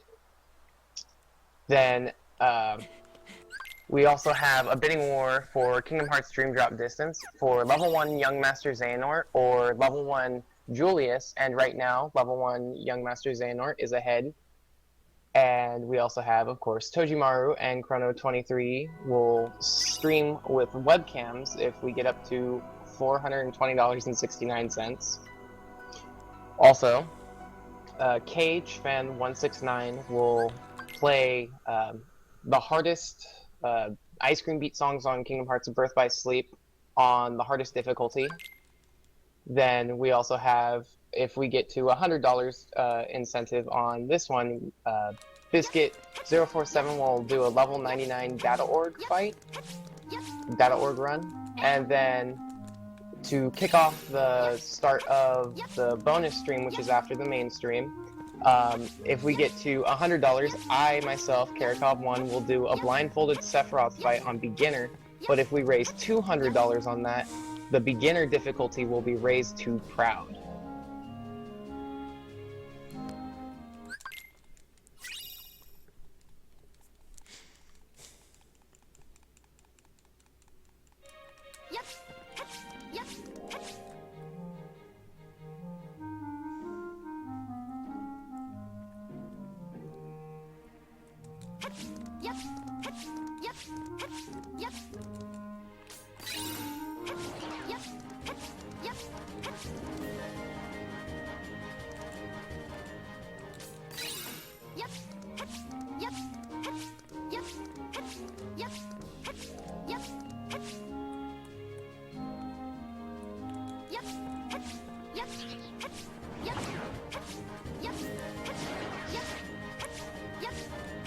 Streamer, if you get 300, will you raise the difficulty to critical? If I get 300, I will do beginner, proud, and then I'll have a file for on emulator for 2FM for critical. literally die. I'm not guaranteeing that I'll even beat the fight on proud.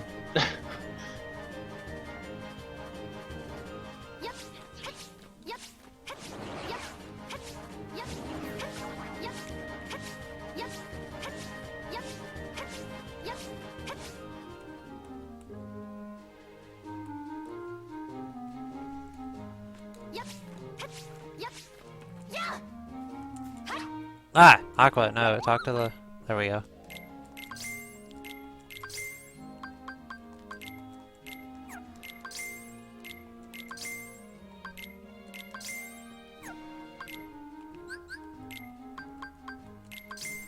So, do you want to explain the upcoming Shock Escort?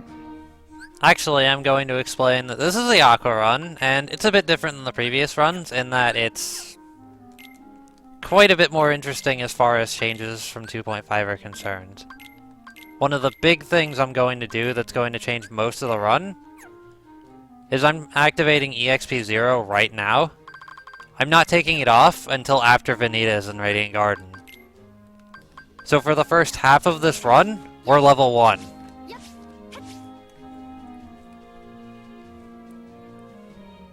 Yeah, and the point of this is basically so that you don't have to keep going into the menu to unequip it between bosses and then re-equipping it for the boss fights, correct?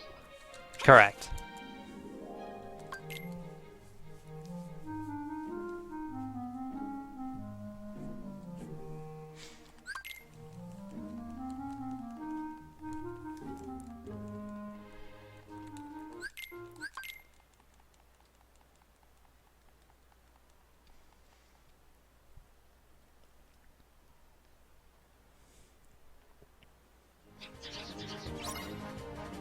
So yeah, Aqua has a lot of differences, one of the main ones being that we manipulate most of the run by having EXP0 on. So as for the Jacques escort, what I'm going to do here is I'm going to kill 2 of these floods, attempting to not even damage the third one, so that I can hit it behind Jacques, and kind of leave it do its own thing while Jacques goes on wherever. And wherever is completely at his discretion. Yeah, Jacques has, I think, 5 different paths, to my knowledge, that he can take through this room, and each path will spawn a different set of unversed. If you are extremely lucky, he will take a path that spawns absolutely no other unversed in this room, and the escort completes straight from the beginning. Silver got a pretty decent path, he only had to kill 3 unversed, that's not too bad. I'm sad I didn't get the Magic Wish finisher up though. I like going after the bruisers when I have enough time. Yeah. Yeah, we currently don't know a way to manipulate Jacques' movement in this room. Hopefully a way can be found eventually. And coming up we have the Cursed Coach fight, which will be the first real demonstration of EXP0.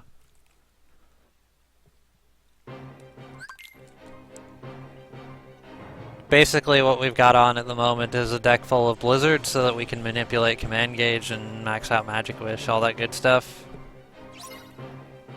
And we'll pretty much just be abusing EXP0 from there.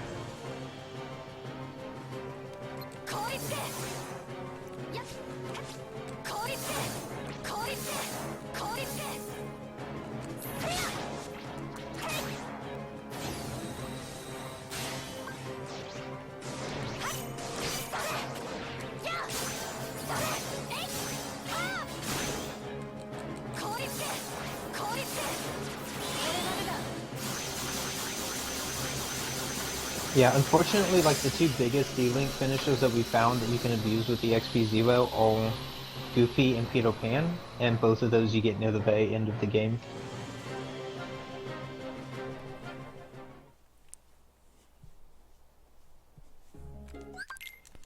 And yeah, that Spellweaver damage, that is completely due to having EXP0 on. If I turned it off and went back into that Coach Carriage fight, Cursed Coach, whatever, it would do approximately a quarter of a bar.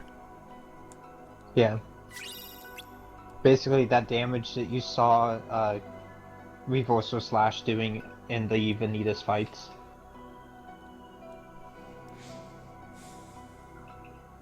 Fun thing, the Dragon Maleficent fight in this run could actually be quicker than the beginner mode run. Just because of how much damage this Spellweaver finisher does with the XP0.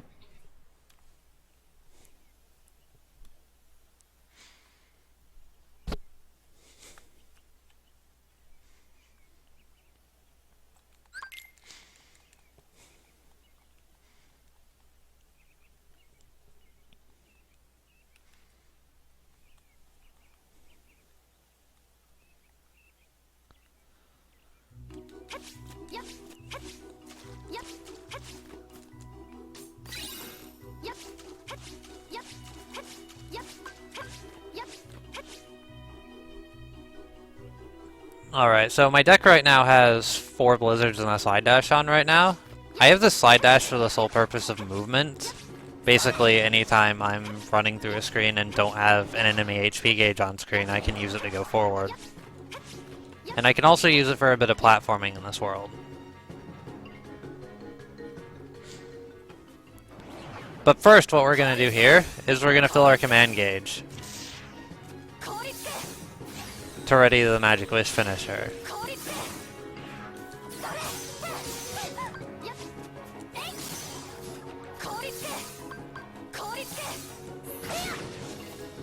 And the reason for this is so that we can come over here and get ingredients for ice cream.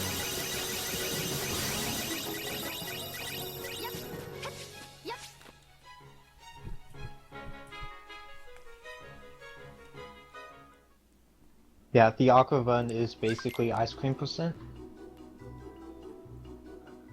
I will be mining those guys over 3 locations in the course of the run, and I will be using them to get ice cream, which I will be using for the end of the run pretty much. Yeah, if you haven't played this game, in Disney Town you can use ingredients that you get from those unroast to make ice cream, which is used in battles to put you into command styles immediately. So instead of having to use abilities to get into a command style, you can just eat an ice cream, and it fills the gauge completely. So by using two Spell Weevil ice creams, it immediately gets you to the Spell Weevil finisher. However, we don't get to Disney Town until pretty late.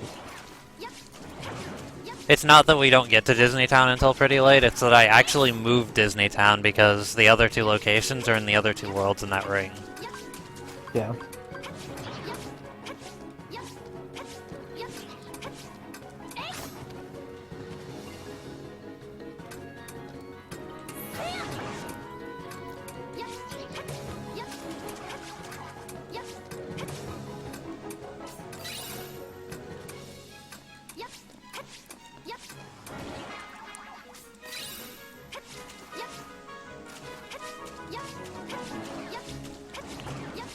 So just doing a bit of quick platforming here. Having sliding dash really helps with this. Makes me go a lot faster through the puzzle.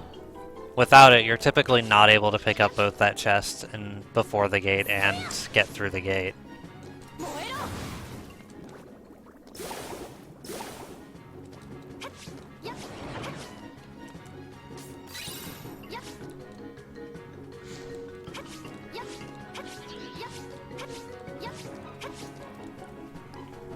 And now we're going into the Magic Mirror, which is pretty much fought the same way it is on Terra, actually. Yep. And that chest you picked up earlier off that ledge with Slide and Dash was Vision Bioga, which is a pretty strong bio spell for early game. You weren't supposed to have access to that chest until you have high jump. But yeah, Yep, that's but one thing that's shared between all 3 runs in the game, is that you use Sliding Dash to access an ability quickly.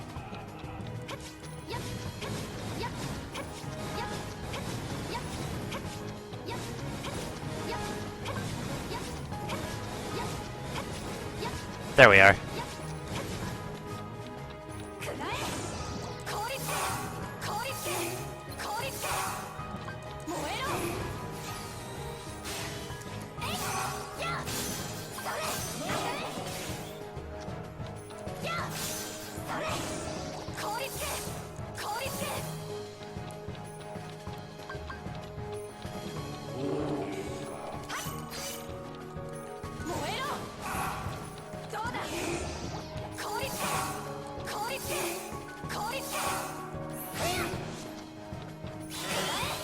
I always do that.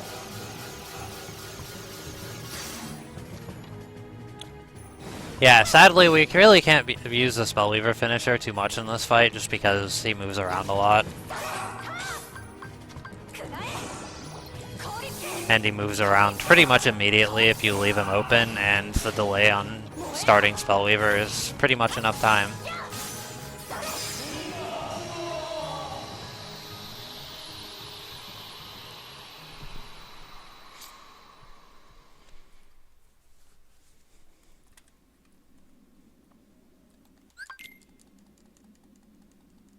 Is now a good time to read any donations? Sure. Okay. We have a $5 donation from Patrick. I'm sorry, I'm gonna butcher your last name. Skabinski, I think.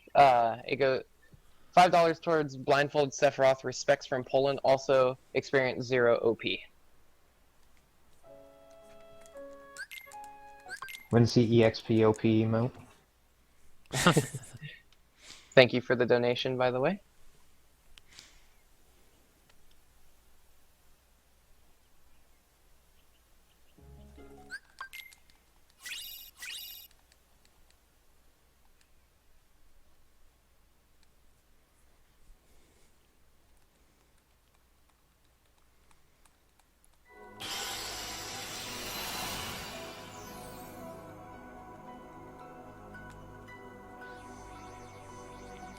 Alright, now we're off to Maleficent's castle. This is going to be probably the longest world of any in the run.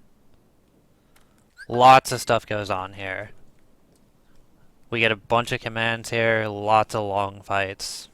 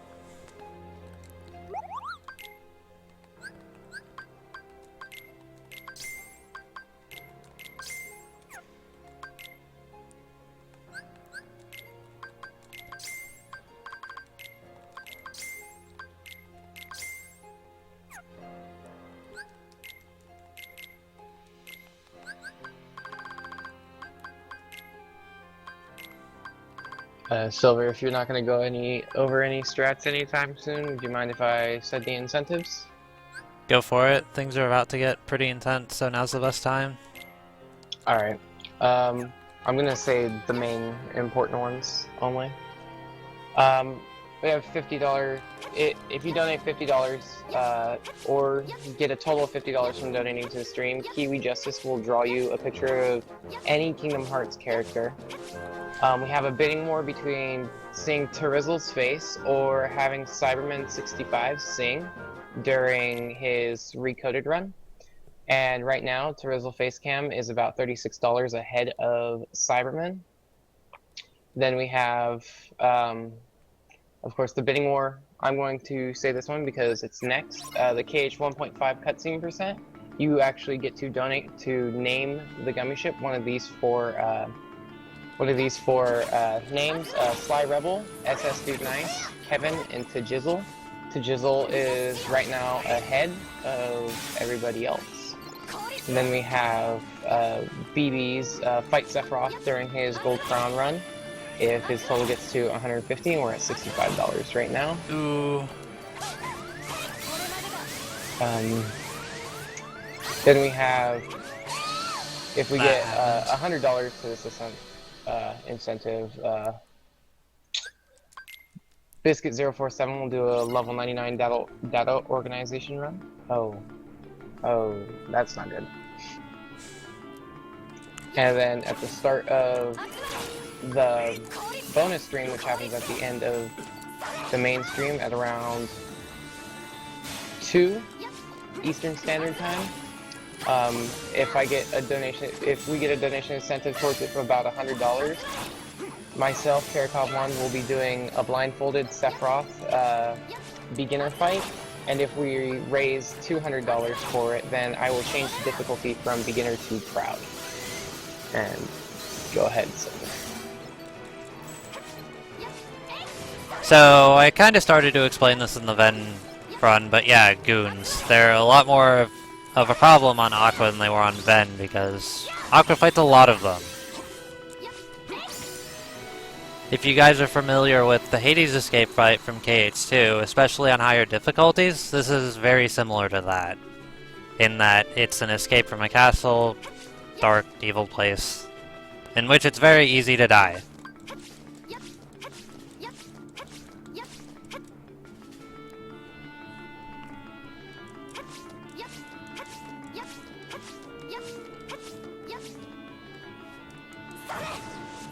And on top of that, don't forget that I am still level 1.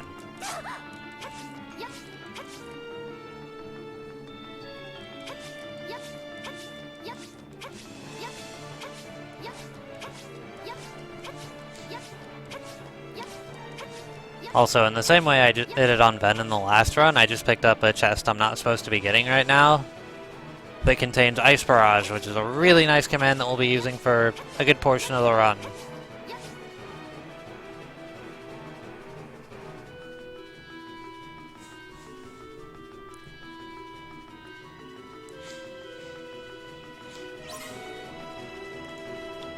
And welcome to the Maleficent escape, guys.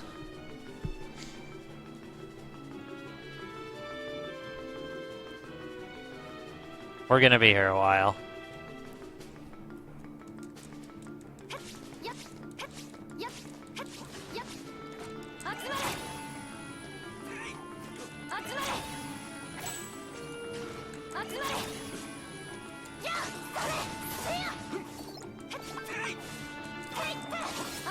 So what I did back there is actually something I discovered recently. Square decided they didn't want you killing their snipers, so they made it so you can't do any sort of locking onto those enemies while they're not on your ground level. However, you can still magnet them down.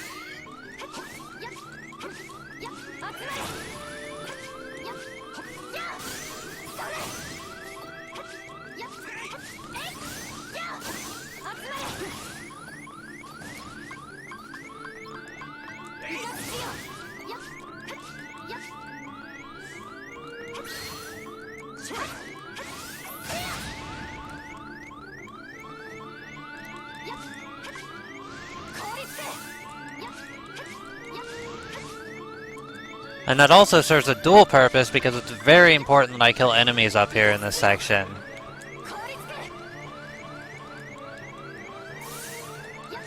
Because this is another case of spawn limits. Basically, there are too many enemies in that previous area, and if I leave too many alive, then the ones here won't spawn.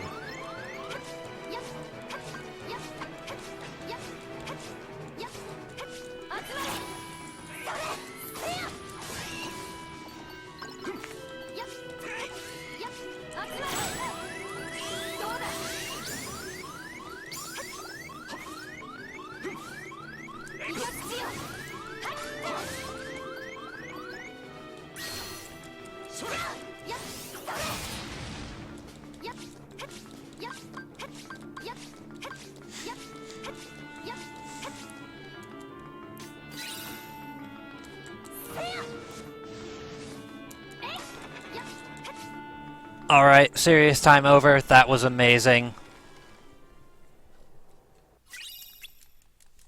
Yeah, that Good job. section. Wow. You can probably consider that the most dangerous section in Aqua's run, correct? Yep.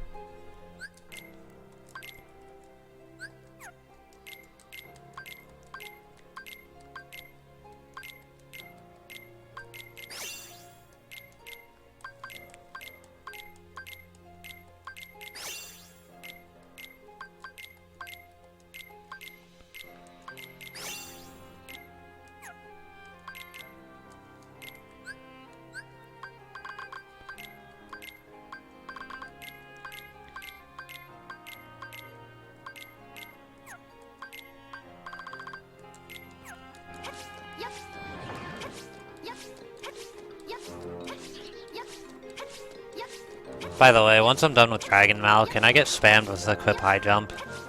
It's not necessary that I have it on now, but I didn't quite catch that in that menu. Okay. When's the next menu after Dragon Mail? Yep. When is the next menu after Oh, Dragon Mail? it's right after Dragon Mal. Okay.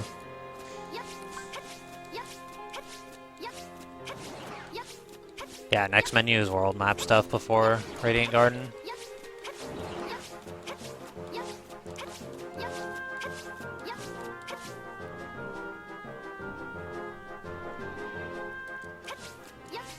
I would ask Kara to go over the marathon speech about what this is about, but I think he's gone right now, and I'm about to fight Dragon Maleficent.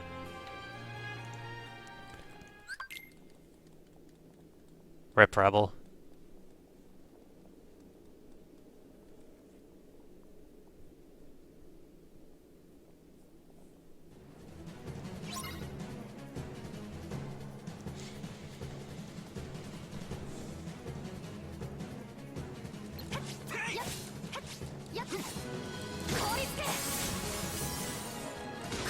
So, for those of you who played this fight casually and just kind of wailed on her and pretty much found this to be the same way as in KH1, you can actually get behind her like this.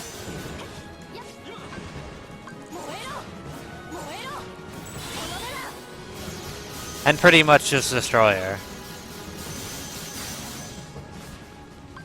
I don't know if this was an oversight by Square or intentional, but they didn't block you off from going behind her.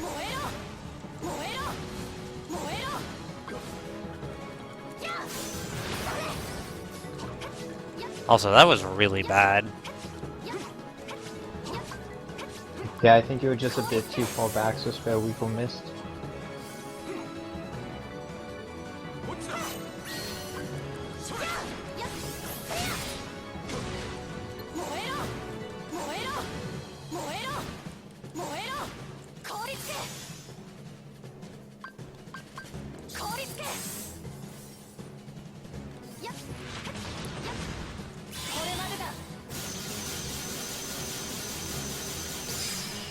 We did it though.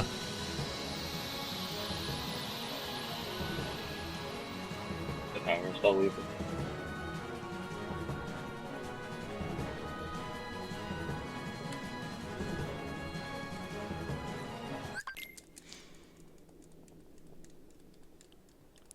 So there you go, guys. We destroyed Maleficent by getting behind her.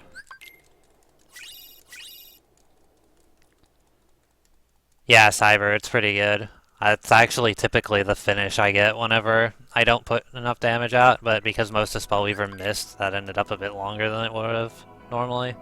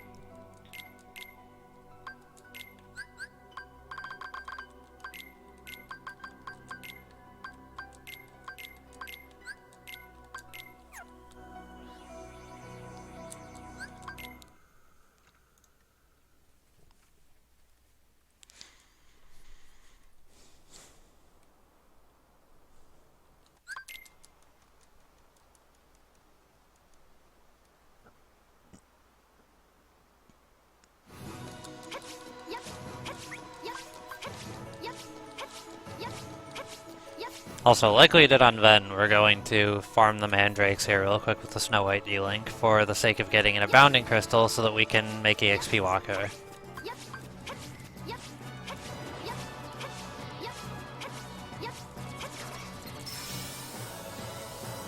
Unlike Ven though, because we don't care about levels because of EXP 0 right now, we're still level 1, and we won't be using that crystal for a bit. Well, that was the most awkward Abounding Crystal farming I've done. Damn, delivered straight to you. Thought that was gonna get me killed.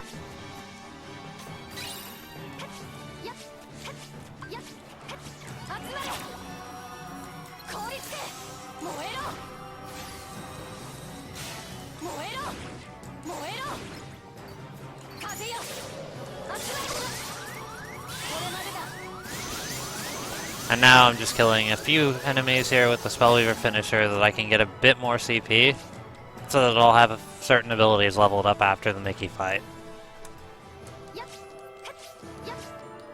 Yeah, while EXP 0 keeps you from gaining any experience, you still gain CP, so your abilities, your commands still level up.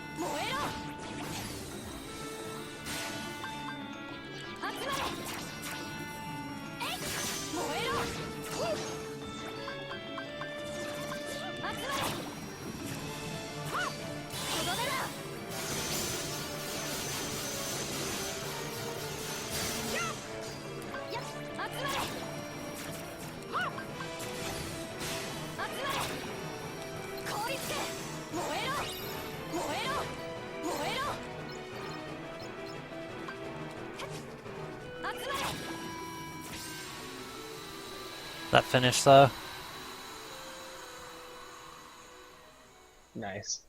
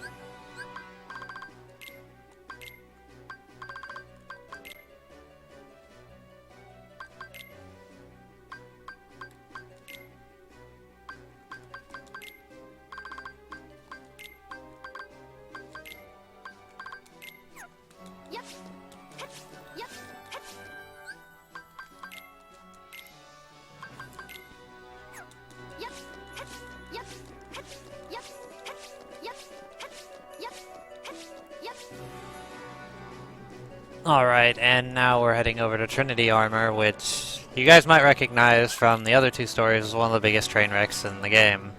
Except it's not, because I'm playing as Aqua. You guys are not ready for what's about to happen.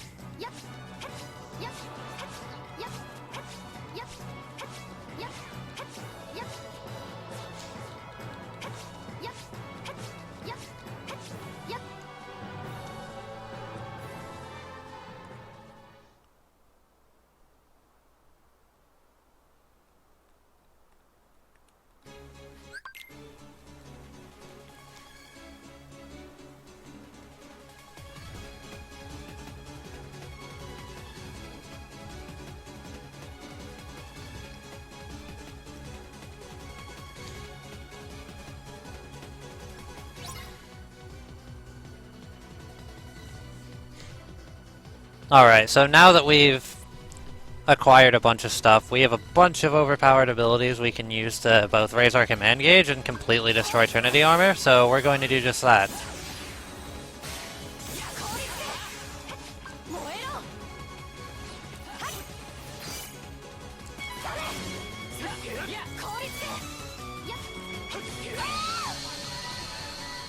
That said though, we are still level 1. Just a reminder, so that stuff can happen. Ah, it sucks.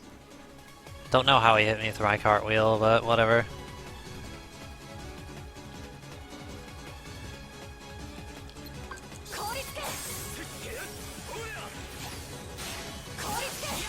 So when do we get to see Trinity Armor's new attack? It's a myth.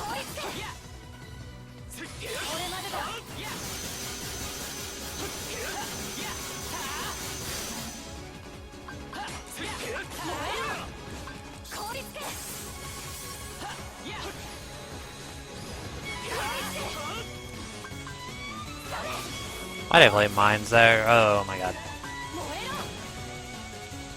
Oh, I'm in Fire Blazer? No. No.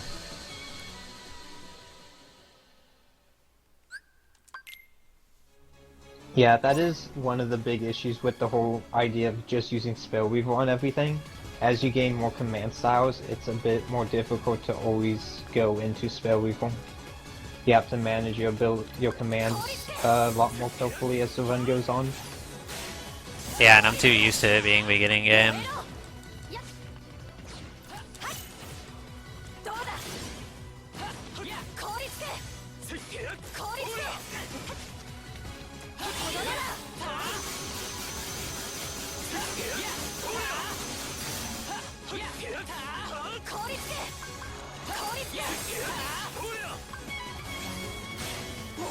And that's how we take care of the laser.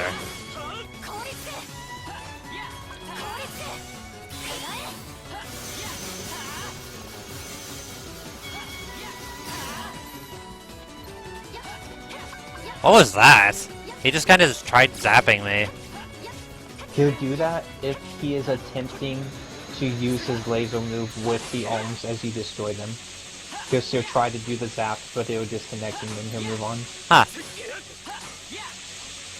That happens pretty often in the beginner mode run.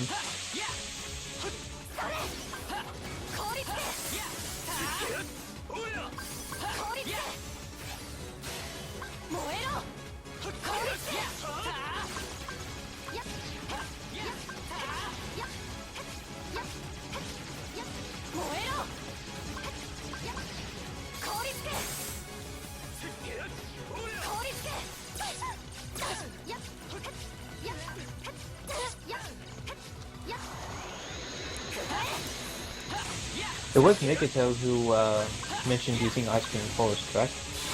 I think so.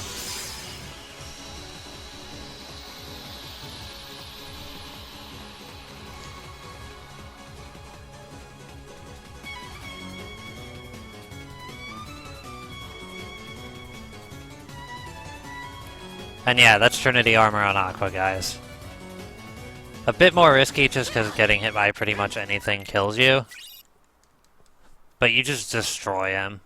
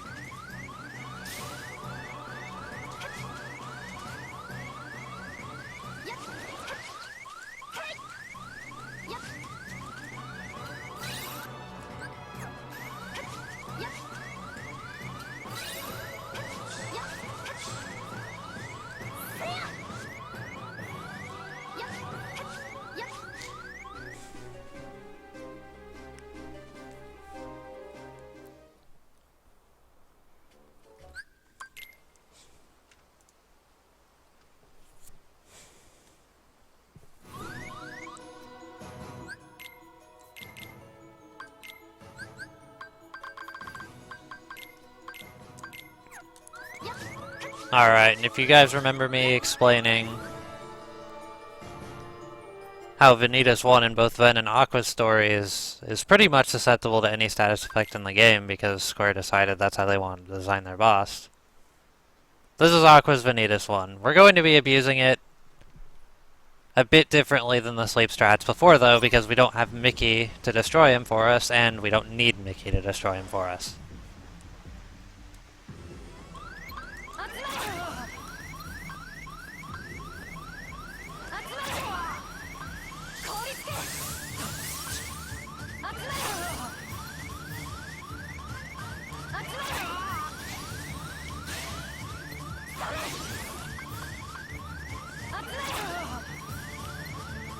And you're also constantly running in a circle for the XP welcome?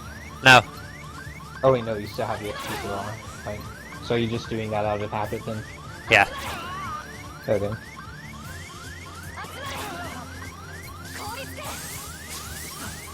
Oh no! I used Ice Barrage too early. No!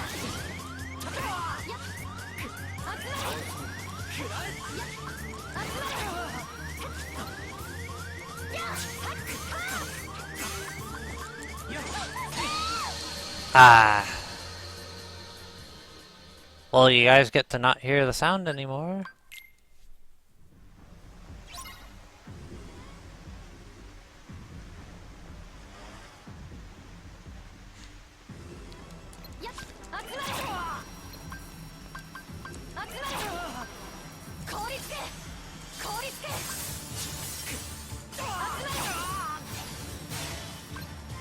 So yeah, what I got out of the Trinity armor fight was Blade Charge, which with the XP0 on is actually a weaker command style.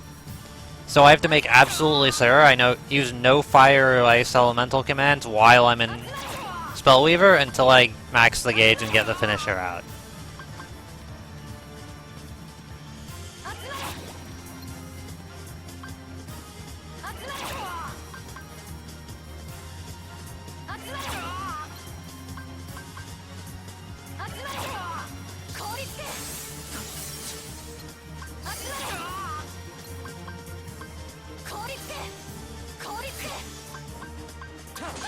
Oh no, why did I do that?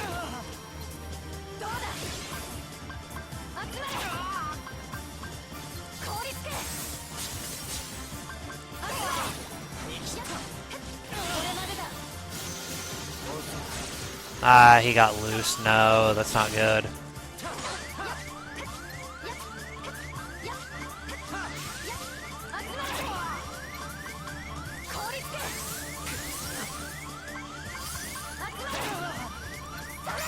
The chokes.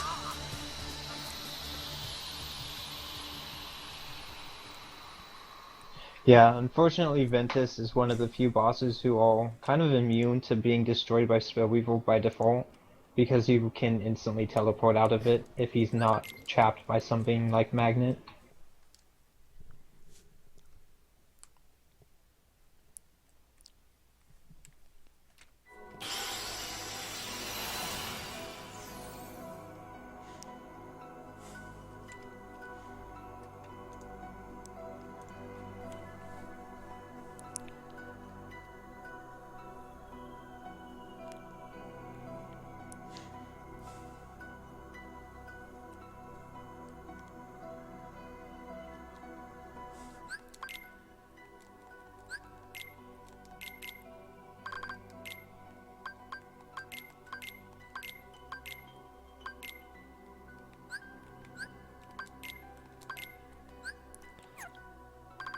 Alright, and now that we've beaten Radiant Garden, we're going to start gaining EXP, and we're going to head over to Deep Space.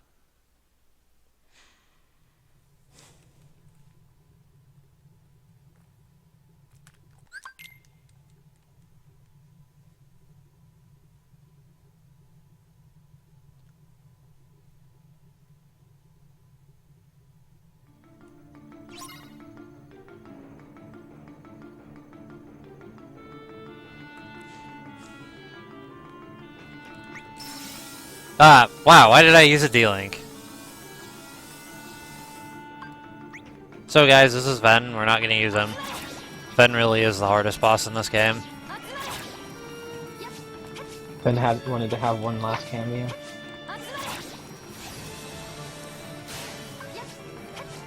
That was weird. I like rolled over to the right on the D-pad too far, so...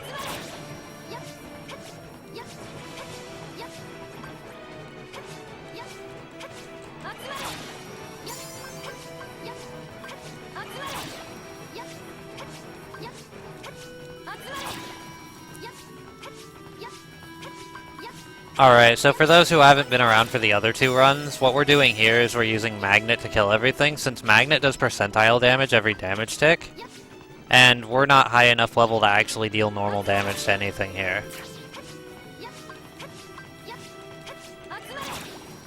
So what I'm doing is I'm casting Magnet, and then I'm rolling around so that I can gain EXP with the EXP Walker.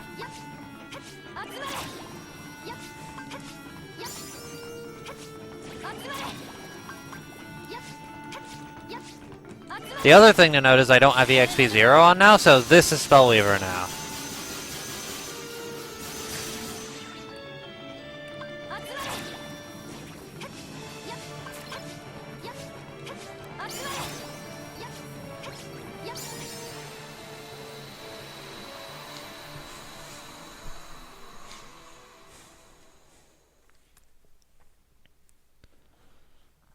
I'm not using the attack button because it actually slows you down to do so.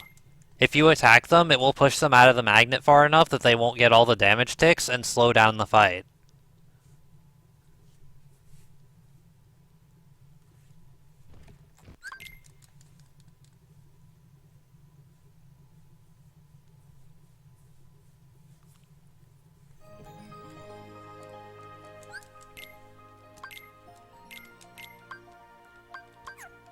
Whoa, how'd that happen?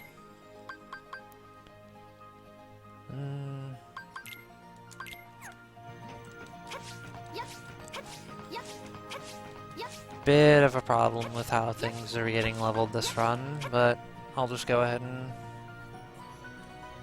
fix that. Do you remember to make a safety save? Gonna do it when I actually get to the point where it crashed. Okay. Right, there's a save right before that blue screen, isn't there? Yeah.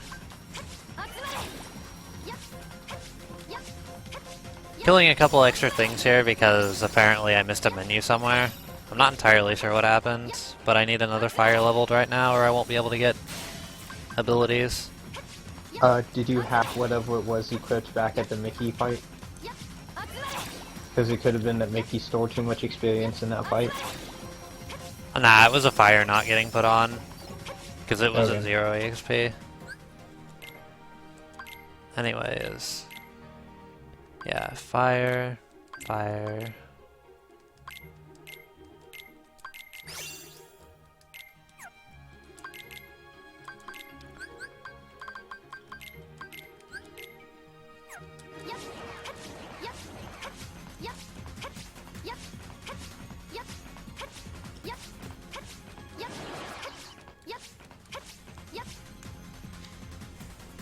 We don't actually use Victory Pose on Aqua because we don't need it. EXP 0 pretty much covers us until the secret episode. And in the secret episode we gain enough EXP anyways.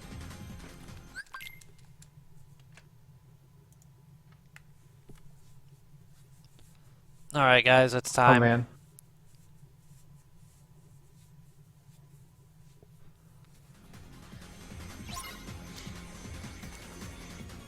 So this is something uncritical. The enemies here can one-shot, two-shot you, four-shot you, whatever shot you they want, basically.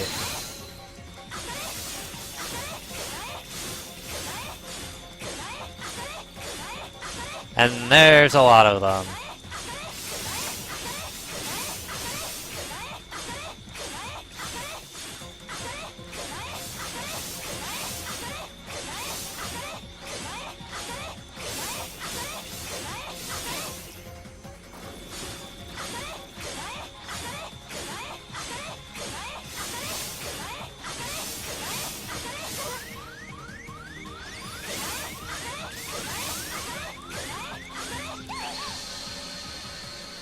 And your only saving grace is this fight that any drops give you max health instantly.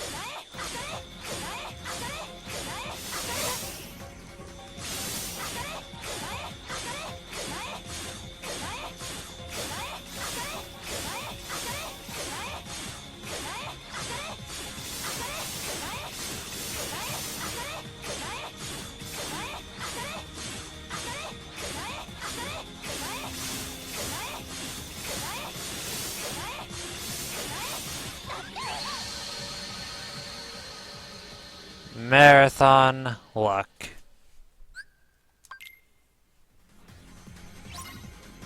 Marathon luck, please.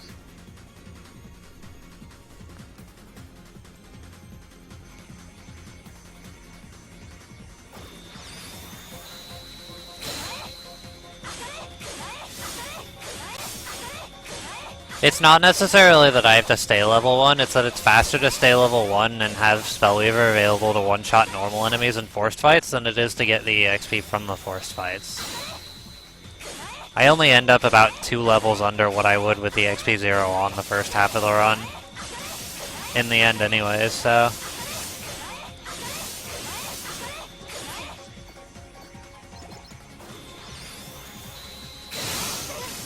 There's actually even been a level 1 run done of this, and it's pretty much the exact same time as just regular critical.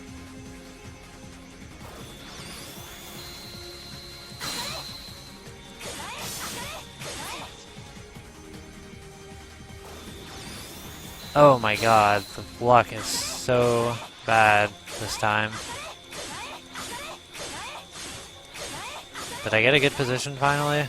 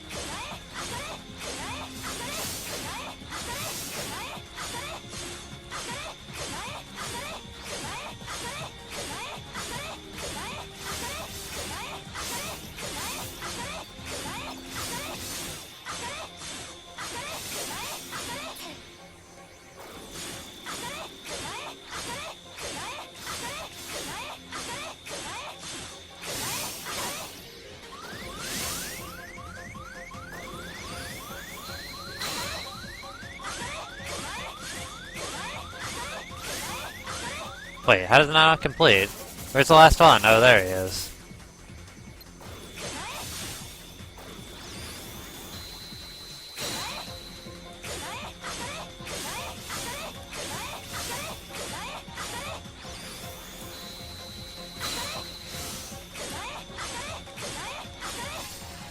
Alright, there we go.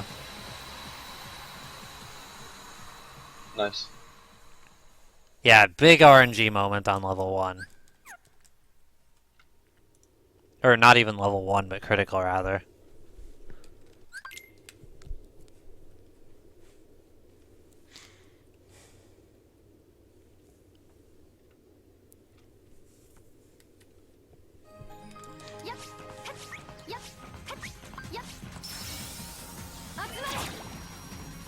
And that was another example of command animation loading.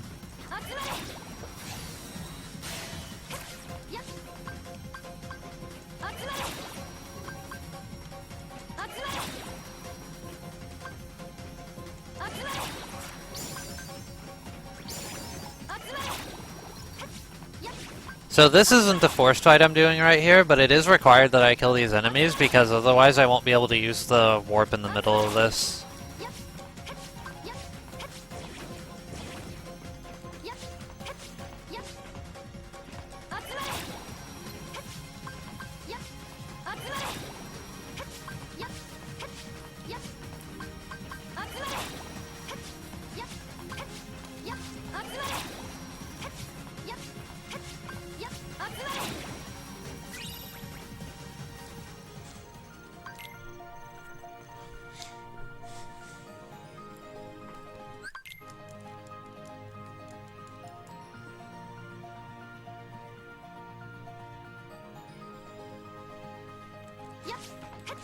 Alright, and I'm gonna make a safety save here because I've had a crash somewhere around the screen. Yeah, Silver's still the only 2.5 one who's had the game crash on him so far.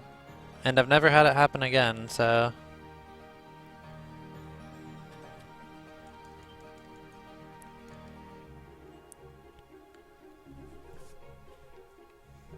Doesn't really matter too much though, because you do have to save the aqua file at the end of the run anyways, and this means that that save won't take quite as long. Alright, and Stitch is now back. He works pretty much the same way he did in the Ven run, in that he can shoot the enemies here, or he can not shoot the enemies here and waste time. And we want him to be shooting the enemies.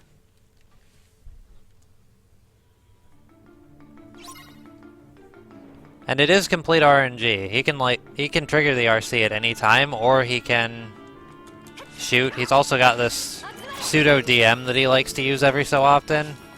I've seen him go completely ham and never even RC before. But it's not often that it happens.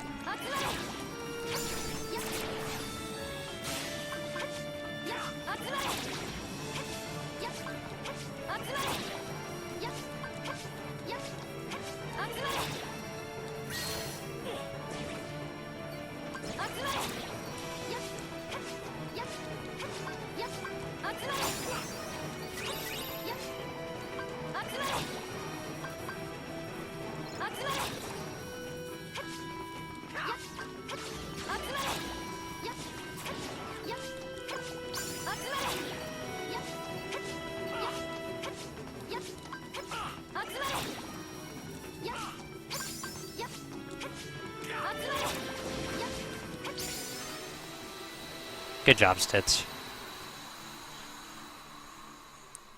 Not the best fight, but I'll take it.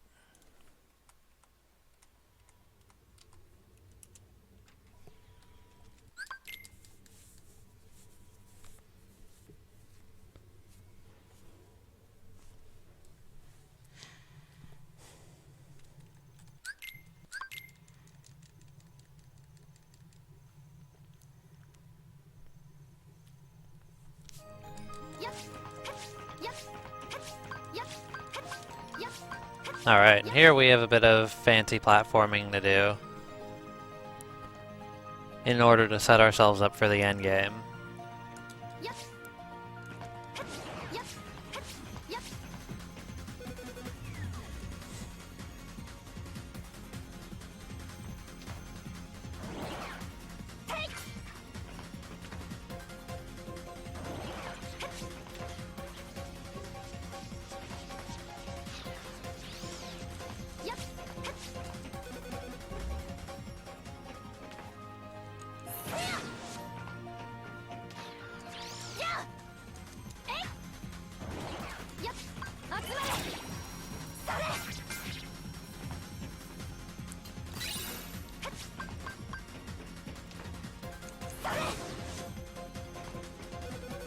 So Silver just picked up Prism Rain, and it's a really good shot lock for Terranort, because when he DMs, you can use it and it does massive damage.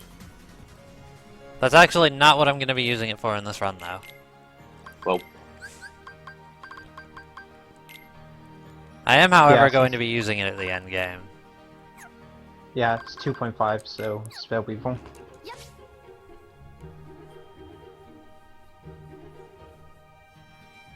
well, then you'll see Prism Rain being used in Adam's All Stories run.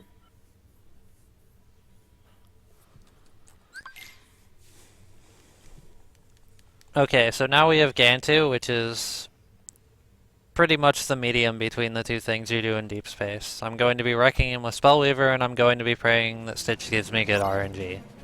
In this case, though, we want him to RC and do nothing else, because if we can RC him, then we can stop Gantu from moving, which is very, very nice.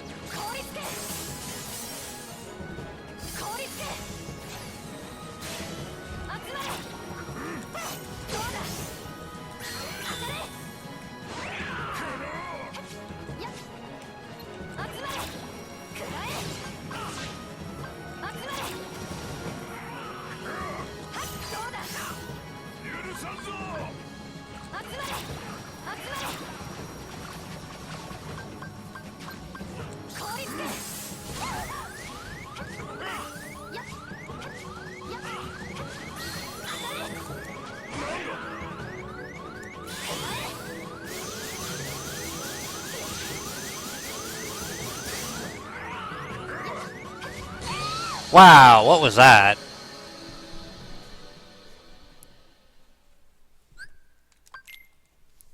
Well, that sucks. Do you have any cure commands? He turned. What? Yeah, if he goes into the wall with that move, he'll just ride along the wall until it ends. It doesn't cause him to stop short.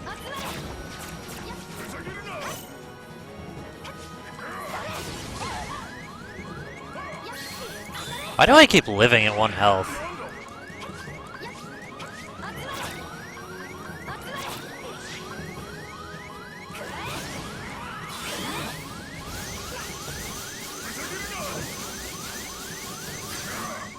Ah, no!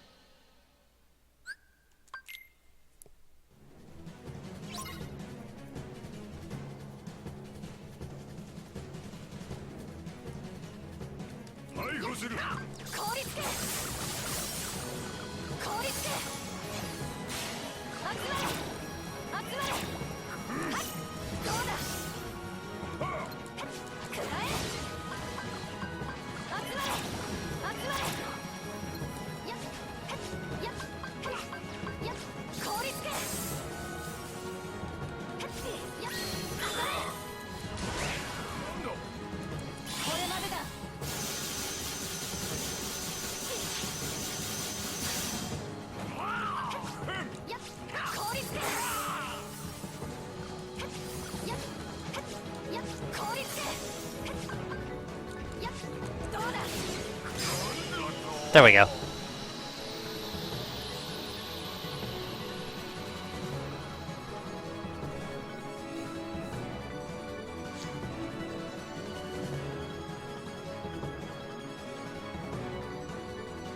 Yeah, that's why I like Stitch to have his RC up, because if I do anything with a long animation that has recovery, there's a good chance he'll slap me or shoot me or whatever.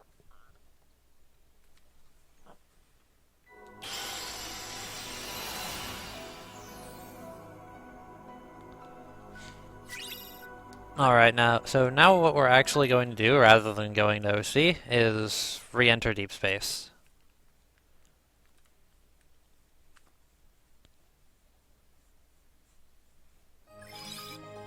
And then I'm going to make another safety save here, just in case of potential crashing.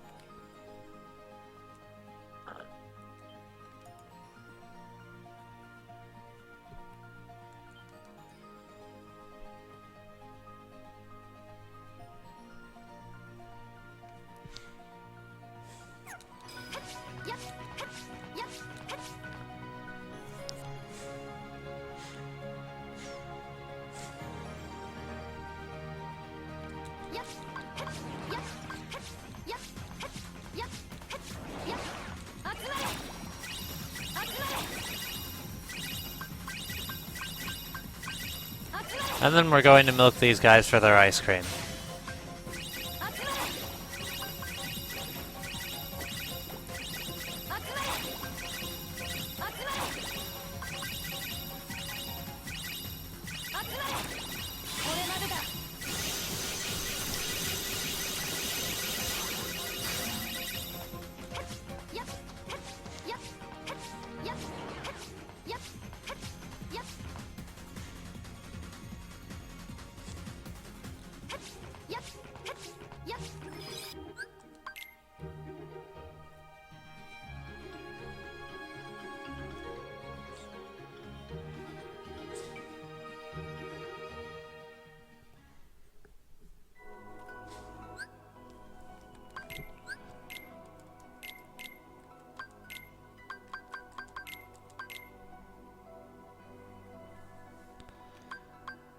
Wow, what am I missing that I need to level? Nothing, it looks like.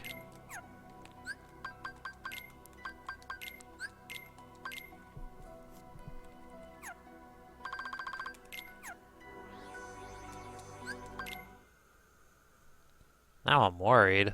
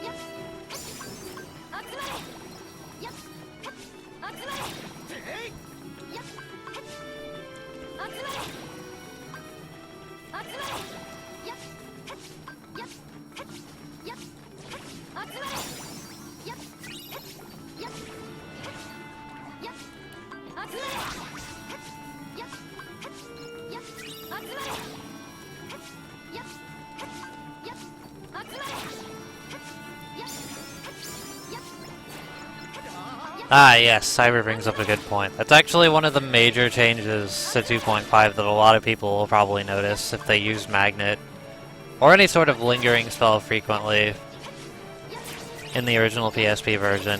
In the PSP version, due to memory size issues, if you were to cast Magnet and then summon a D-Link, go into command styles, etc., it would immediately dismiss the Magnet, but in this it actually stays.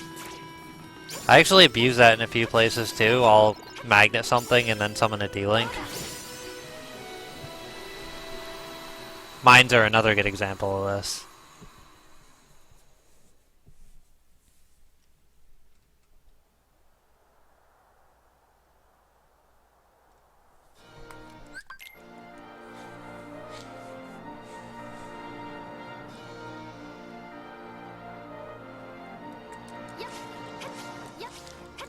Alright, and now we're backing up and going over here to pick up the last set of ice cream.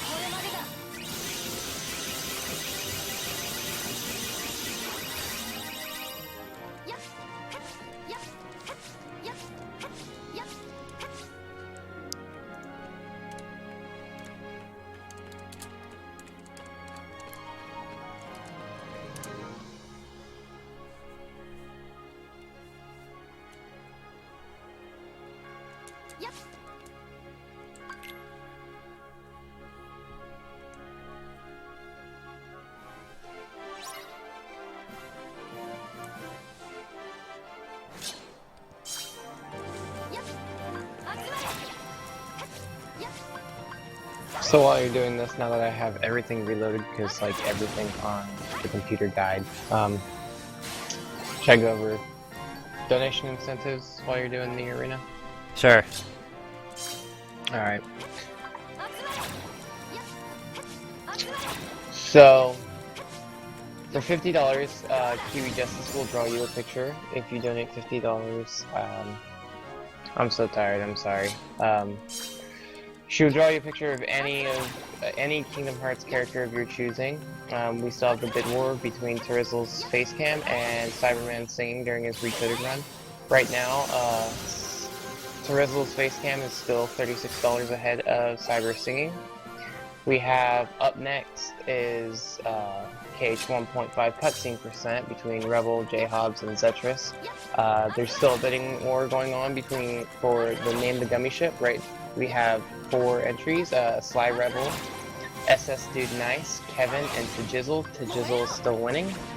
Then after that, BB has his Gold Crown Kingdom Hearts 2 FM run. And for we have $65 in already out of 150, and if we reach that goal, then BB will fight Sephiroth. Then we have the KH 1.5 All Worlds ran by Saiyanz after that, and he also has a bidding war going for Name the Gummy Ship. Orange Joe and Tony Abbott. Tony Abbott is winning by $4.83. Then we have the bidding war for level 1 Young Master Xehanort versus level 1 Julius on the Kingdom Hearts Dream Drop Distance, ran by Adam and Silver. But I think Adam's going to be doing that. And then we have level 99 Data Organization run, ran by Biscuit047 if we get a $100 donation. If we get a grand total of $100 for that. And then I have my own donation incentive for the start of the extra stream that comes after the main stream for a blindfolded Sephiroth fight beginner if we raise $100 for it. And if we get to $200, I will change and bump the difficulty to Proud.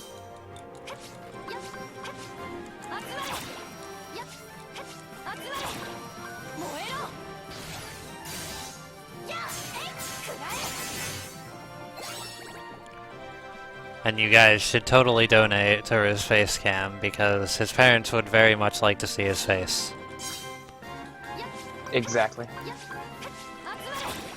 I'll also just chime in to say thanks to everyone who did stick around to continue watching this. It's nice to see this much interest in the Kingdom Hearts series. I think most runners would not have expected a consistent 800 plus viewers throughout the midnight shift.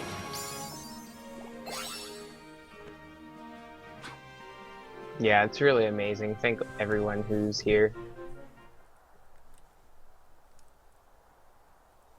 Thanks for the donations, thanks for sticking around, all that fun stuff.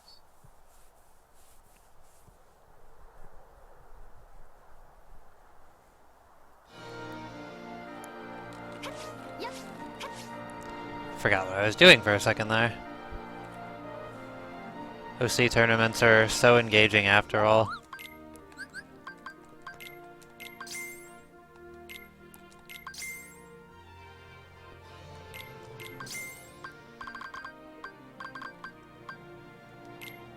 And right now I'm just selling anything in my deck that I notice I don't need.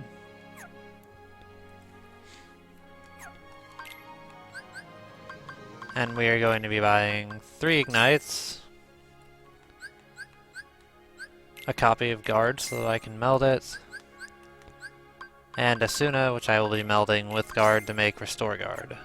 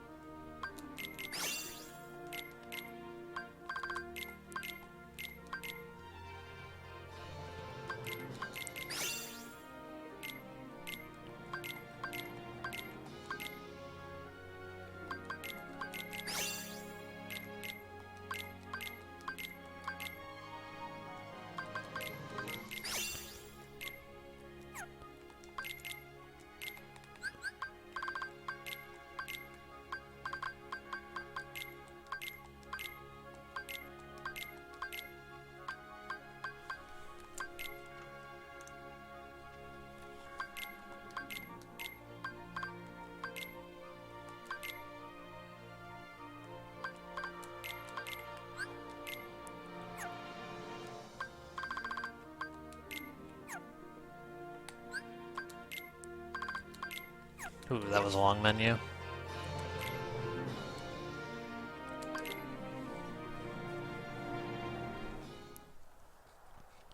Still not used to all these changes.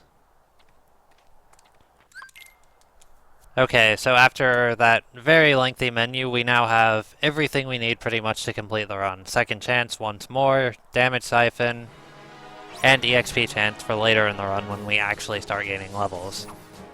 Which will actually not be in the main Aqua story.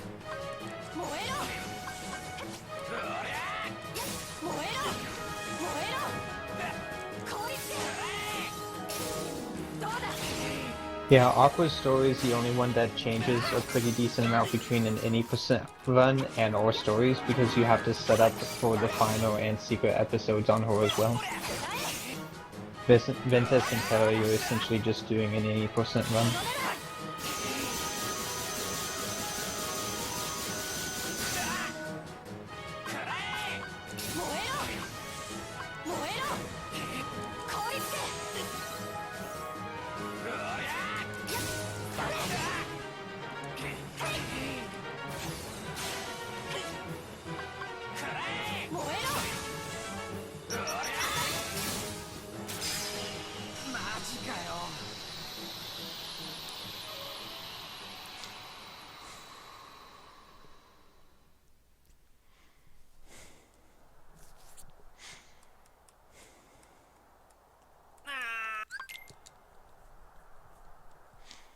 That was an insanely good Zack fight.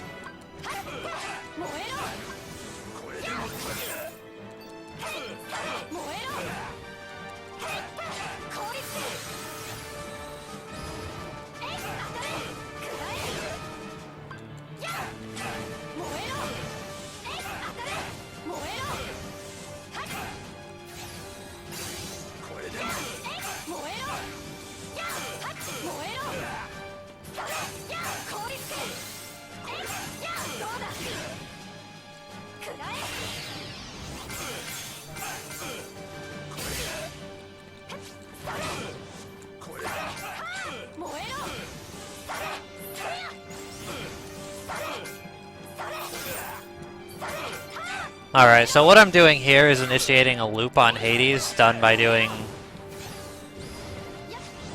2 combo hits followed by a command and not doing what I just did and doing 3 combo hits. Because basically Hades can use his desperation move at any time and it's bad. It's long, you can't hit him during it, and it's obnoxious. And I don't like seeing it. Yeah, at the very moment that you kill the Ice Colossus, Hades will attempt to start using his DM, and will try to use it throughout the fight as much as he can. That was the best fight. Oh my god. That Yeah, was only really one good. DM. The quick kill on Ice Colossus made up for the DM though.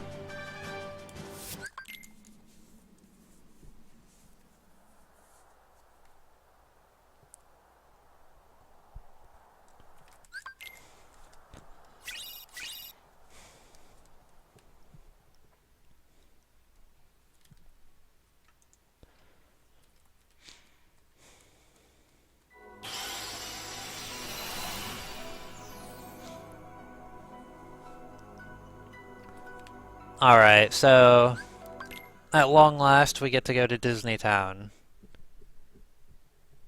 Which on the other characters we did first, but due to revisits and stuff in the other worlds, we decided to do it last in this route.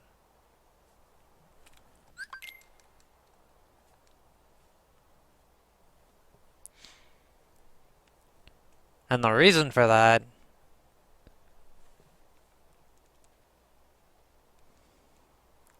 is so that we can turn around right here. And at long last pick up our 99 ice cream.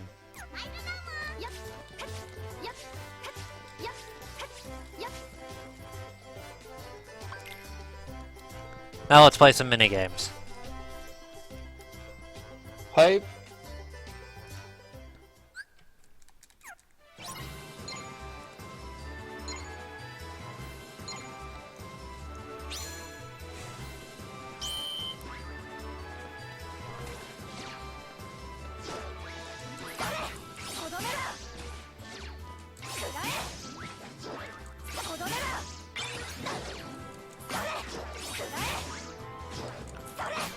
What the ice cream does is it puts you directly into the Spellweaver command style when you use it.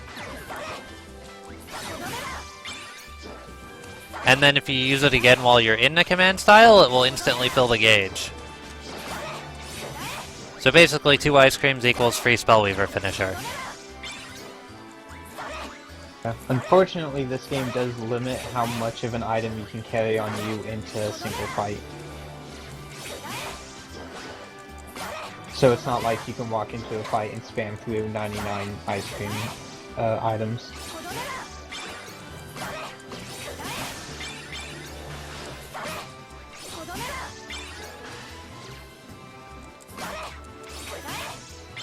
Yeah, so for the Ventus Maleficent fight was around 2 hours in, correct?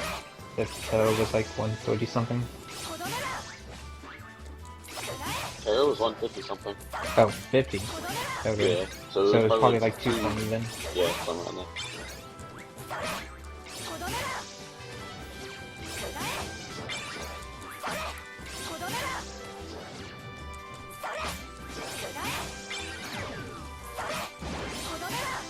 Actually, since it's all Ooh. hard right now, and I'm it's just destroying football. them. That gives me time to loot up key.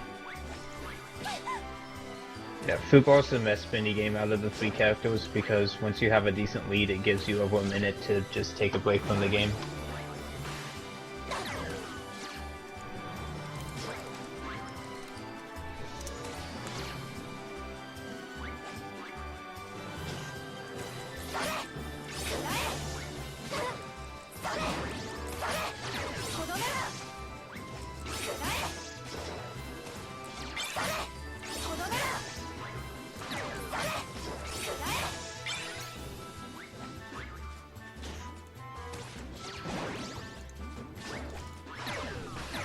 Oh.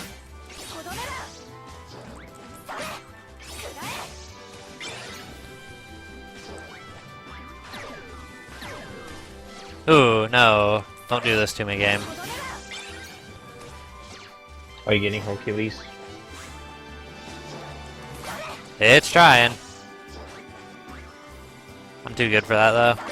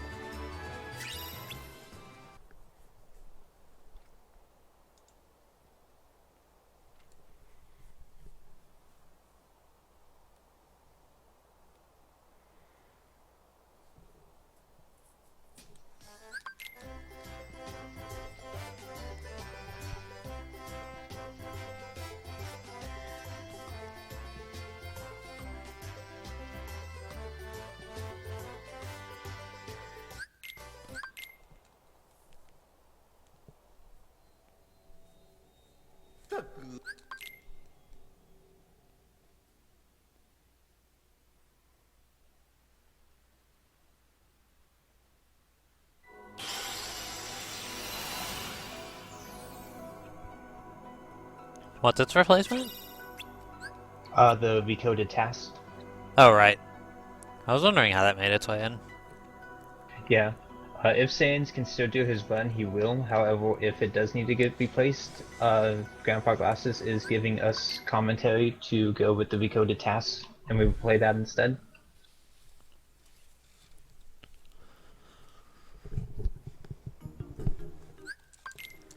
It's actually a pretty cool task, guys. I'm actually really impressed with how it turned out. Lots of really neat movement.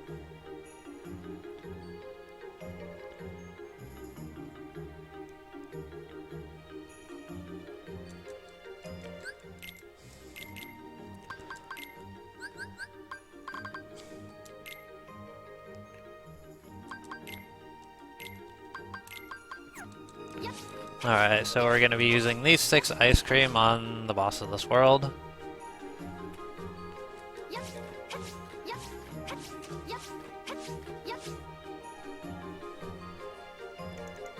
I should have menued a bit later.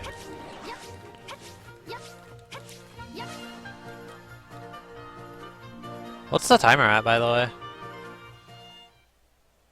5:25. Cool.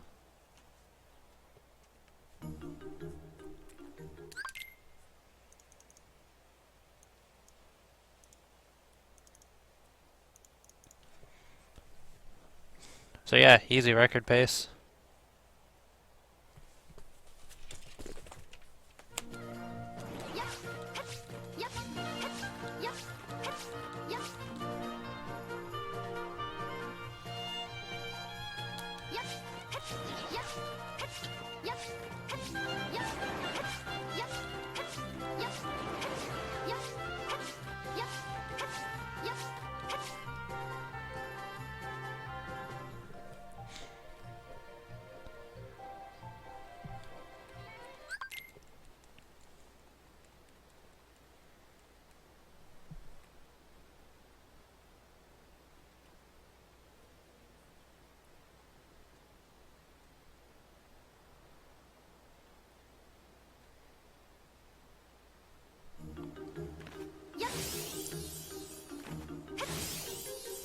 Well, you guys know who else is easy? No Heart.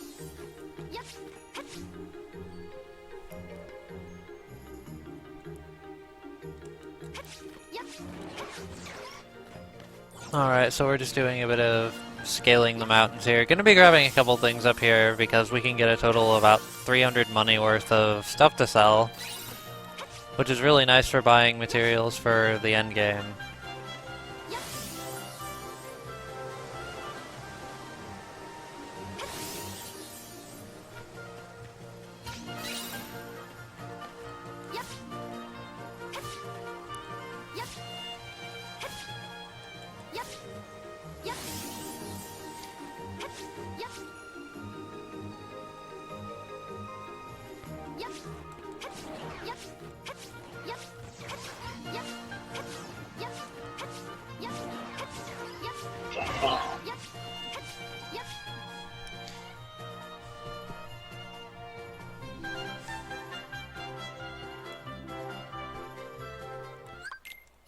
What is wrong with your keyboard? I'm pretty sure my thumb keeps tapping the glide pad and moving shit around.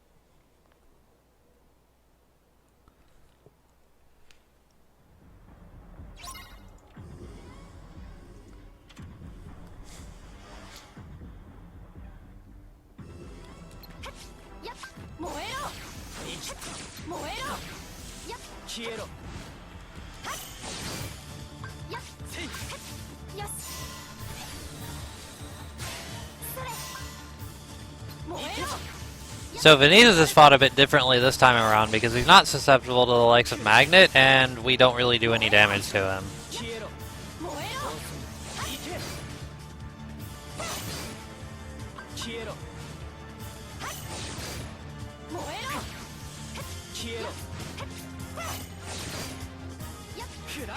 And I can't just use the Spellweaver finisher on him and have him die because unlike other bosses, he'll just teleport out of it in like 2 hits.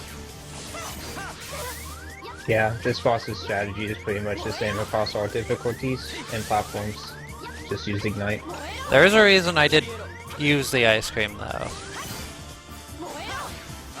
What we want here is for him to DM.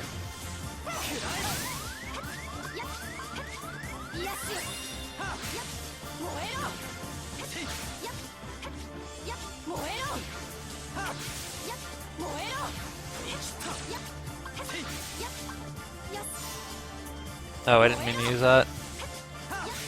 And when we refer to Vanitas' DM, we mean when he dives underground and then comes back up.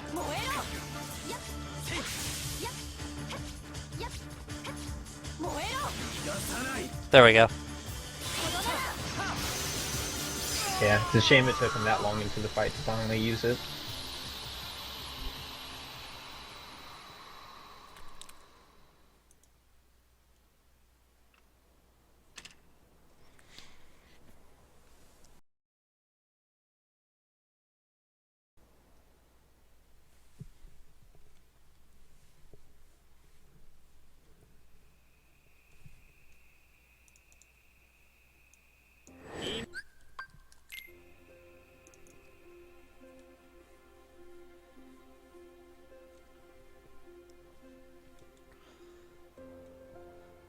We actually don't know the time for Ven's story right now, but I would imagine not.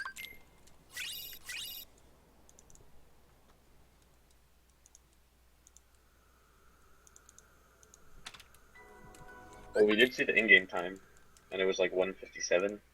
Ah.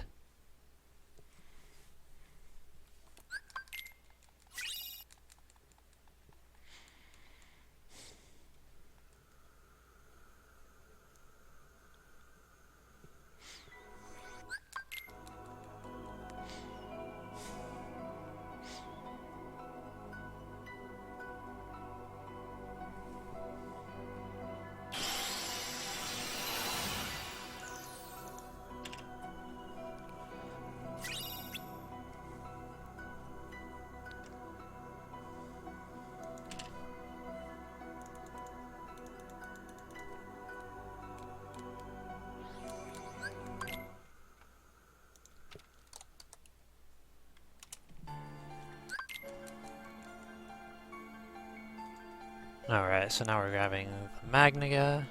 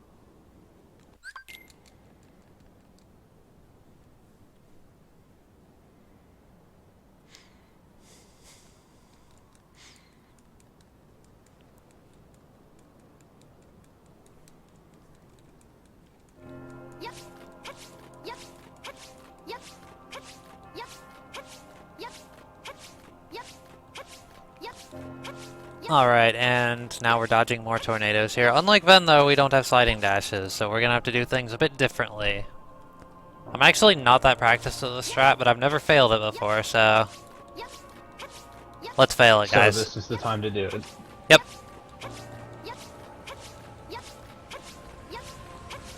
Get hype. Get hype for one more for the counter.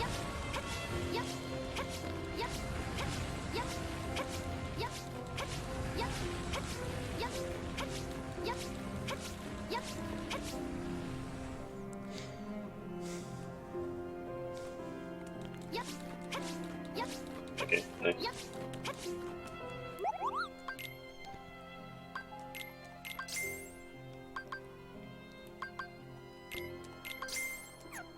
You have continued to not be accents.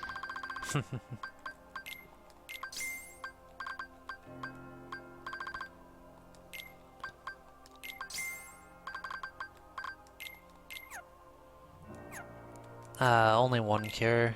I wouldn't happen to have some other stuff I can sell, would I? I guess I don't need 3 ignites. There we go. How much would the Moogle pay for 99 ice cream?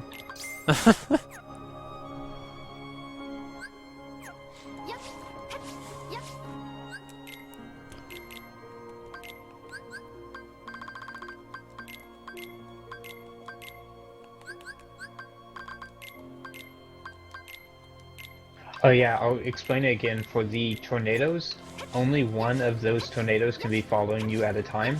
So by getting close to one of the later tornadoes, it resets the one that's currently following you. So you make the tornadoes that's following you end up resetting and going back, and then the next one doesn't have time to catch up before you get past it.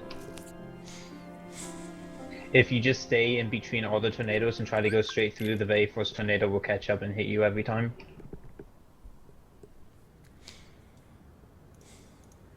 Unless you're Terra. If you're Terra, your slide is broken and you can just dash through.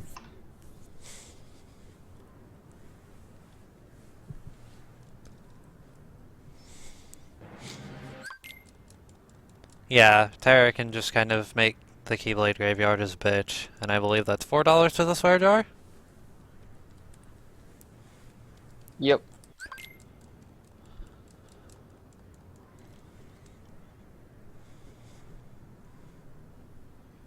I'm assuming you're covering my spell for Terra since I couldn't let you get through that story without it. Sure.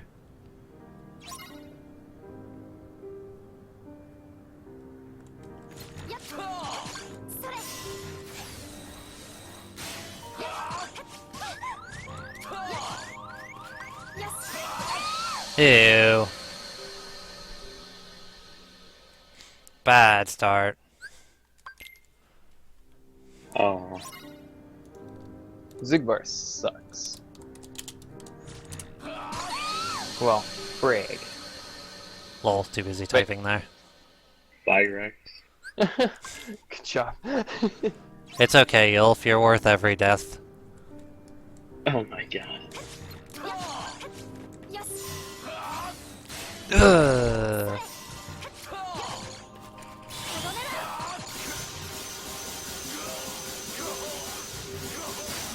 Ooh, I got the swag one again. I did equip a Store Barrier, right? That was dead. Oh yeah, I did, because I used it on Vanitas,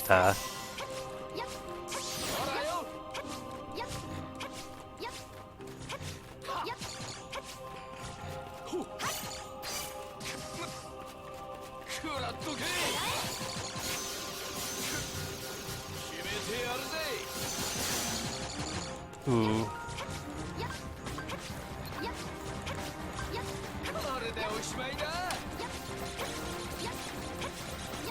Yeah, it's really unfortunate that during this DM that Blake is using right now, he hovers just high enough that Spellweaver won't hit him. Otherwise, you could just destroy him during this attack. He always follows up his DM with more charges though, which is really nice.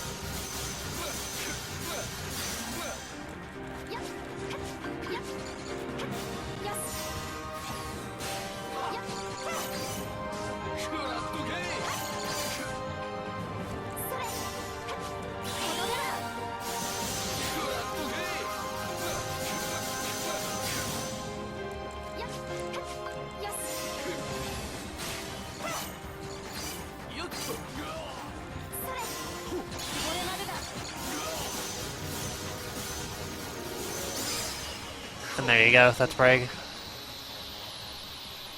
Nice fight. Good job.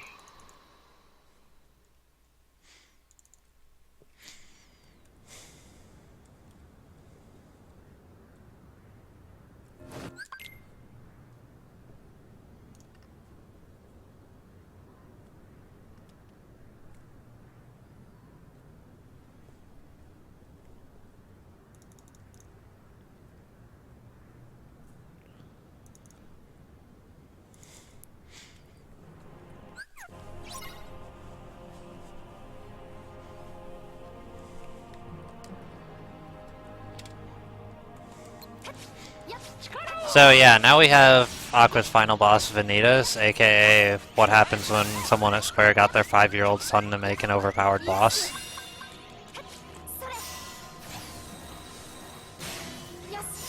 He's black and evil and has an attack where he flies around the screen, and yeah.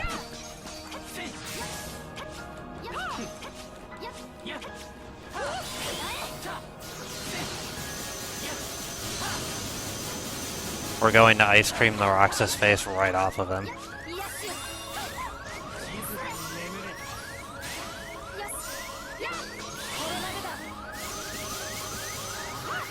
Wait, do I still have Destiny's Embrace on?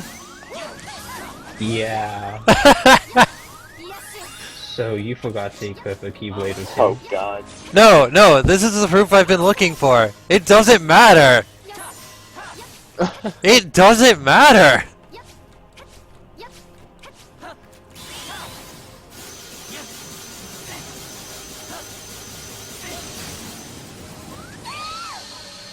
Wow.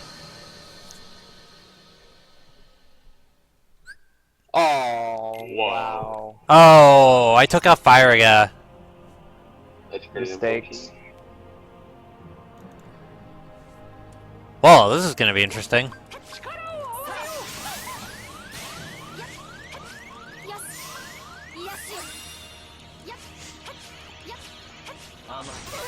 So yeah, let that be the proof I've been looking for. Keyblade does not matter with the XP0. So the ability you took all had Leaf Bracer on it? No, combo life. Whatever it is in Oh. English. Once more. Is that it? Once more a second chance. I think. Yeah, I know it's one of the Actually- two, but it's combo life. It's the one that lets you live through combos. I think that's second Like chance. that one. Yeah, I'm fairly certain that's second chance. Yeah, Yeah. that's second chance. As we explained earlier with how the command system in this game works, that when you mode a command, the ability is equipped to that command until you max the ability. Or until you max the command out. So because Silver unequipped the file that had second chance, he lost second chance. No, Mickey, no.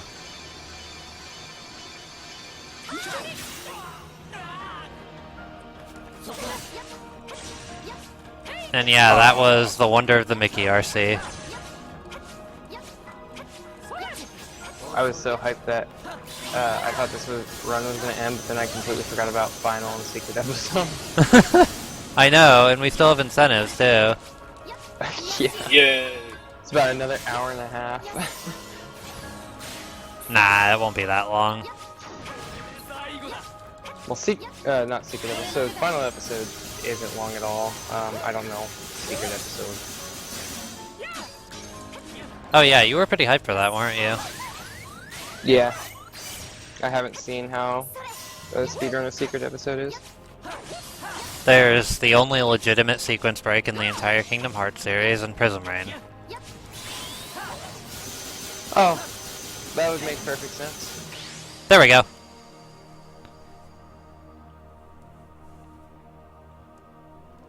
Nice. Nice. Do that you was a know pretty what your decent one. Aqua PB is, so we can look at the final time as you're saving it? It's on the leaderboard. I'll check.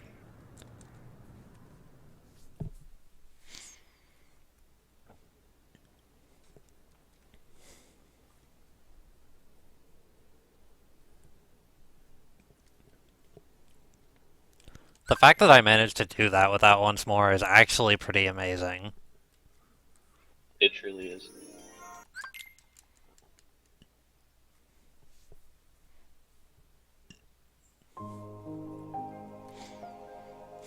There's no way that was a PB.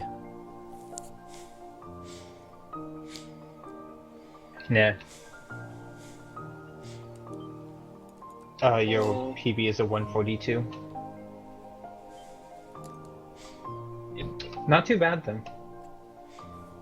All things considered, yeah. Plus 2 safety saves.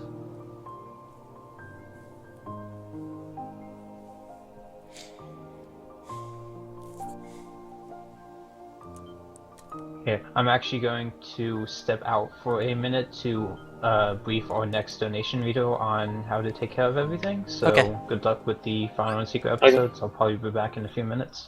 Okay. Okay. Also, guys, Oh. can I get a round of equip fire go? Yep.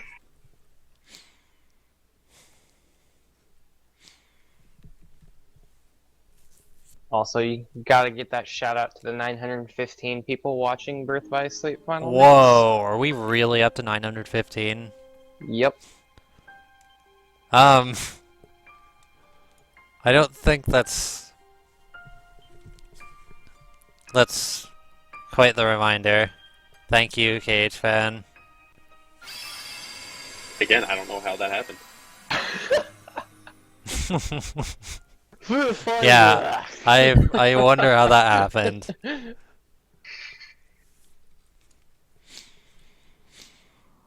Go drunk, Cage fan. You're home.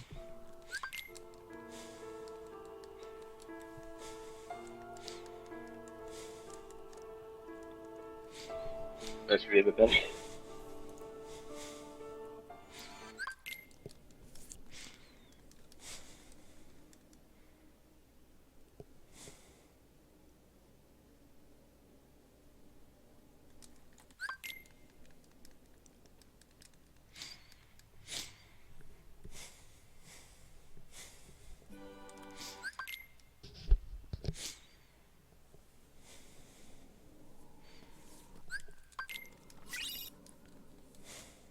Alright guys, so we're out to fight Terranort, and little known fact, Xehanort is actually very, very fatally weak to Ice Cream. And that's actually why Roxas and Axel and Cheon couldn't be members of Organization 13. So we're going to exploit that weakness of Ice Cream.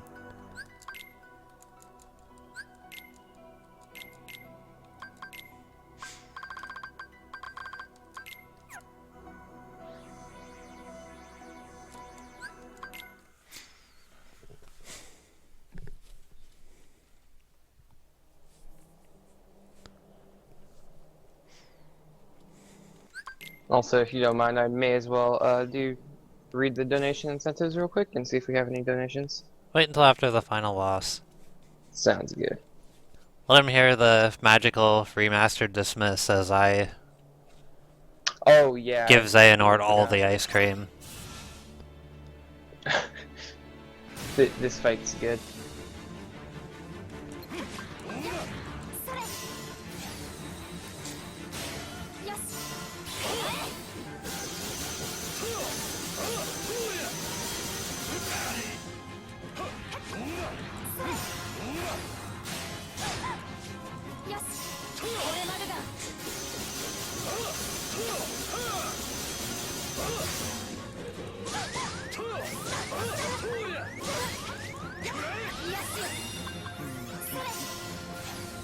Oh, you want to heal?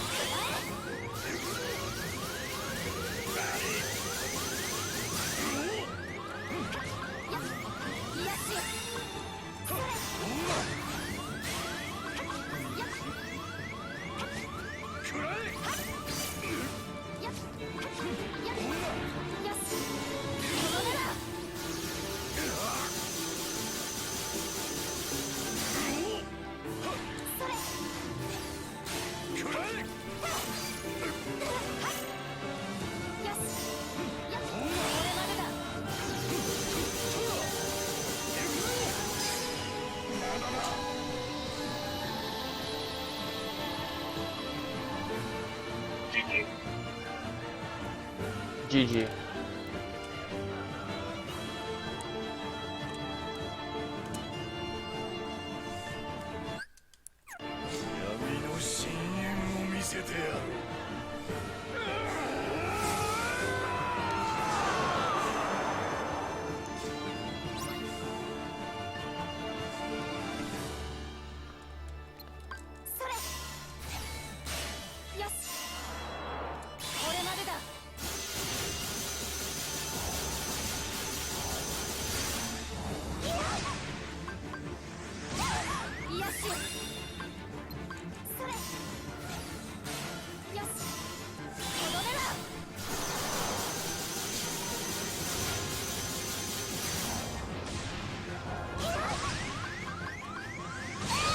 What? How'd that kill me? Oh no, I know how that killed me. Okay, so I need to be at full health for that. This game is so dumb. Aw. Well, at least you don't have to go through the first fight again. That's a plus.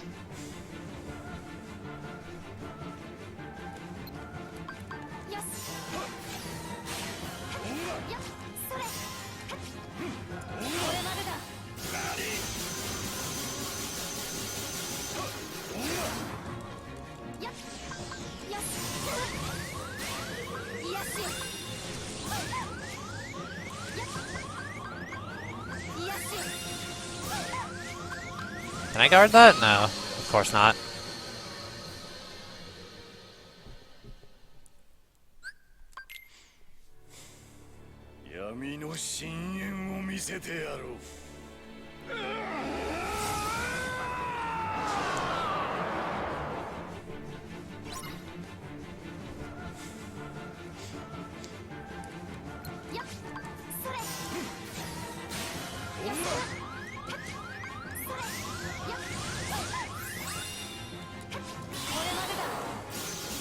I think I just outlined Square's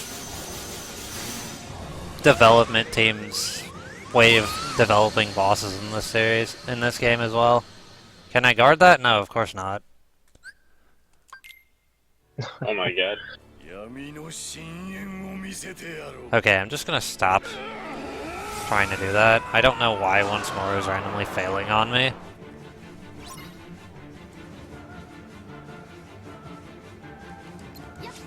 It counts as 2 hits. When he grabs you and takes you up, it takes you down.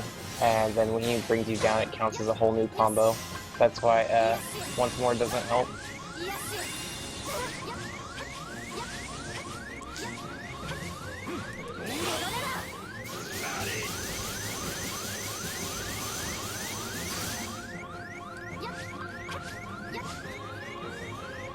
I'm just gonna assume I can't guard that.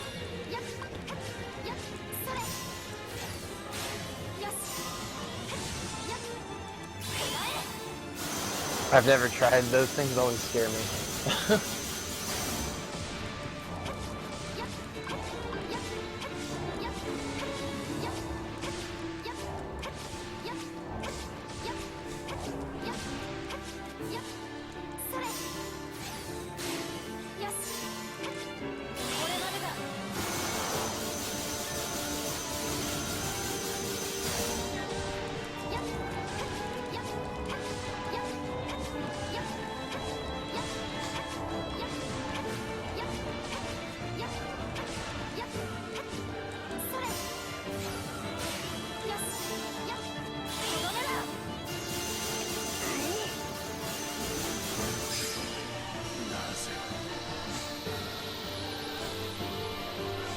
Good Xehanort fight. Yeah, nice. I'm actually kind of sad. I was trying to go for the swag finish there, but Aqua wouldn't stop killing him. Xehanort is too weak to ice cream. So you would have gotten sub 6 if this was regular BBS?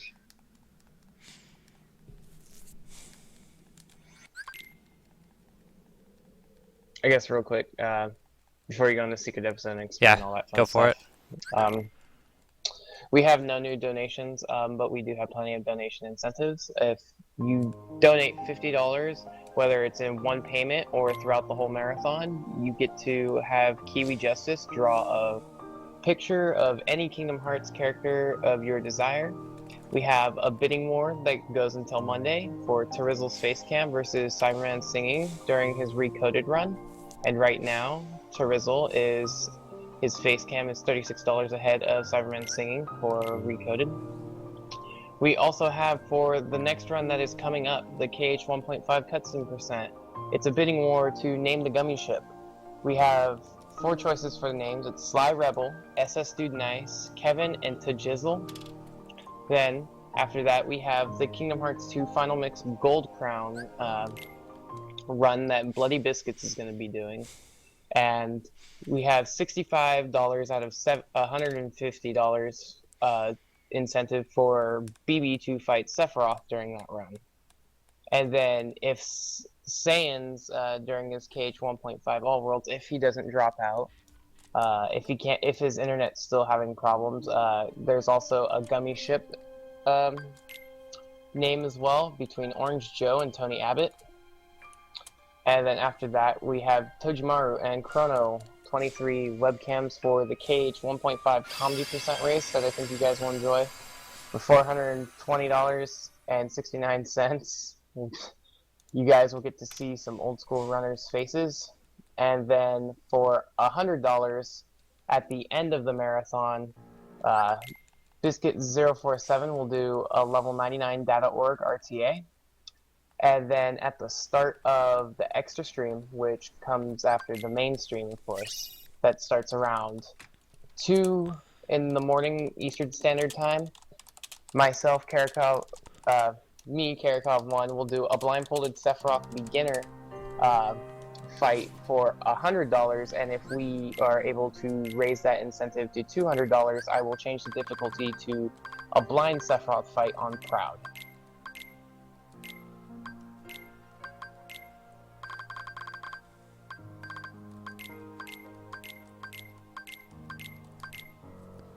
Alright, am I doing everything right? Want double fight on.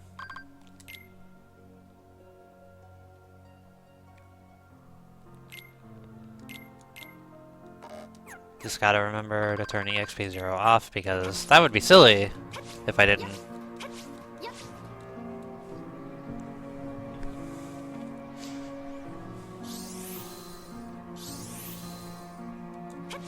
Also, I'm not clarifying which Sephiroth I'll be doing.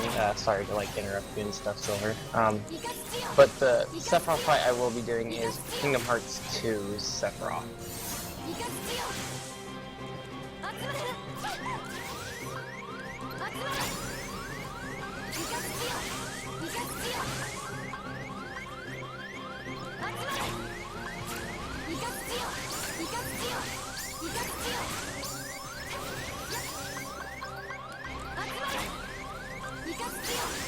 So, what level do you grind to here?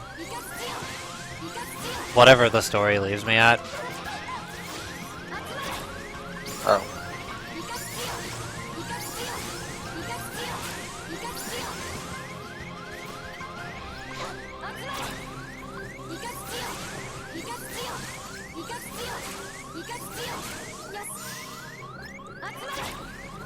I used an ice cream, good job.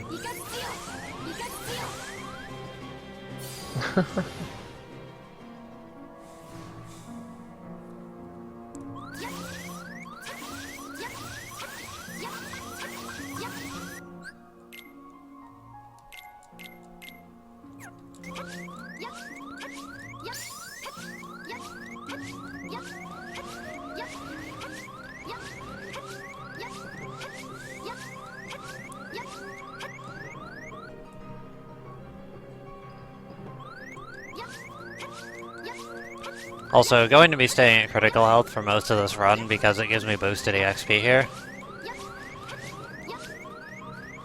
And Heartless, unlike Unversed, give all the EXP and CP you would ever need in your life. So we're going to be abusing that. 1,000 viewer hype. Yo, nice. For Birth by Sleep.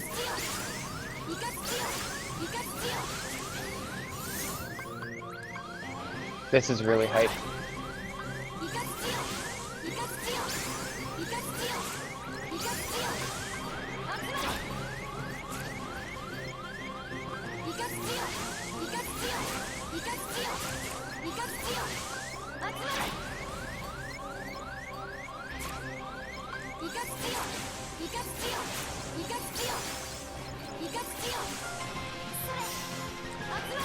I really need to stop using ice cream.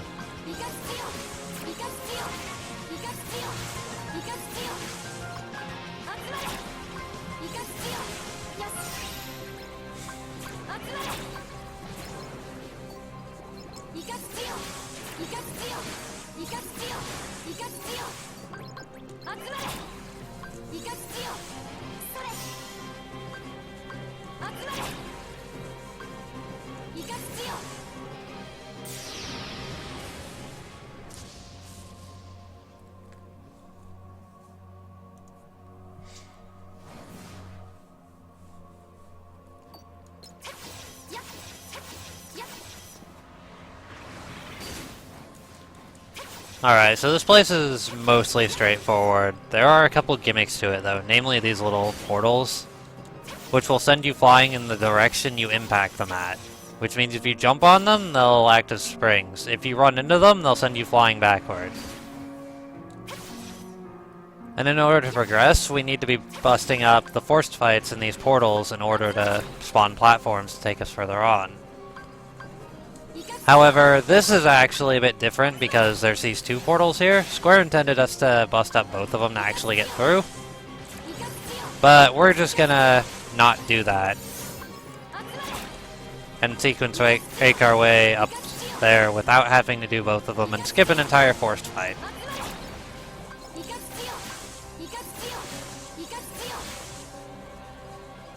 It's not the most interesting looking thing, but it's interesting because it's one of the few actually utilized in a run glitches or sequence breaks in the KH series.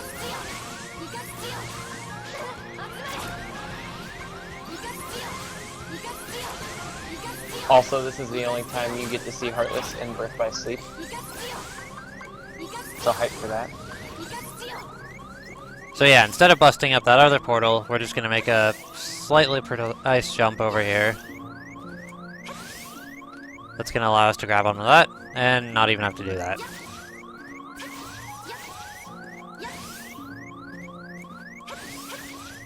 Let's get a round of applause for Square's dev team, guys.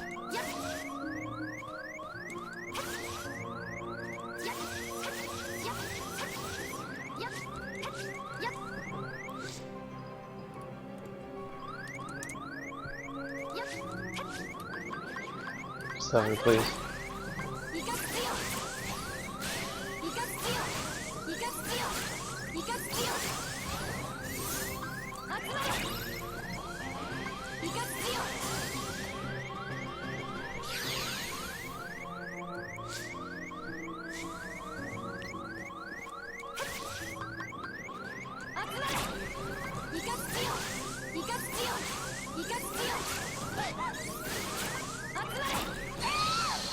Also, dark balls are cool.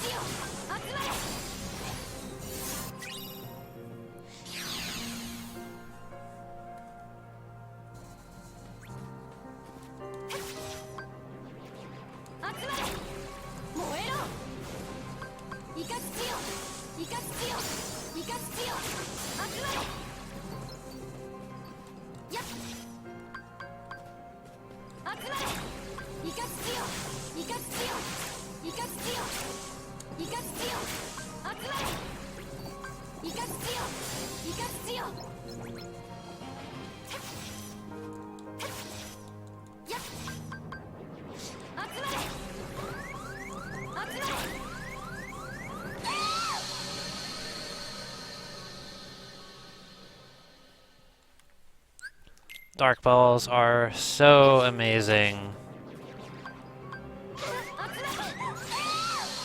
Oh my god.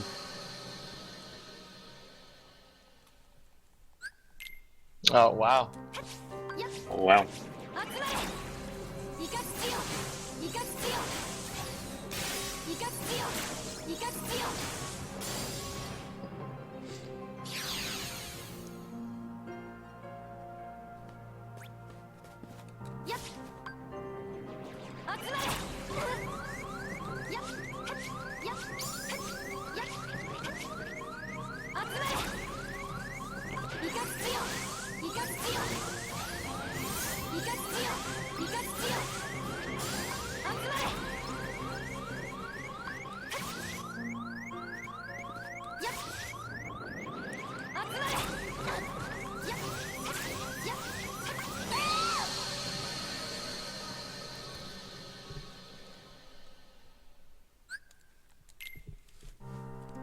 Oh my god. Dark Balls, why do you exist?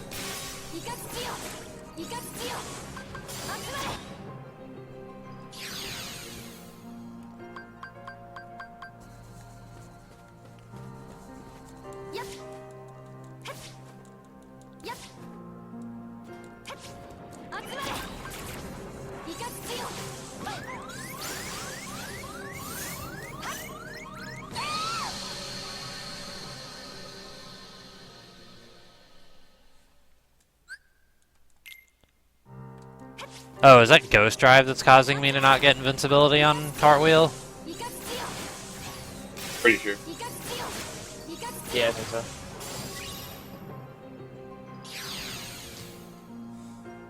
so. Yeah, I'm pretty sure Ghost Drive and Sky Climber don't give you invincibility when you do like dashes and shit. Well, I know about Sky Climber.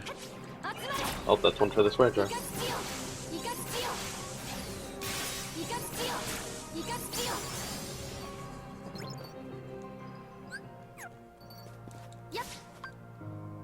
It's okay, now that I know that, it won't happen again.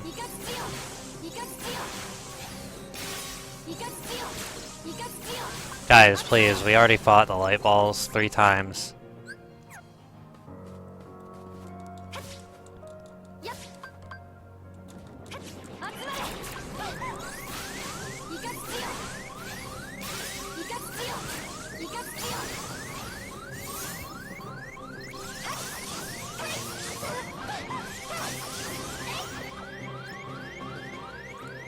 I was so worried there. That was scary. Ooh, Dark Balls.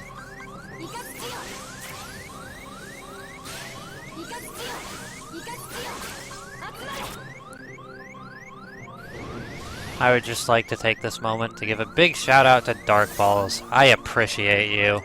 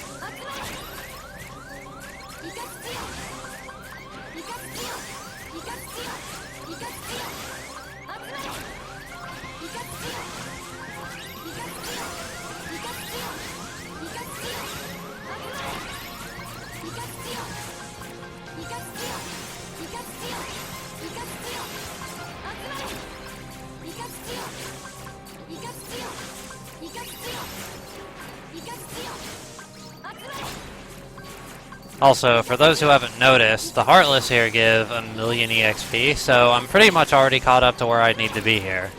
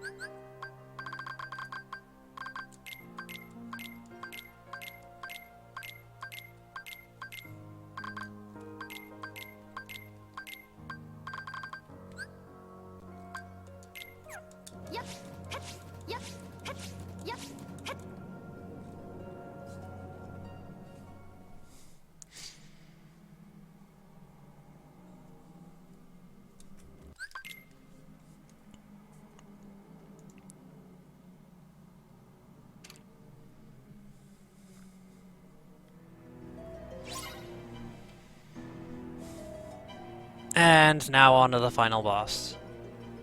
Okay, I'll start getting ready on time.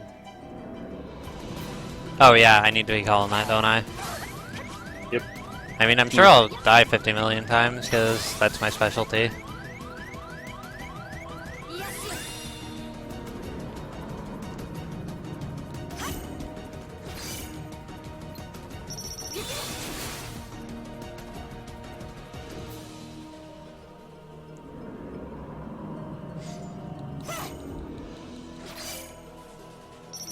Prism Rain.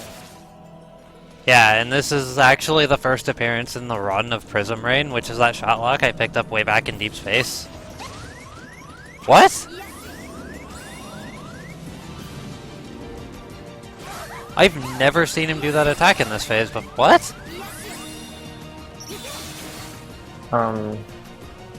Okay. Yeah, He was doing attacks that he shouldn't have done until this phase. I know. That was pretty confusing. I swear, this never happens, guys.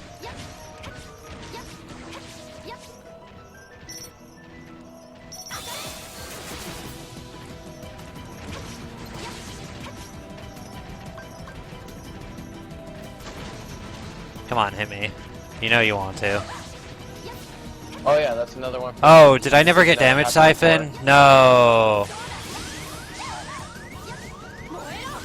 Oh god. Oh. That's bad.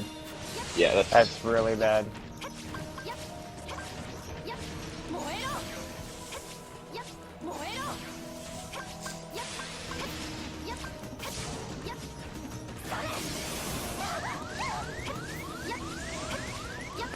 So this fight's gonna be really, really slow.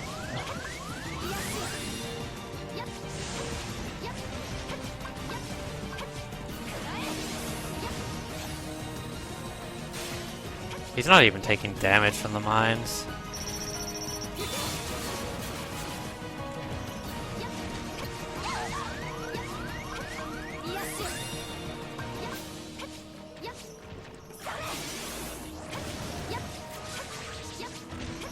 I get command gauge for him though, so we're good.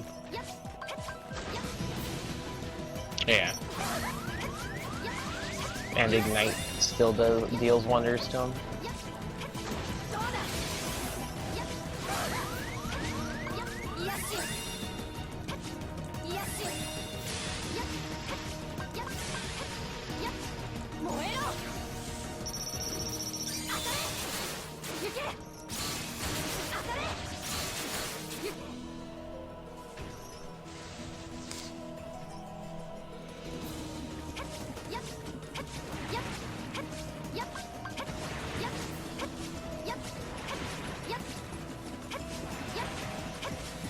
Also, LSD trip mode activate. LSD trip mode.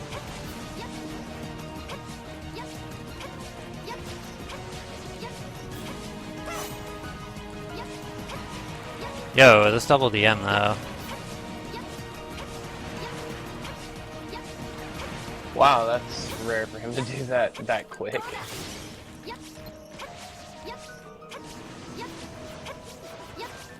Come on, dude, you know you want me. There you go.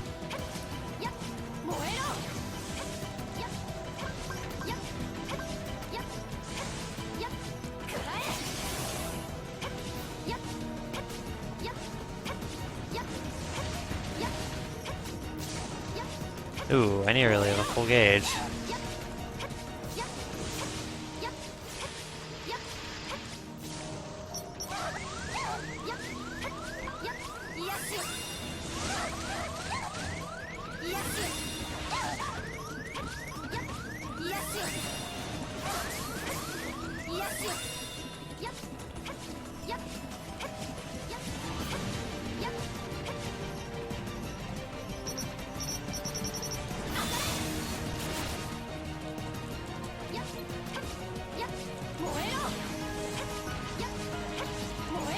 Gotta say, I'm kinda terrified now.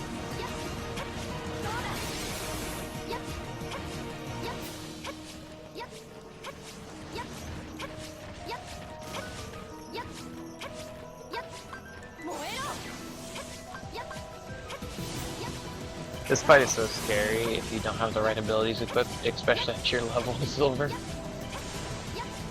The right items and abilities. It's And by okay, guys. items, I At mean least I'm not in command deck. Ghost Drive. Yeah.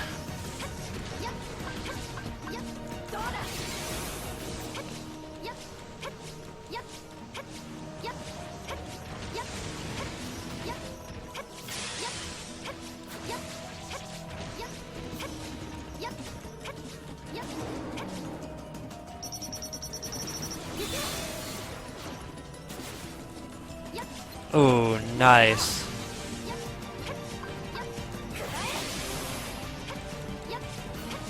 Come on, let's go.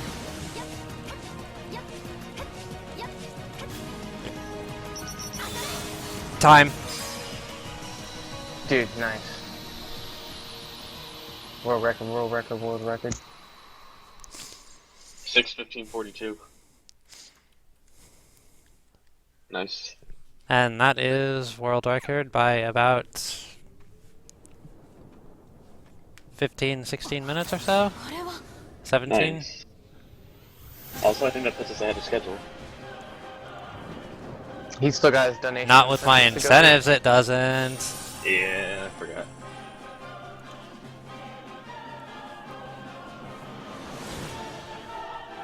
Guys, get hype for BBS Volume 2.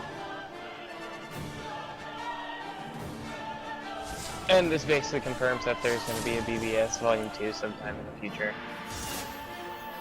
God damn it.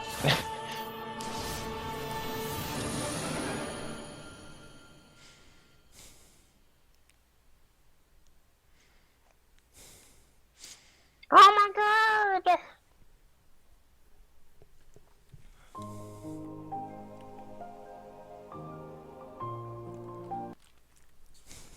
Alright, now let's die to the bosses you guys paid for me to die to.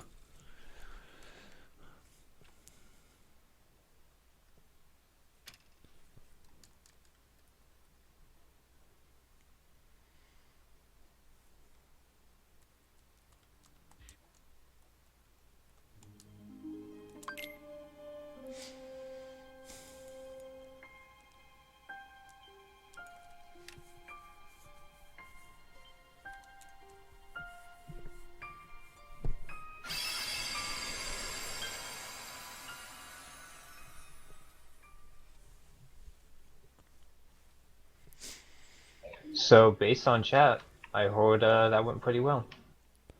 Yeah, No, probably. I forgot to equip Liziga sometime between in the secret episode because I didn't realize that Damage Siphon was on it, so I didn't have Damage Siphon for Under the Dark. Oh, well then. But still record, so Yep. that's what I was referring to. So that fight was Yeah. literally about 10x longer than it could have been. Well, if it makes you feel better, even with all of this, it looks like your run is getting us back on schedule pretty well.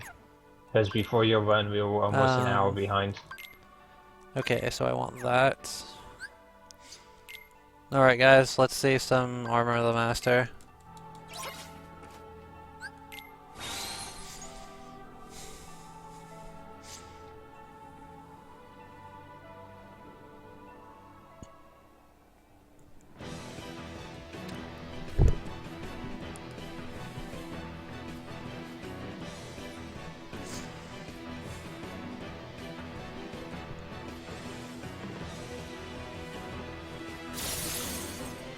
Also, the music to this fight is just amazing.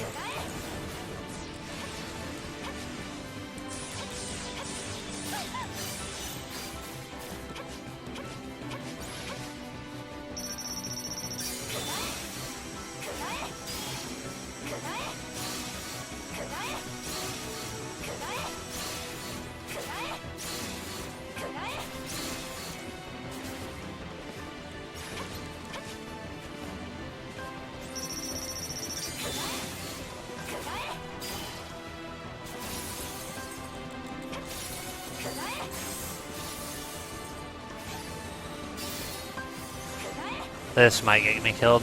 Oh cool, I lived. Dude, nice.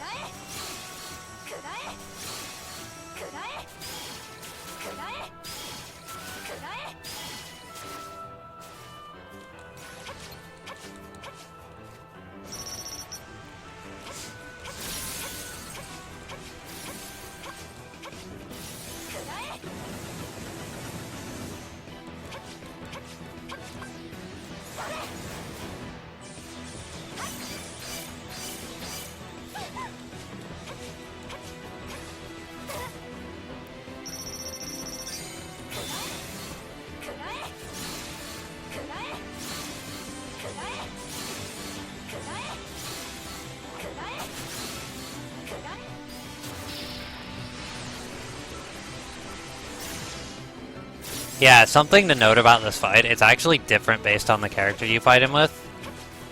His moveset is completely different because it pulls commands from, or attacks rather, from various command styles on the character you're playing. And his DM, which in this case is what he's doing right now, is also completely different.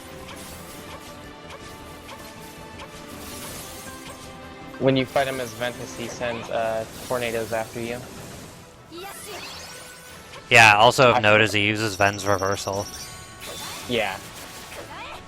I forgot what he does to Terra for his DM. I think it's the meteors. Yeah, he chains Terra, sends a meteor down, and you have to slide dash past it. Okay.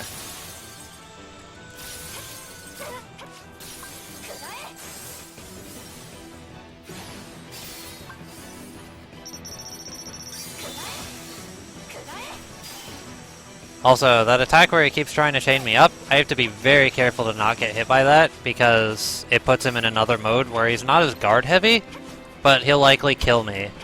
It completely changes his moveset when he actually hits with it. He becomes like 2 times stronger than he already is now in that moveset.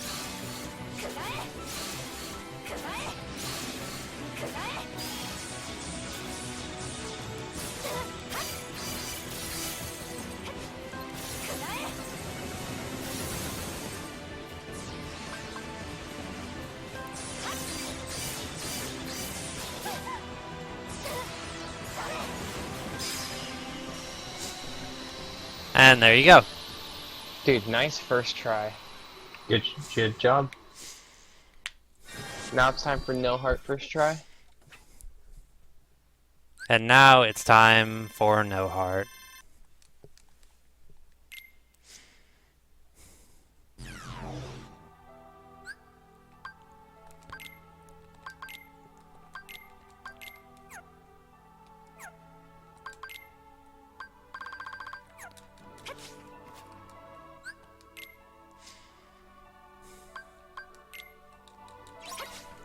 You guys are not ready for what is about to happen.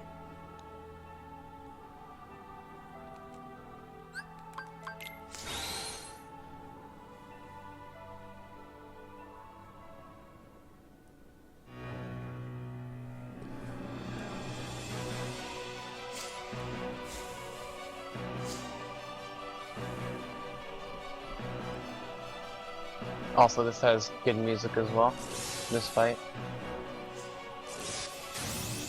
Oh, look who it is.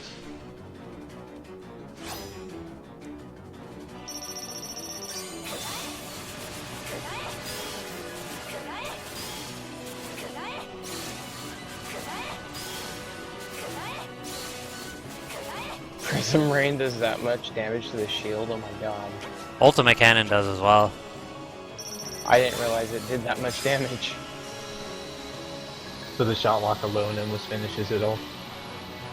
I should have AXP0 on. I wouldn't have done damage to Armor of the Master without it.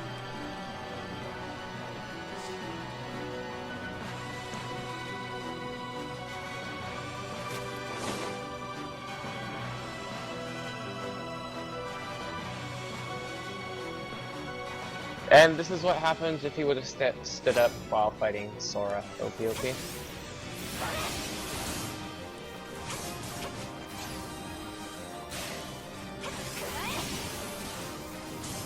Did you guys know if you add an X in No Heart, it spells out Xehanort? Spoilers! Half-Life 3 confirmed. Half-Life 3 confirmed. Frozen and KH3 confirmed. What was the space in Xehanort's name? You can't just get rid of that. It's Nomura. Oh no! That's cheating. No. No! Aww. Ah! That was such That's a good unfortunate. fight, too.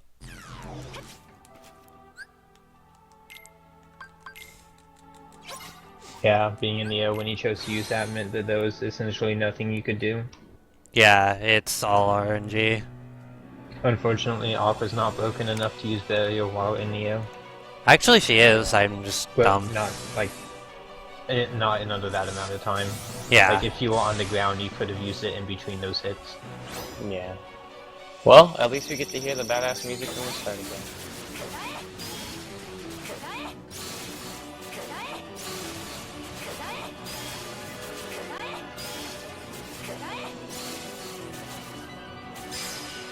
That one prism rain shot. Oh wow. They Oh, killed wow. it with one. That's amazing. One prism rain. Did it Alright, all. guys, now let's not die this time.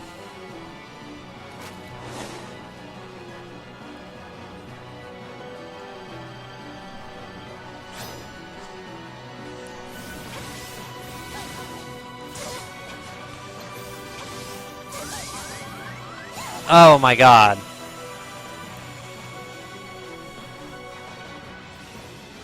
Wow, the RNG. That's ridiculous. Yeah, if he decides to use projectiles while you do that initial jump, you're pretty much dead. I think I'm gonna start just not jumping right away.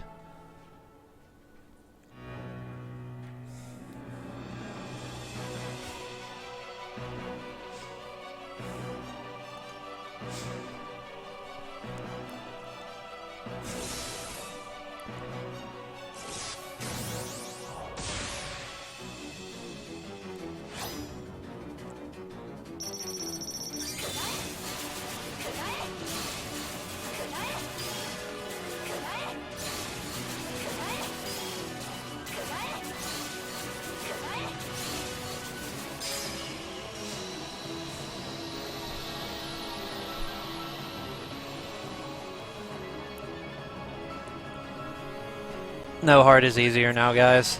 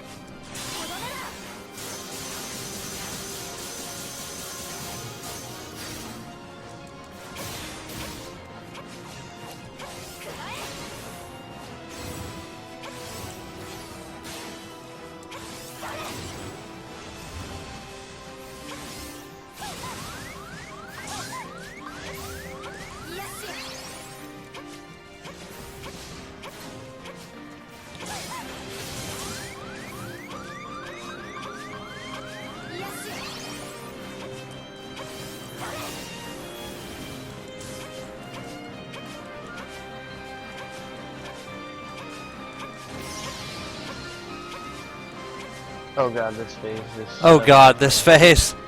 Oh, God. Oh god. No heart, please stop.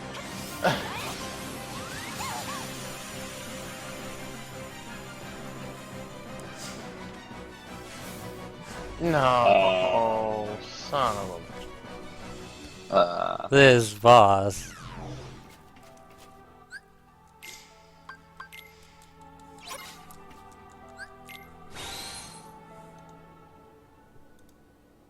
God. That phase was just ridiculous.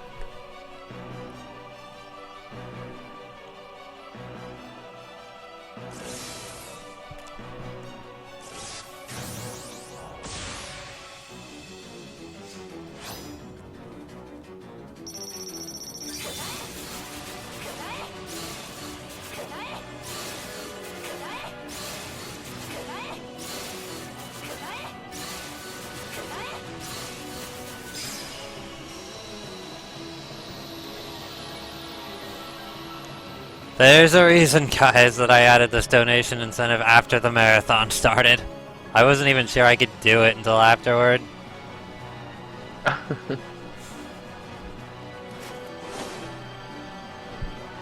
I'm just getting such bad RNG though.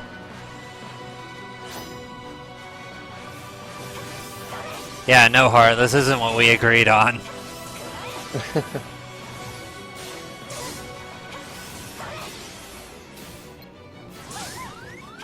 No heart, please.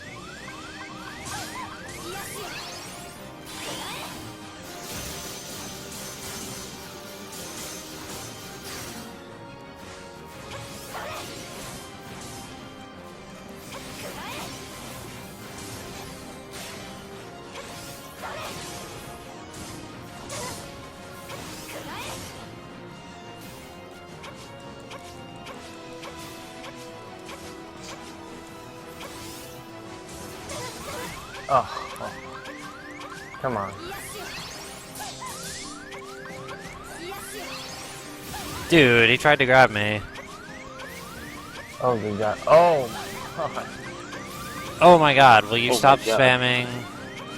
Oh my god. Stop.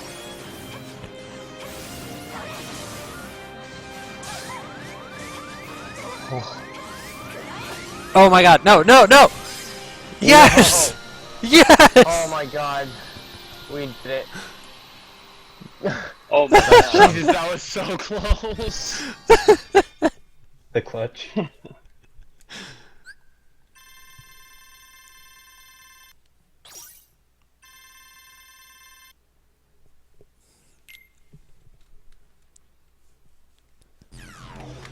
And that's no heart in 2.5.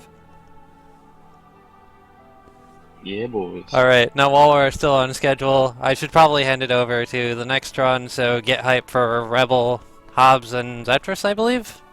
Yep. Good luck, Yep. guys. Good luck to you guys.